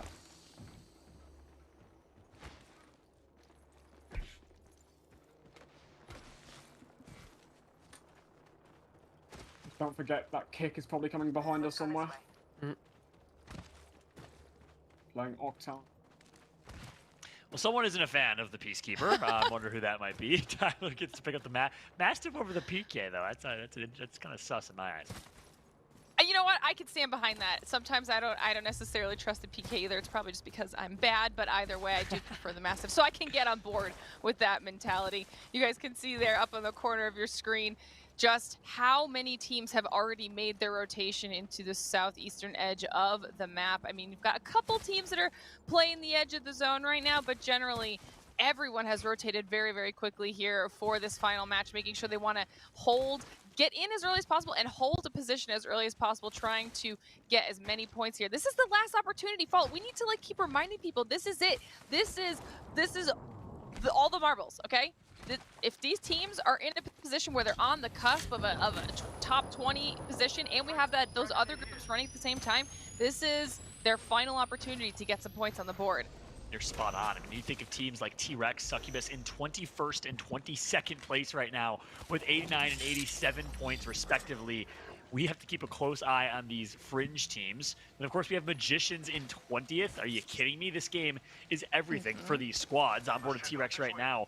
All pressure on these guys. This has been the rising star team of 2021 in my eyes. Zerifer, former competitive Apex player, switches to Valorant, comes back to Apex in the middle of the winter circuit, and finds success alongside Zerifer and Dippities.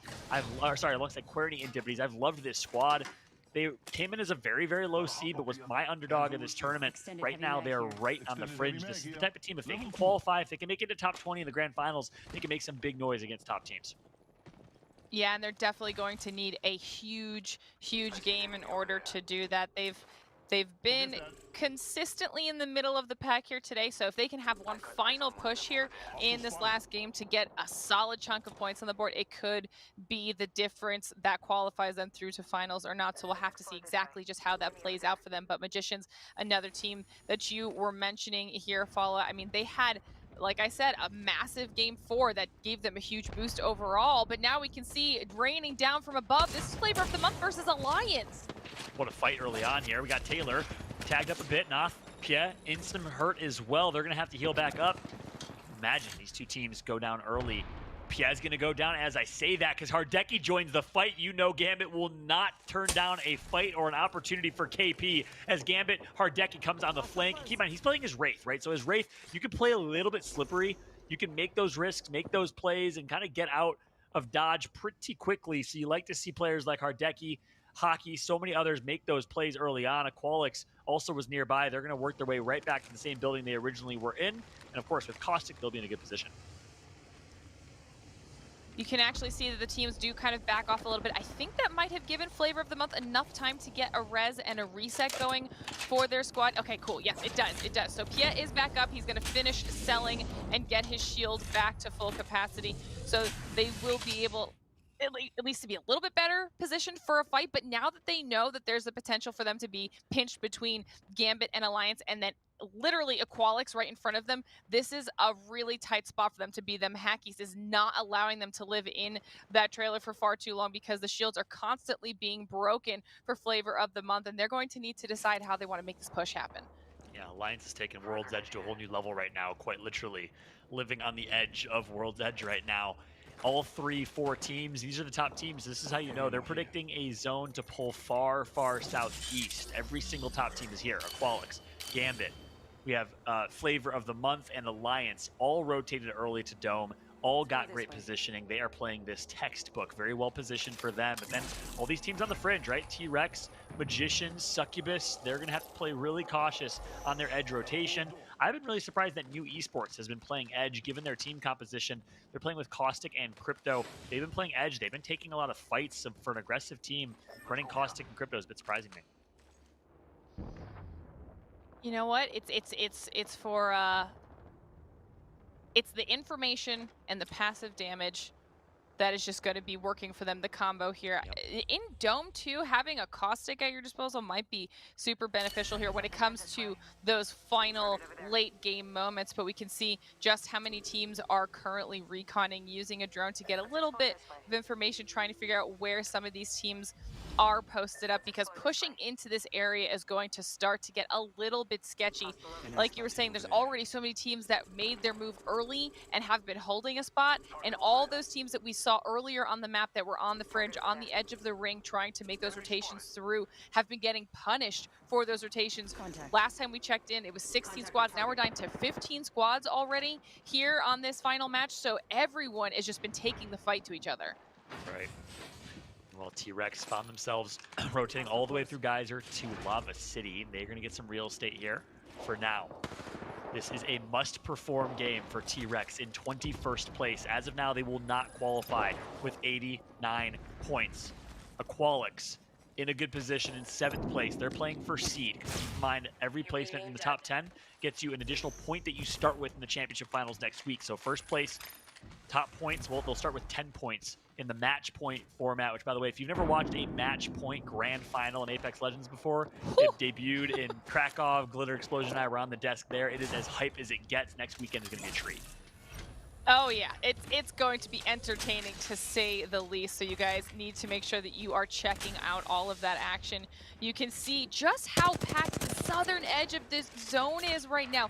Literally almost all of the squads are there, and they're going to start having to battle it out here real soon. T-Rex about to potentially take an engagement. They know that there is a squad very, very close to them, and they're trying to decide how they want to handle it. Crypto drones are everywhere trying to get some more information. You can still see the kill feed, just how many people are starting to be taken out right now. That's right. Meanwhile, we're on board with Magicians, getting intel, finding a team that's maybe lurking, and there's going to be one. You see the call out come through with Magicians. Magicians truly playing edge of the ring right now, trying to pick as many kills as they possibly can. T-Rex needs to decide if they take this fight. 3v3, a couple teams nearby, might cause them death by third party. Probably not the wisest decision, but so many teams are already in Dome. Look at Gambit right now in the center of the map right there at the top left of your screen. They are just gatekeeping all the teams that are going to be coming from Lava City. Only Gambit can pull that off, by the way, playing in such a tight position. They're going to be gatekeeping entirely over in Lava City. We'll keep a close eye on it. Yeah, we're definitely going to be keeping a close eye on that, and a close eye on T-Rex and Magicians, as they are some of those cusp teams that we are trying to find out, how they're going to be doing for themselves here. Are they going to be able to get those last few points that they need to solidify themselves into the finals? Every decision that they start making from here on out will be the determining factor as to whether or not they get to participate in the EMEA finals.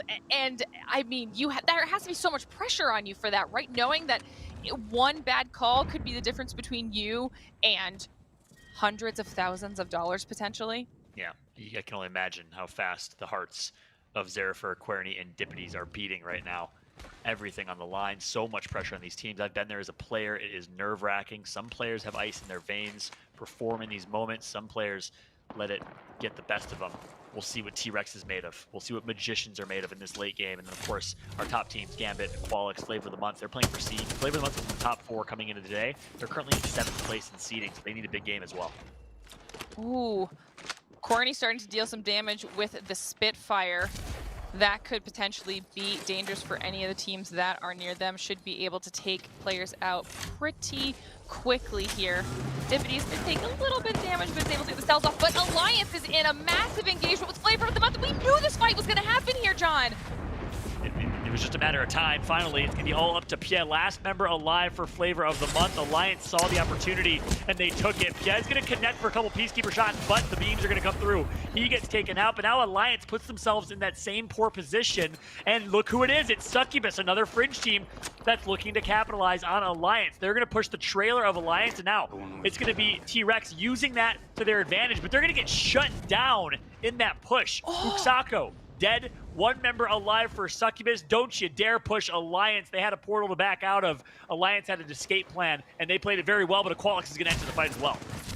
Aqualix saw all of that damage going down and decided they wanted to push, and they are able to clean up some of the Succubus players and do a significant amount of damage onto Alliance as well, and that's going to be huge for Aqualix, needing to maintain any positioning they have. T-Rex here is currently making a huge rotation towards the zone, trying to keep themselves safe in the process. I knew that spot with Alliance and Aqualix, a Flavor of the Month, was about to be dangerous, and right now Alliance has managed to come out on top. I believe you saw 7, 8, 9 now in that trailer, and Aqualix starting to be able to deal some damage themselves. I think a revive, actually mobile respawn right there, just came through for Hockey, so he's back in it. They've been taking advantage of that. Meanwhile, New Esports gets taken out by the Ring. I saw Courtney get a kill on New earlier, and Courtney's gonna get taken down by Hardeki, though. It might be Gambit who reigns on the parade of T-Rex. Courtney is out. That leaves two members, Dippities, the Swede alongside Zerifer to hold it down. Zerifer from Slovakia still alive for now. 10 squads remain, and keep an eye on the right side of your screen there. We have 789 ATK from South Africa still alive. Alliance, and it's going to be Gambit that just continues to take out teams on the fringe, just absolutely ending their dreams. Oh my god, I have no idea how this is going to turn out for all of them, but Alliance is in the middle of a massive fight right now. They're taking damage from ATK on the outside, knowing that 789 is inside this trailer, and they are trying to reset as much as possible. I mean, Vice is trying to deal a couple sniper shots, if he can, worth of damage, but they are in a tight corner there. Gambit has a nice reset going for themselves and starting to push up on this engagement as well, seeing if they can maybe clear out any of these kills ahead of time. This might be Gambit's fight to take. Yeah, meanwhile, Gambit, everyone is in such a tight position. Gambit's just chilling, full HP, roaming around the map, taking out whoever they want freely. Meanwhile, Zerifer gets taken out by Yuki in the kill feed. All eyes on Hardeki now. He's going to push up here, gets a great grenade in, and that's going to be Hardeki taking out his CIS compadres with that 789 with a few kills. They are now the kill leaders. Scars still alive as well as Taishin takes out 303. Nice shot from Gambit. They get at least one, but as Desu, Xania is still alive, Believe Rock out, Alliance somehow still alive as well. This is going to be a battle of attrition. It's all going to come down to, are there enough resources or enough time and space to make the push? Hardeki is not going to allow any of these teams to get a reset going. Hardeki, you are an animal. Flakes gets 3, lets his teammates clean up the rest of 7, 8, 9. Gambit is playing on fire right now, led by the IGL and Hardeki. Meanwhile, 4 squads remain. Dippities is out. That's a 5th place finish for T-Rex. Will it be enough? We have Scars. We have Gambit. I believe Alliance still alive as well. Our top titans of EU still in this one. And guess what? The last team is Aqualix and Magicians. I take it back. Magicians needed to go big in this game, and they certainly have so far. Oh my god, this could be massive for Magicians when you take into consideration the T-Rex is out, Succubus is out. If Magicians can stay alive long enough, this might be the moment where they're able to surpass some of those fringe teams. These might be the very points that they need. They know that there is a team right above them. They need to decide if they want to push inside this building. For now, they're going to try and clear out any of those caustic tracks that might be blocking the doors or dealing some potential damage. We can see an overview here of every single team and exactly where they're holding. Gambit is damaged, but they do come out on top in that final Alliance 7, 8, 9 Insanity engagement there in the corner, going to be getting their heels off, while every other team is now in some portion of this building and trying to hold it down, with Taishin up above trying to scout for a little bit for Scars. Here's what's at stake here. 2 things. 1, seeding, top 10, and an advantage to head start the grand finals next weekend for Scars, for Gambit, and for Aqualix. 2 is Magicians and their opportunity to qualify, as they're currently in 21st place outside of the top 20. Magicians trying to at least make it. Gambit, Scars, and Aqualix trying to give themselves as much of an advantage in the grand finals next weekend for $2.5 million as possible. Gambit's in 4th place, Aqualix in 7th, and Scars is in 5th place right now. They could leapfrog into the top 4 if they perform here, if the big win and a big finish. I honestly have no idea how this is all going to play out. Gambit is definitely on the outskirts, and as I say that, you see Taishin trying to deal some damage with the Valkyrie onto Gambit, knowing exactly where they are located, and then does decide to drop down onto the roof with the rest of his team. But Gambit, they either have to push in or they have to hope that somebody inside starts an engagement that they can maybe capitalize. Push in or they have to hope that somebody inside starts an engagement that they can maybe capitalize off of. It looks like they decide they're going to go for a push. And ultimates are going to come through. No Revenant in EU. We saw it, of course, in North America, silencing Gibraltar in late game. Maliwan tosses his ultimate, I believe. Gambit pushing up slowly but surely, and I got to think, Gambit can just slow play this. Nice dome play right there. Let the other teams fight. Gambit can win this, but the crypto effect is going to come through. RPR pushing wide right. RPR also from Croatia right now with the wide right flank. Magicians on high ground, getting some good shots in. Magicians looking to secure a spot in the grand finals, take high ground. They dome shield up, they heal back up, and all four teams are still alive. Hardeki takes out Mandy. Taishin gets knocked by Artico, so leave it none other than Gambit to shut down Scars on the push. RPR last alive. That was an impressive save for themselves there for Gambit, making sure that they are able to force off RPR and hold their position behind those crates. Shield cracks do come out with the thermites and more EMPs breaking that Gibby bubble and the safety that Gambit was hoping they could maintain, forcing them into the open. That's not going to be good for Gambit. Magicians is holding an insanely strong position up here on the top of this building. But somehow Artico is going to absolutely beam one member of the Magicians. That's 7 Oz. He's going to get knocked here. So Disbelief and Maliwan, the last two hopes for the Magicians, using that gray shield to their advantage. Good luck and goodbye to that. Here comes the push. Wide left for Disbelief. He connects for a few shots, but he gets knocked. And there you have it. It's going to be Maliwan getting taken down as well. RPR, I think, is still alive as a rat, but no. Aqualix does it. I take that back. They are your champions. From the 7th seed to potentially top 5, Aqualix goes big when it matters the most. They had the farthest rotation from Fragment East. They rotate all the way to Dome faster than lightning, and they secure a first place finish. If you are a fan of Nasky, Yuki, and Dell, blow it up in the chat right now for Aqualix as they go big, Glitter.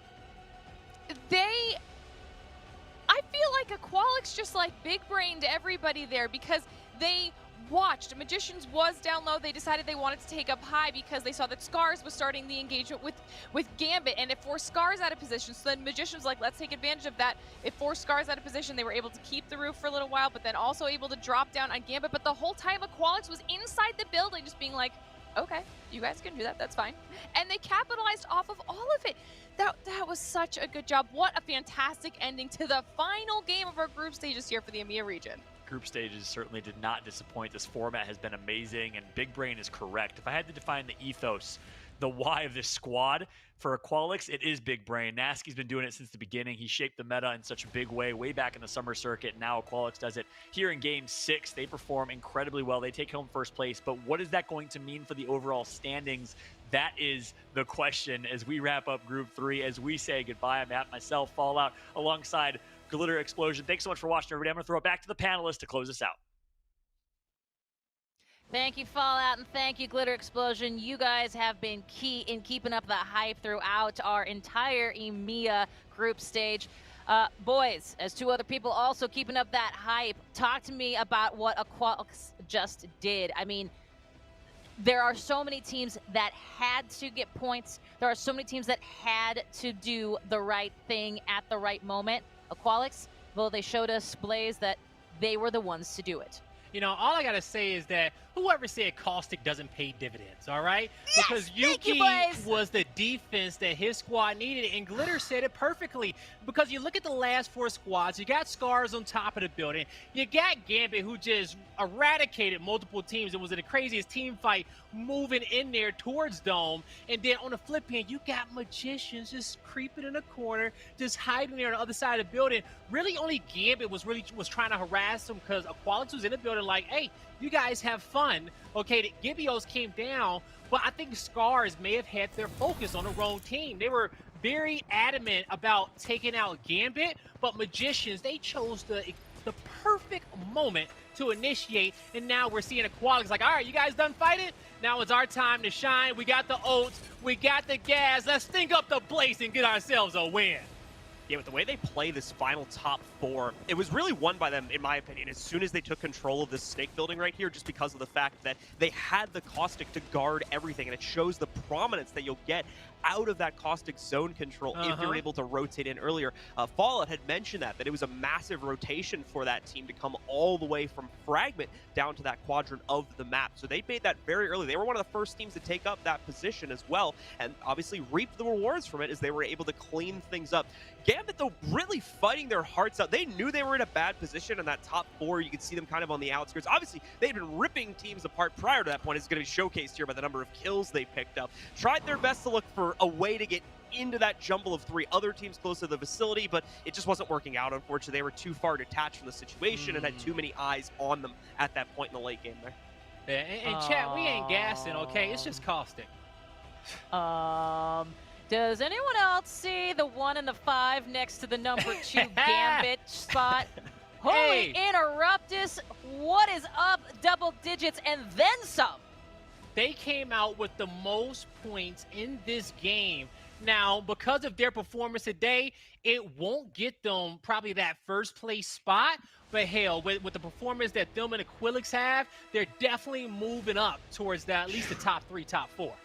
And with these 55 points they're going to be picking up here from today's group playoff, that's going to leave them in still a very comfortable position overall. As I believe they were close to the top 5, if not top 3 of the overall top 40 standings when you combine all 4 of these groups. So Gambit going to be in very comfortable positioning. Magicians, obviously, with some massive gains here as they had 2 very big games. One of them coming off that massive clutch from Tosses, which we'll get to talk more about that in a second. And obviously the win here from Aquilix, pushing them up pretty heavily as well.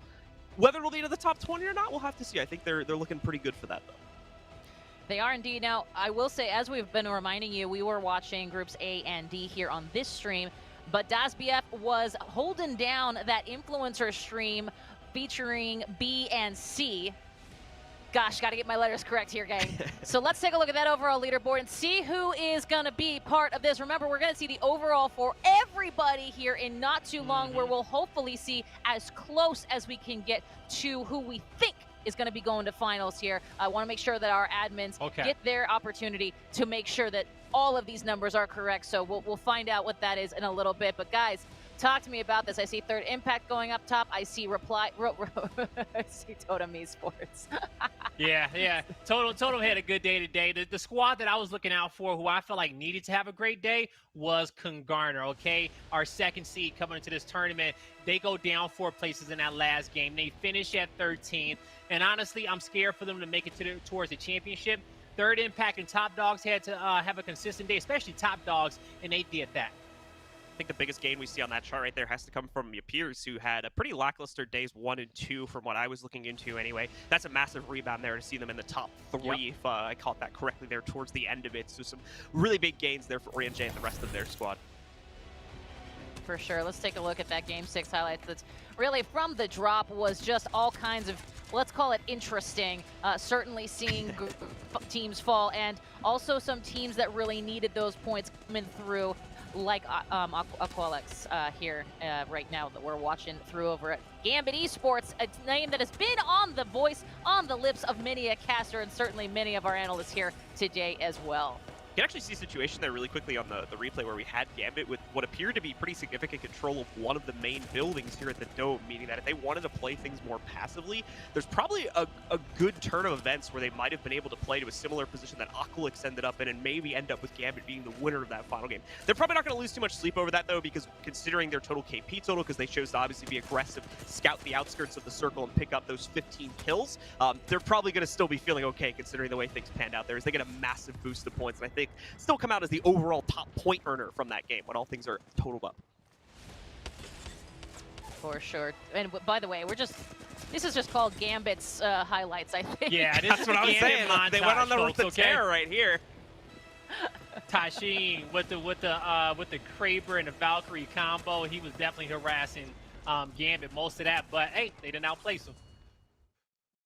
I mean, that's exactly how, I mean, to go back to Gambit, that's exactly how you get double-digit kill points. You're just that good, and there's a reason we follow them, because they have made this lobby scarier than many others around.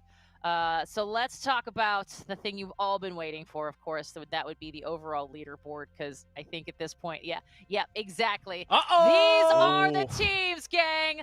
That is what we mean. So let me remind everybody, the top teams in each of their respective groups, they are punching their ticket automatically to our finals. And those teams are, Blaze, take us through.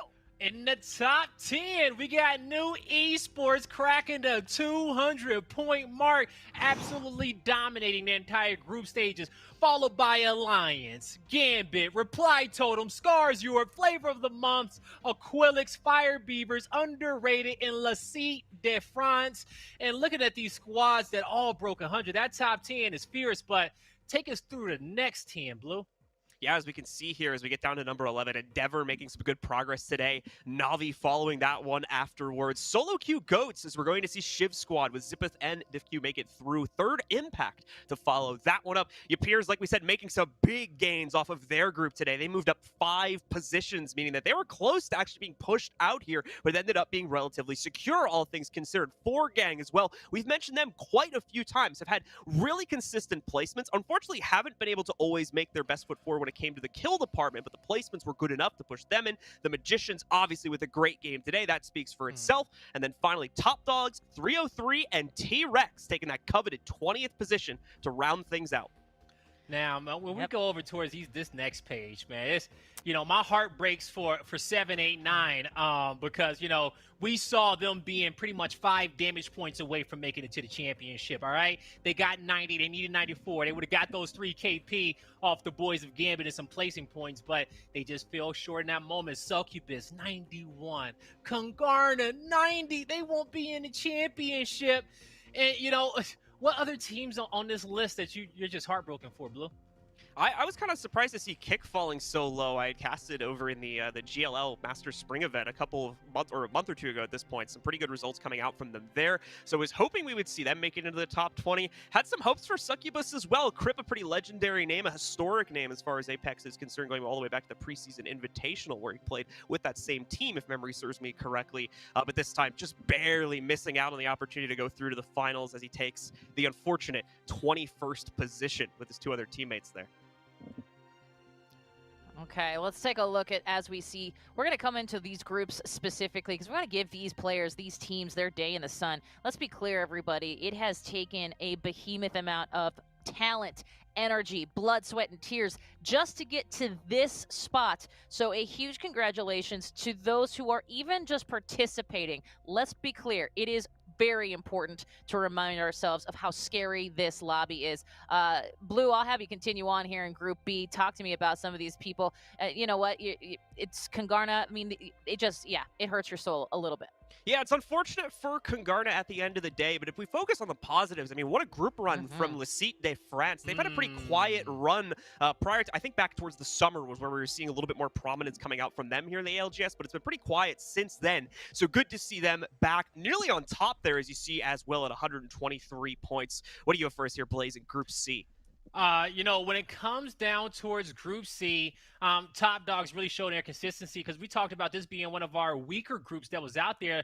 Less teams kind of making it from this one. We saw in Group A, 6 teams qualified. In Group B, it was 5 teams that qualified. And here, it was 4 teams that qualified from Group C. So I love the performance from Top Dogs. But, as we pass Group B, I want to say Yappers had a great performance today, and they needed to have a good one, as you mentioned earlier, Blue. But Group D, when it comes down to this one, 5 teams will qualify from D. So we had a nice balance from around every single group that we had. About the top 6 to 5 teams really just kind of that performed the best, moved on.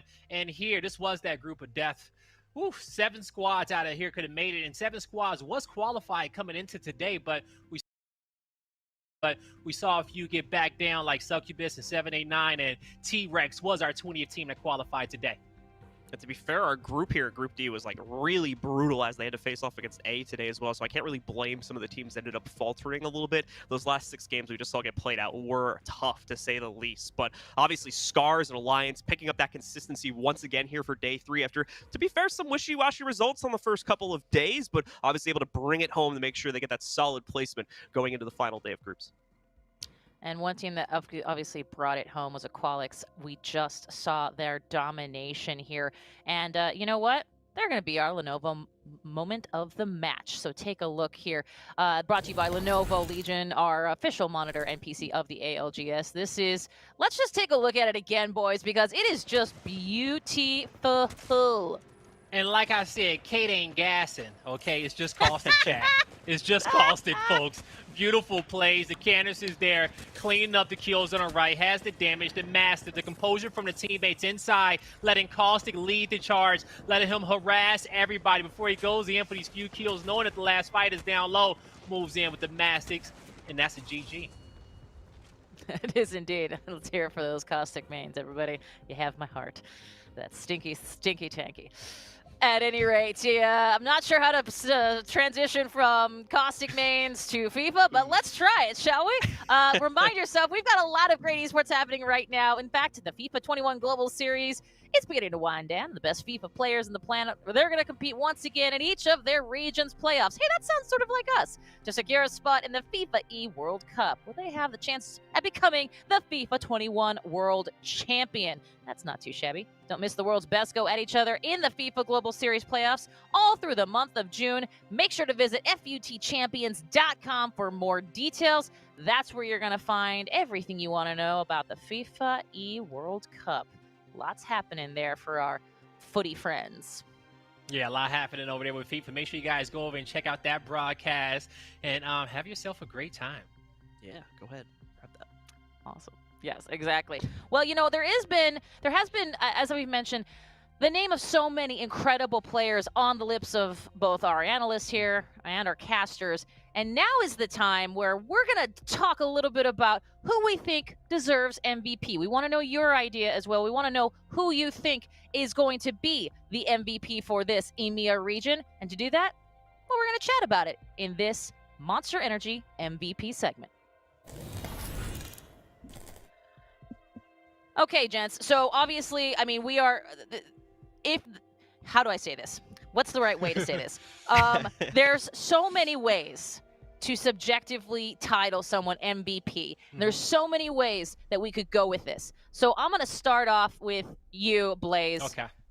We're going to give you the option. Blue, I know you're coming. I know you got one ready to go. But I need to know, Blaze, who is your MVP and why? And, you know, so I've been kind of giving a new MVP every single day just to keep the conversation moving and making sure that, you know, there is a variety of different players on everybody's name. And so today is going to be no different.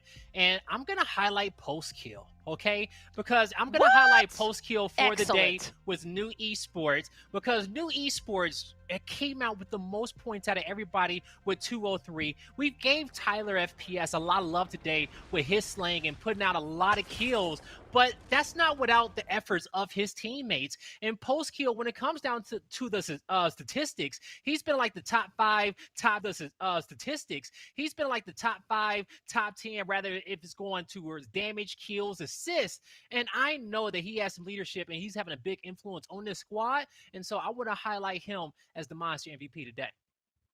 It's a bit of a tougher Blue, choice. tell me your thoughts. Yeah, for me, it's a little bit tougher today. Yesterday, it was easy. It was the Hardeki show. It's the Hardeki pick. You know, it just lines up right there. But it wasn't necessarily that case. To be fair, from Hardeki, to talk about him for a moment, those last 2 games, phenomenal stuff. And once again, showing what made me crown him, at least in my opinion, are up to that point MVP for the day. But the problem is he had so much competition today.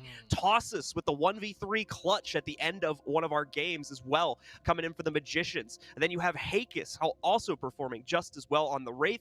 It's a tough choice to make.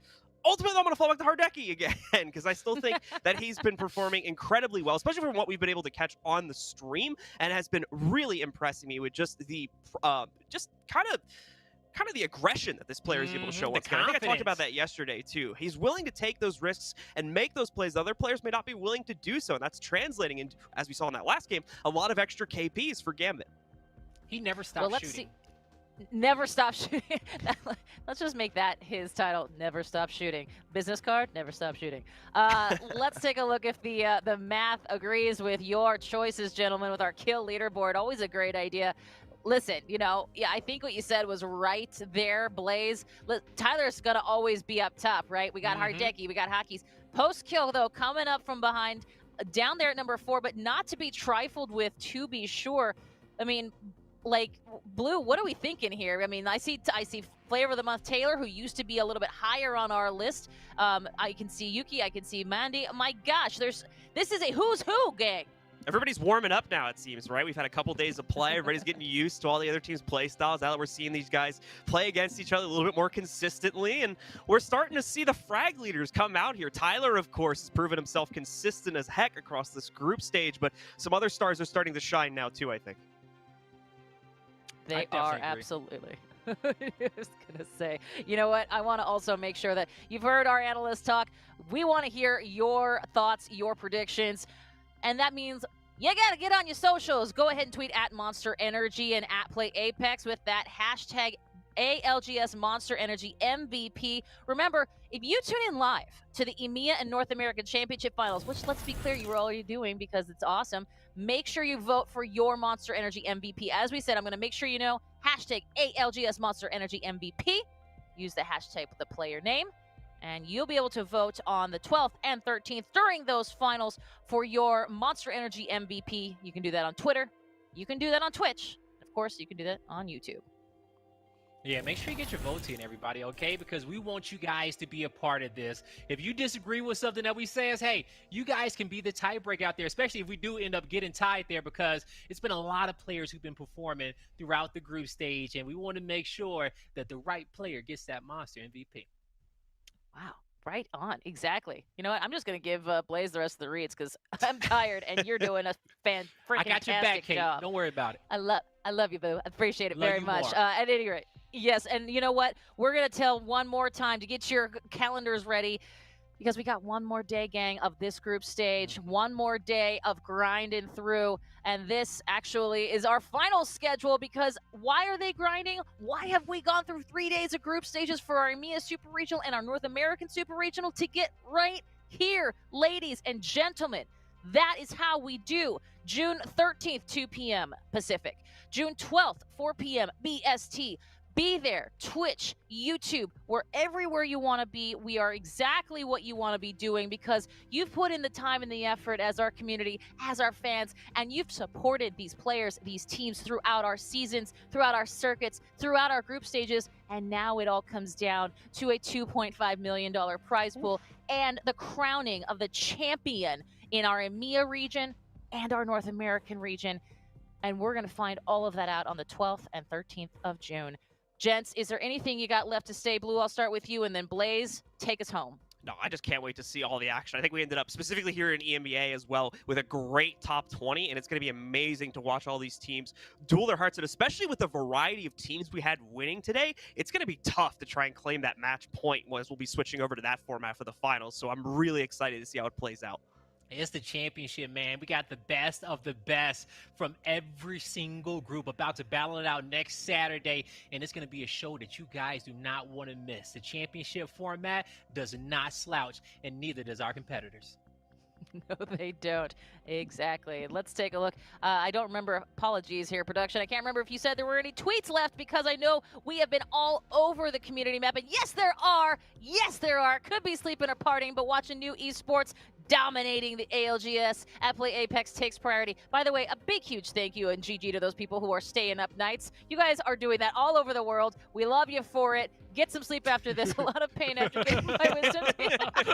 I love it. You know what? We're definitely an alternative medicine. I'll give you that. That's a gift. I had a tough week. Thankful to ALGS for providing some amazing gameplay and entertainment. Love and take care of each other. You know what? That is a great reminder. You know, Miss Rick, well done. Thank you so much for tuning in. And you know, you're absolutely right. Everybody stay safe, stay healthy, and love each other.